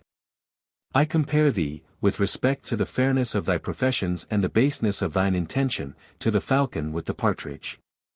And what, asked the wolf, is the story of the falcon and the partridge? The fox answered, I entered a vineyard one day to eat of its grapes, and while I was there, I beheld a falcon pounce upon a partridge. But when he had captured him, the partridge escaped from him and entered his nest, and concealed himself in it, whereupon the falcon followed him, calling out to him, O idiot! I saw thee in the desert hungry, and, feeling compassion for thee, I gathered for thee some grain, and took hold of thee that thou mightest eat, but thou fleddest from me, and I see no reason for thy flight unless it be to mortify. Show thyself, then, and take the grain that I have brought thee and eat it, and may it be light and wholesome to thee. So when the partridge heard these words of the falcon, he believed him and came forth to him. And the falcon stuck his talons into him, and got possession of him. The partridge therefore said to him, Is this that of which thou saidst that thou hadst brought for me from the desert, and of which thou saidst to me, Eat it, and may it be light and wholesome to thee? Thou hast lied unto me. And may God make that which thou eatest of my flesh to be a mortal poison in thy stomach. And when he had eaten it, his feathers fell off, and his strength failed, and he forthwith died. The fox then continued, Know, O wolf, that he who diggeth a pit for his brother soon falleth into it himself, and thou behavedst with perfidy to me first. Cease, replied the wolf, from addressing me with this discourse, and propounding fables, and mention not unto me my former base actions. It is enough for me to be in this miserable state, since I have fallen into a calamity for which the enemy would pity me, much more the true friend. Consider some stratagem by means of which I may save myself, and so assist me. If the doing this occasion thee trouble, thou knowest that the true friend endureth for his own true friend the severest labor, and will suffer destruction in obtaining his deliverance. And it hath been said, An affectionate friend is even better than a brother.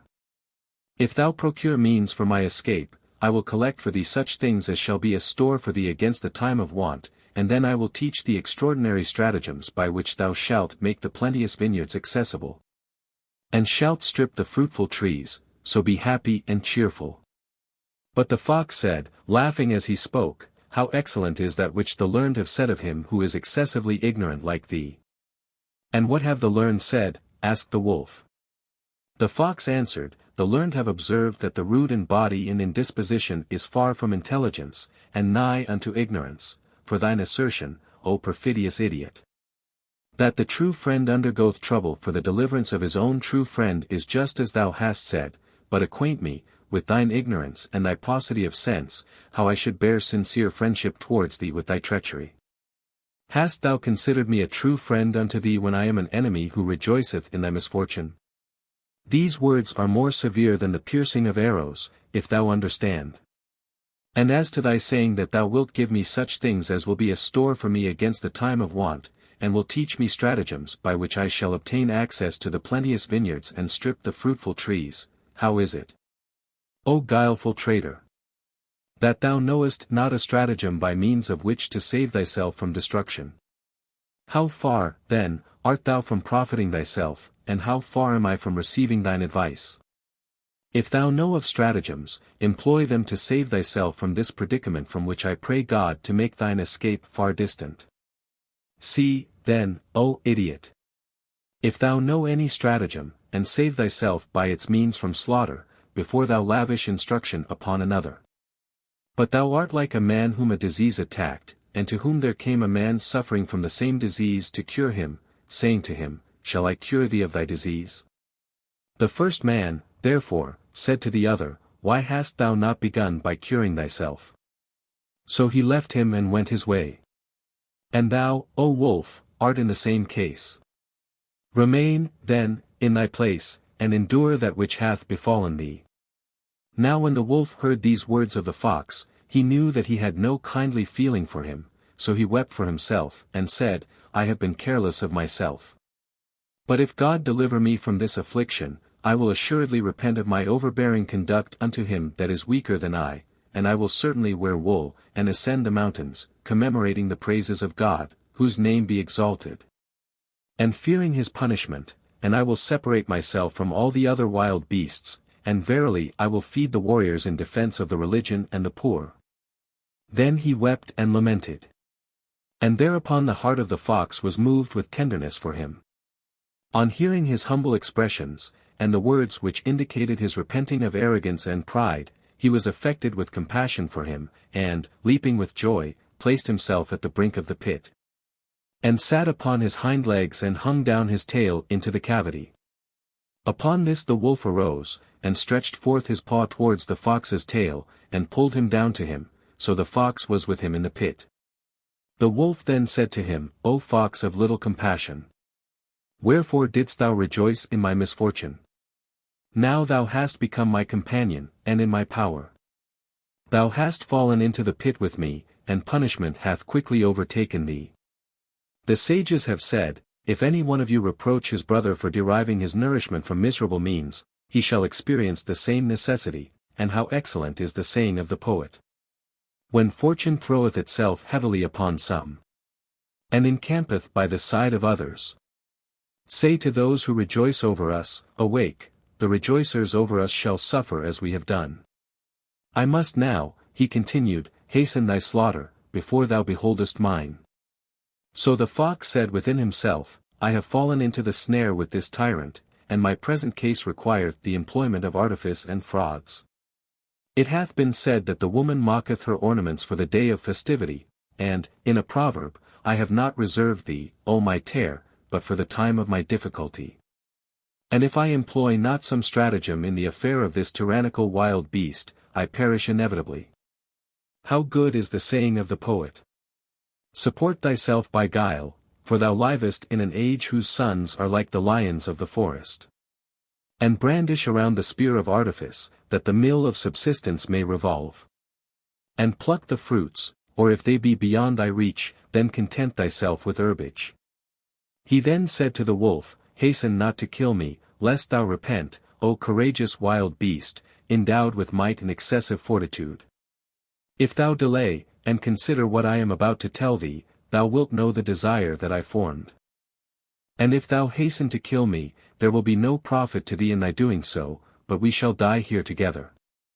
So the wolf said, O thou wily deceiver! How is it that thou hopest to effect my safety and thine own, that thou askest me to give thee a delay? I acquaint me with the desire that thou formedst. The fox replied, As to the desire that I formed, it was such as requireth thee to recompense me for it well, since, when I heard thy promises, and thy confession of thy past conduct, and thy regret at not having before repented and done good, and when I heard thy vows to abstain from injurious conduct to thy companions and others, and to relinquish the eating of the grapes and all other fruits, and to impose upon thyself the obligation of humility, And to clip thy claws and break thy dog teeth, and to wear wool and offer sacrifice to God, whose name be exalted. If he delivered thee from thy present state, I was affected with compassion for thee, though I was before longing for thy destruction. So when I heard thy profession of repentance, and what thou vowedst to do if God delivered thee, I felt constrained to save thee from thy present predicament. I therefore hung down my tail that thou mightest catch hold of it and make thine escape. But thou wouldst not relinquish thy habit of severity and violence, nor desire escape and safety for thyself by gentleness. On the contrary, thou didst pull me in such a way that I thought my soul had departed, so I became a companion with thee of the abode of destruction and death, and nothing will effect the escape of myself and thee but one plan. If thou approve of this plan that I have to propose, we shall both save ourselves, and after that, it will be incumbent on thee to fulfill that which thou hast vowed to do, and I will be thy companion. So the wolf said, And what is thy proposal that I am to accept? The fox answered, That thou raise thyself upright. Then I will place myself upon thy head, that I may approach the surface of the earth, and when I am upon its surface I will go forth and bring thee something of which to take hold, and after that thou wilt deliver thyself. But the wolf replied, I put no confidence in thy words, for the sages have said, He who confideth when he should hate is in error. And it hath been said, He who confideth in the faithless is deceived, and he who mocketh trial of the trier will repent. How excellent also is the saying of the poet. Let not your opinion be otherwise than evil. For ill opinion is among the strongest of intellectual qualities.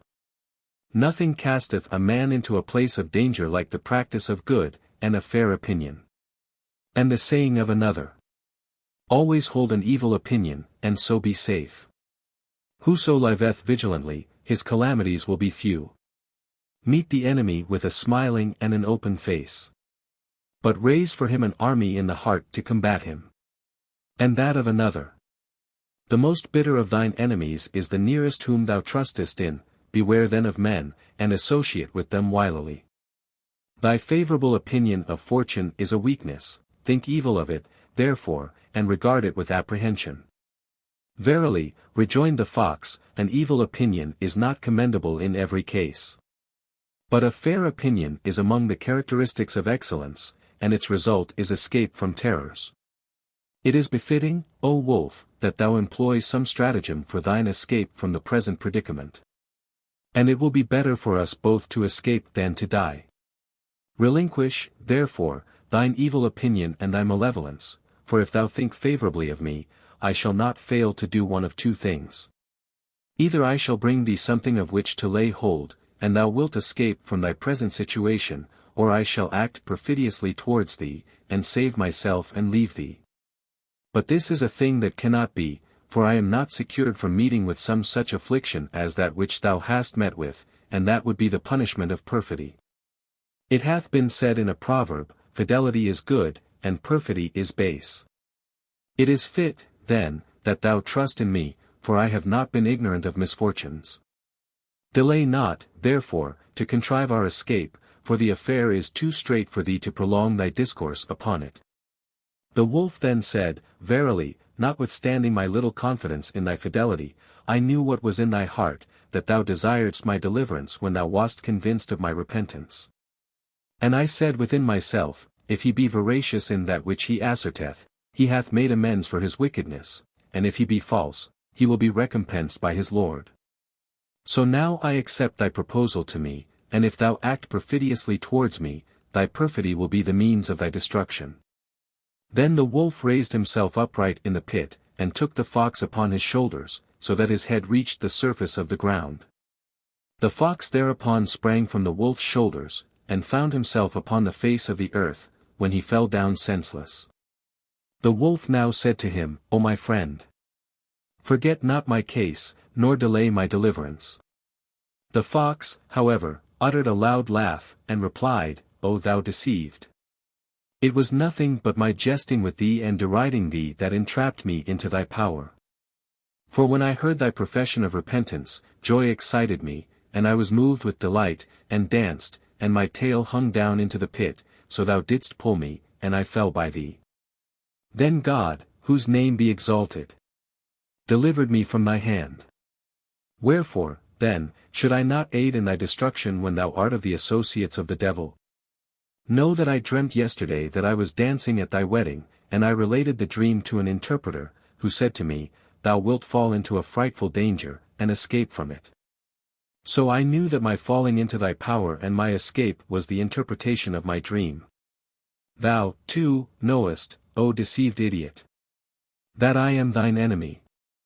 How, then, dost thou hope, with thy little sense and thine ignorance, that I will deliver thee, when thou hast heard what rude language I used? And how shall I endeavor to deliver thee, when the learned have said that by the death of the sinner are produced ease to mankind and purgation of the earth? Did I not fear that I should suffer, by fidelity to thee, such affliction as would be greater than that which may result from perfidy, I would consider upon means for thy deliverance. So when the wolf heard the words of the fox, he bit his paw in repentance. He then spoke softly to him, but obtained nothing thereby. With a low voice he said to him, Verily, you tribe of foxes are the sweetest of people in tongue, and the most pleasant in jesting, and this is jesting in thee, but every time is not convenient for sport and joking. O idiot! Replied the fox, jesting hath a limit which its employer transgresseth not. Think not that God will give thee possession of me after he hath delivered me from thy power.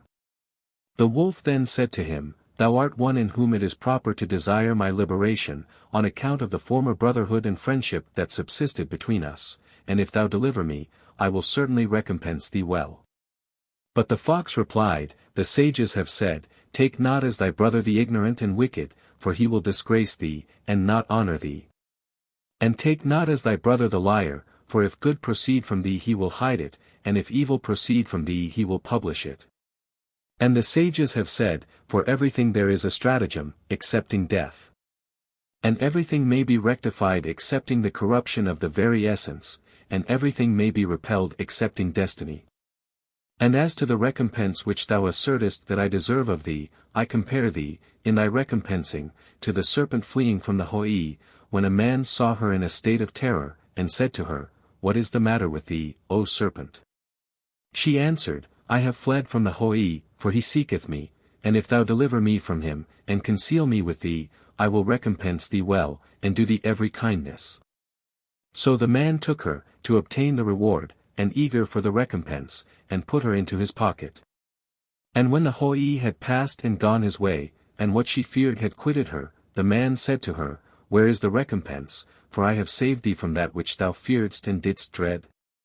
The serpent answered him, Tell me in what member I shall bite thee, for thou knowest that we exceed not this recompense. She then inflicted upon him a bite, from which he died. And thee, O idiot! Continued the fox, I compare to that serpent with that man. Hast thou not heard the saying of the poet? Trust not a person in whose heart thou hast made anger to dwell, nor think his anger hath ceased. Verily, the vipers, though smooth to the touch, show graceful motions, and hide mortal poison. O eloquent and comely-faced animal, rejoined the wolf, be not ignorant of my condition, and of the fear with which mankind regard me. Thou knowest that I assault the strong places, and strip the vines. Do, therefore, what I have commanded thee, and attend to me as the slave attendeth to his master. O ignorant idiot! Who seekest what is vain, exclaimed the fox, verily I wonder at thy stupidity, and at the roughness of thy manner, in thine ordering me to serve thee and to stand before thee as though I were a slave. But thou shalt soon see what will befall thee, by the splitting of thy head with stones, and the breaking of thy treacherous dog teeth. The fox then stationed himself upon a mound overlooking the vineyard, and cried out incessantly to the people of the vineyard until they perceived him and came quickly to him. He remained steady before them until they drew near unto him, and unto the pit in which was the wolf, and then he fled. So the owners of the vineyard looked into the pit, and when they beheld the wolf in it, they instantly pelted him with heavy stones, and continued throwing stones and pieces of wood upon him, and piercing him with the points of spears, until they killed him, when they departed. Then the fox returned to the pit, and standing over the place of the wolf's slaughter, saw him dead, whereupon he shook his head in the excess of his joy, and recited these verses. Fate removed the wolf's soul, and it was snatched away. Far distant from happiness be his soul that hath perished. How long hast thou striven, Abo's tyrant, to destroy me? But now have burning calamities befallen thee. Thou hast fallen into a pit into which none shall descend without finding in it the blasts of death. After this the fox remained in the vineyard alone, and in security, fearing no mischief. The Shepherd and the Jogie. Indian. It is related that during the reign of a king of Kutch, named Lake, a Jogie lived, who was a wise man, and wonderfully skilled in the preparation of herbs. For years he had been occupied in searching for a peculiar kind of grass, the roots of which should be burnt, and a man be thrown into the flames. The body so burnt would become gold, and any of the members might be removed without the body sustaining any loss, as the parts so taken would always be self-restored. It so occurred that this Jogie, whilst following a flock of goats, observed one amongst them eating of the grass he was so anxious to procure. He immediately rooted it up, and desired the shepherd who was near to assist him in procuring firewood. When he had collected the wood and kindled a flame, into which the grass was thrown, the Jogie, wishing to render the shepherd the victim of his avarice, desired him, under some pretence, to make a few circuits round the fire. The man, however, suspecting foul play, watched his opportunity, and, seizing the Jogie himself, he threw him into the fire and left him to be consumed. Next day, on returning to the spot, great was his surprise to behold the golden figure of a man lying amongst the embers. He immediately chopped off one of the limbs and hid it. The next day he returned to take another, when his astonishment was yet greater to see that a fresh limb had replaced the one already taken.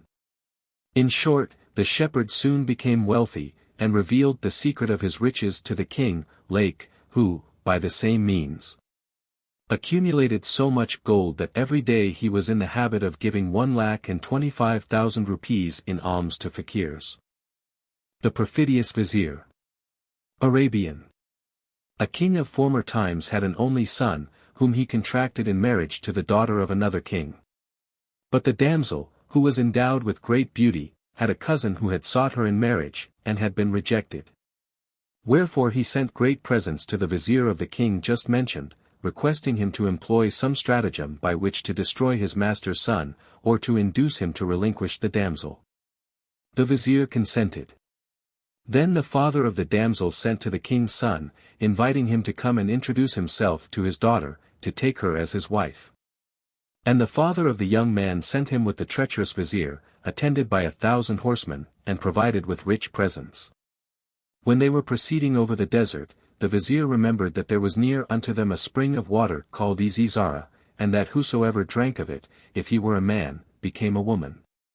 He therefore ordered the troops to alight near it, and induced the prince to go thither with him.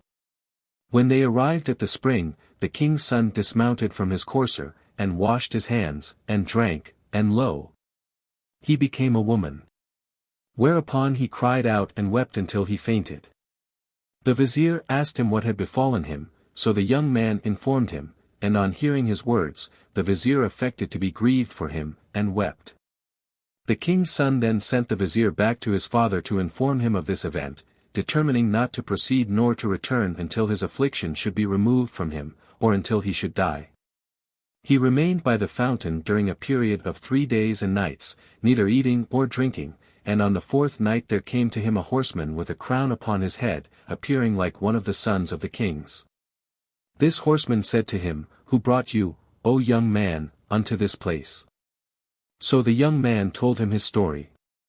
And when the horseman heard it, he pitied him, and said to him, "The vizier of thy father is the person who hath thrown thee into this calamity, for no one of mankind knoweth of this spring excepting one man." Then the horseman ordered him to mount with him. He therefore mounted, and the horseman said to him, "Come with me to my abode, for thou art my guest this night." The young man replied, "Inform me who thou art before I go with thee." And the horseman said, "I am the son of a king of the jinn, and thou art son of a king of mankind. And now, be of good heart and cheerful eye on account of that which shall dispel thine anxiety and thy grief, for it is unto me easy. So the young man proceeded with him from the commencement of the day, forsaking his troops and soldiers, whom the vizier had left at their halting place, and ceased not to travel on with his conductor until midnight. When the son of the king of the Jinn said to him, Knowest thou what space we have traversed during this period? The young man answered him, I know not. The son of the king of the Jinn said, We have traversed a space of a year's journey to him who travelleth with diligence. So the young man wondered thereat, and asked, How shall I return to my family? The other answered, This is not thine affair. It is my affair, and when thou shalt have recovered from thy misfortune, thou shalt return to thy family in less time than the twinkling of an eye, for to accomplish that will be to me easy. The young man, on hearing these words from the Jinn, almost flew with excessive delight. He thought that the event was a result of confused dreams, and said, Extolled be the perfection of him who is able to restore the wretched, and render him prosperous. They ceased not to proceed until morning, when they arrived at a verdant, bright land, with tall trees, and warbling birds, and gardens of surpassing beauty, and fair palaces. And thereupon the son of the king of the Jinn alighted from his courser, commanding the young man also to dismount. He therefore dismounted, and the Jinn took him by the hand, and they entered one of the palaces, where the young man beheld an exalted king and a sultan of great dignity, and he remained with them that day, eating and drinking, until the approach of night. Then the son of the king of the Jinn arose and mounted with him, and they went forth, and proceeded during the night with diligence until the morning. And lo! They came to a black land, not inhabited, abounding with black rocks and stones, as though it were a part of hell, whereupon the son of the king of men said to the Jinn, What is the name of this land? And he answered, It is called the Dusky Land, and belongeth to one of the kings of the Jinn, whose name is Zu'el-Janahain. None of the kings can attack him, nor doth any one enter his territory unless by his permission, so stop in thy place while I ask his permission. Accordingly the young man stopped, and the Jinn was absent from him for a while, and then returned to him, and they ceased not to proceed until they came to a spring flowing from black mountains. The Jinn said to the young man, Alight. He therefore alighted from his courser, and the Jinn said to him, Drink of this spring.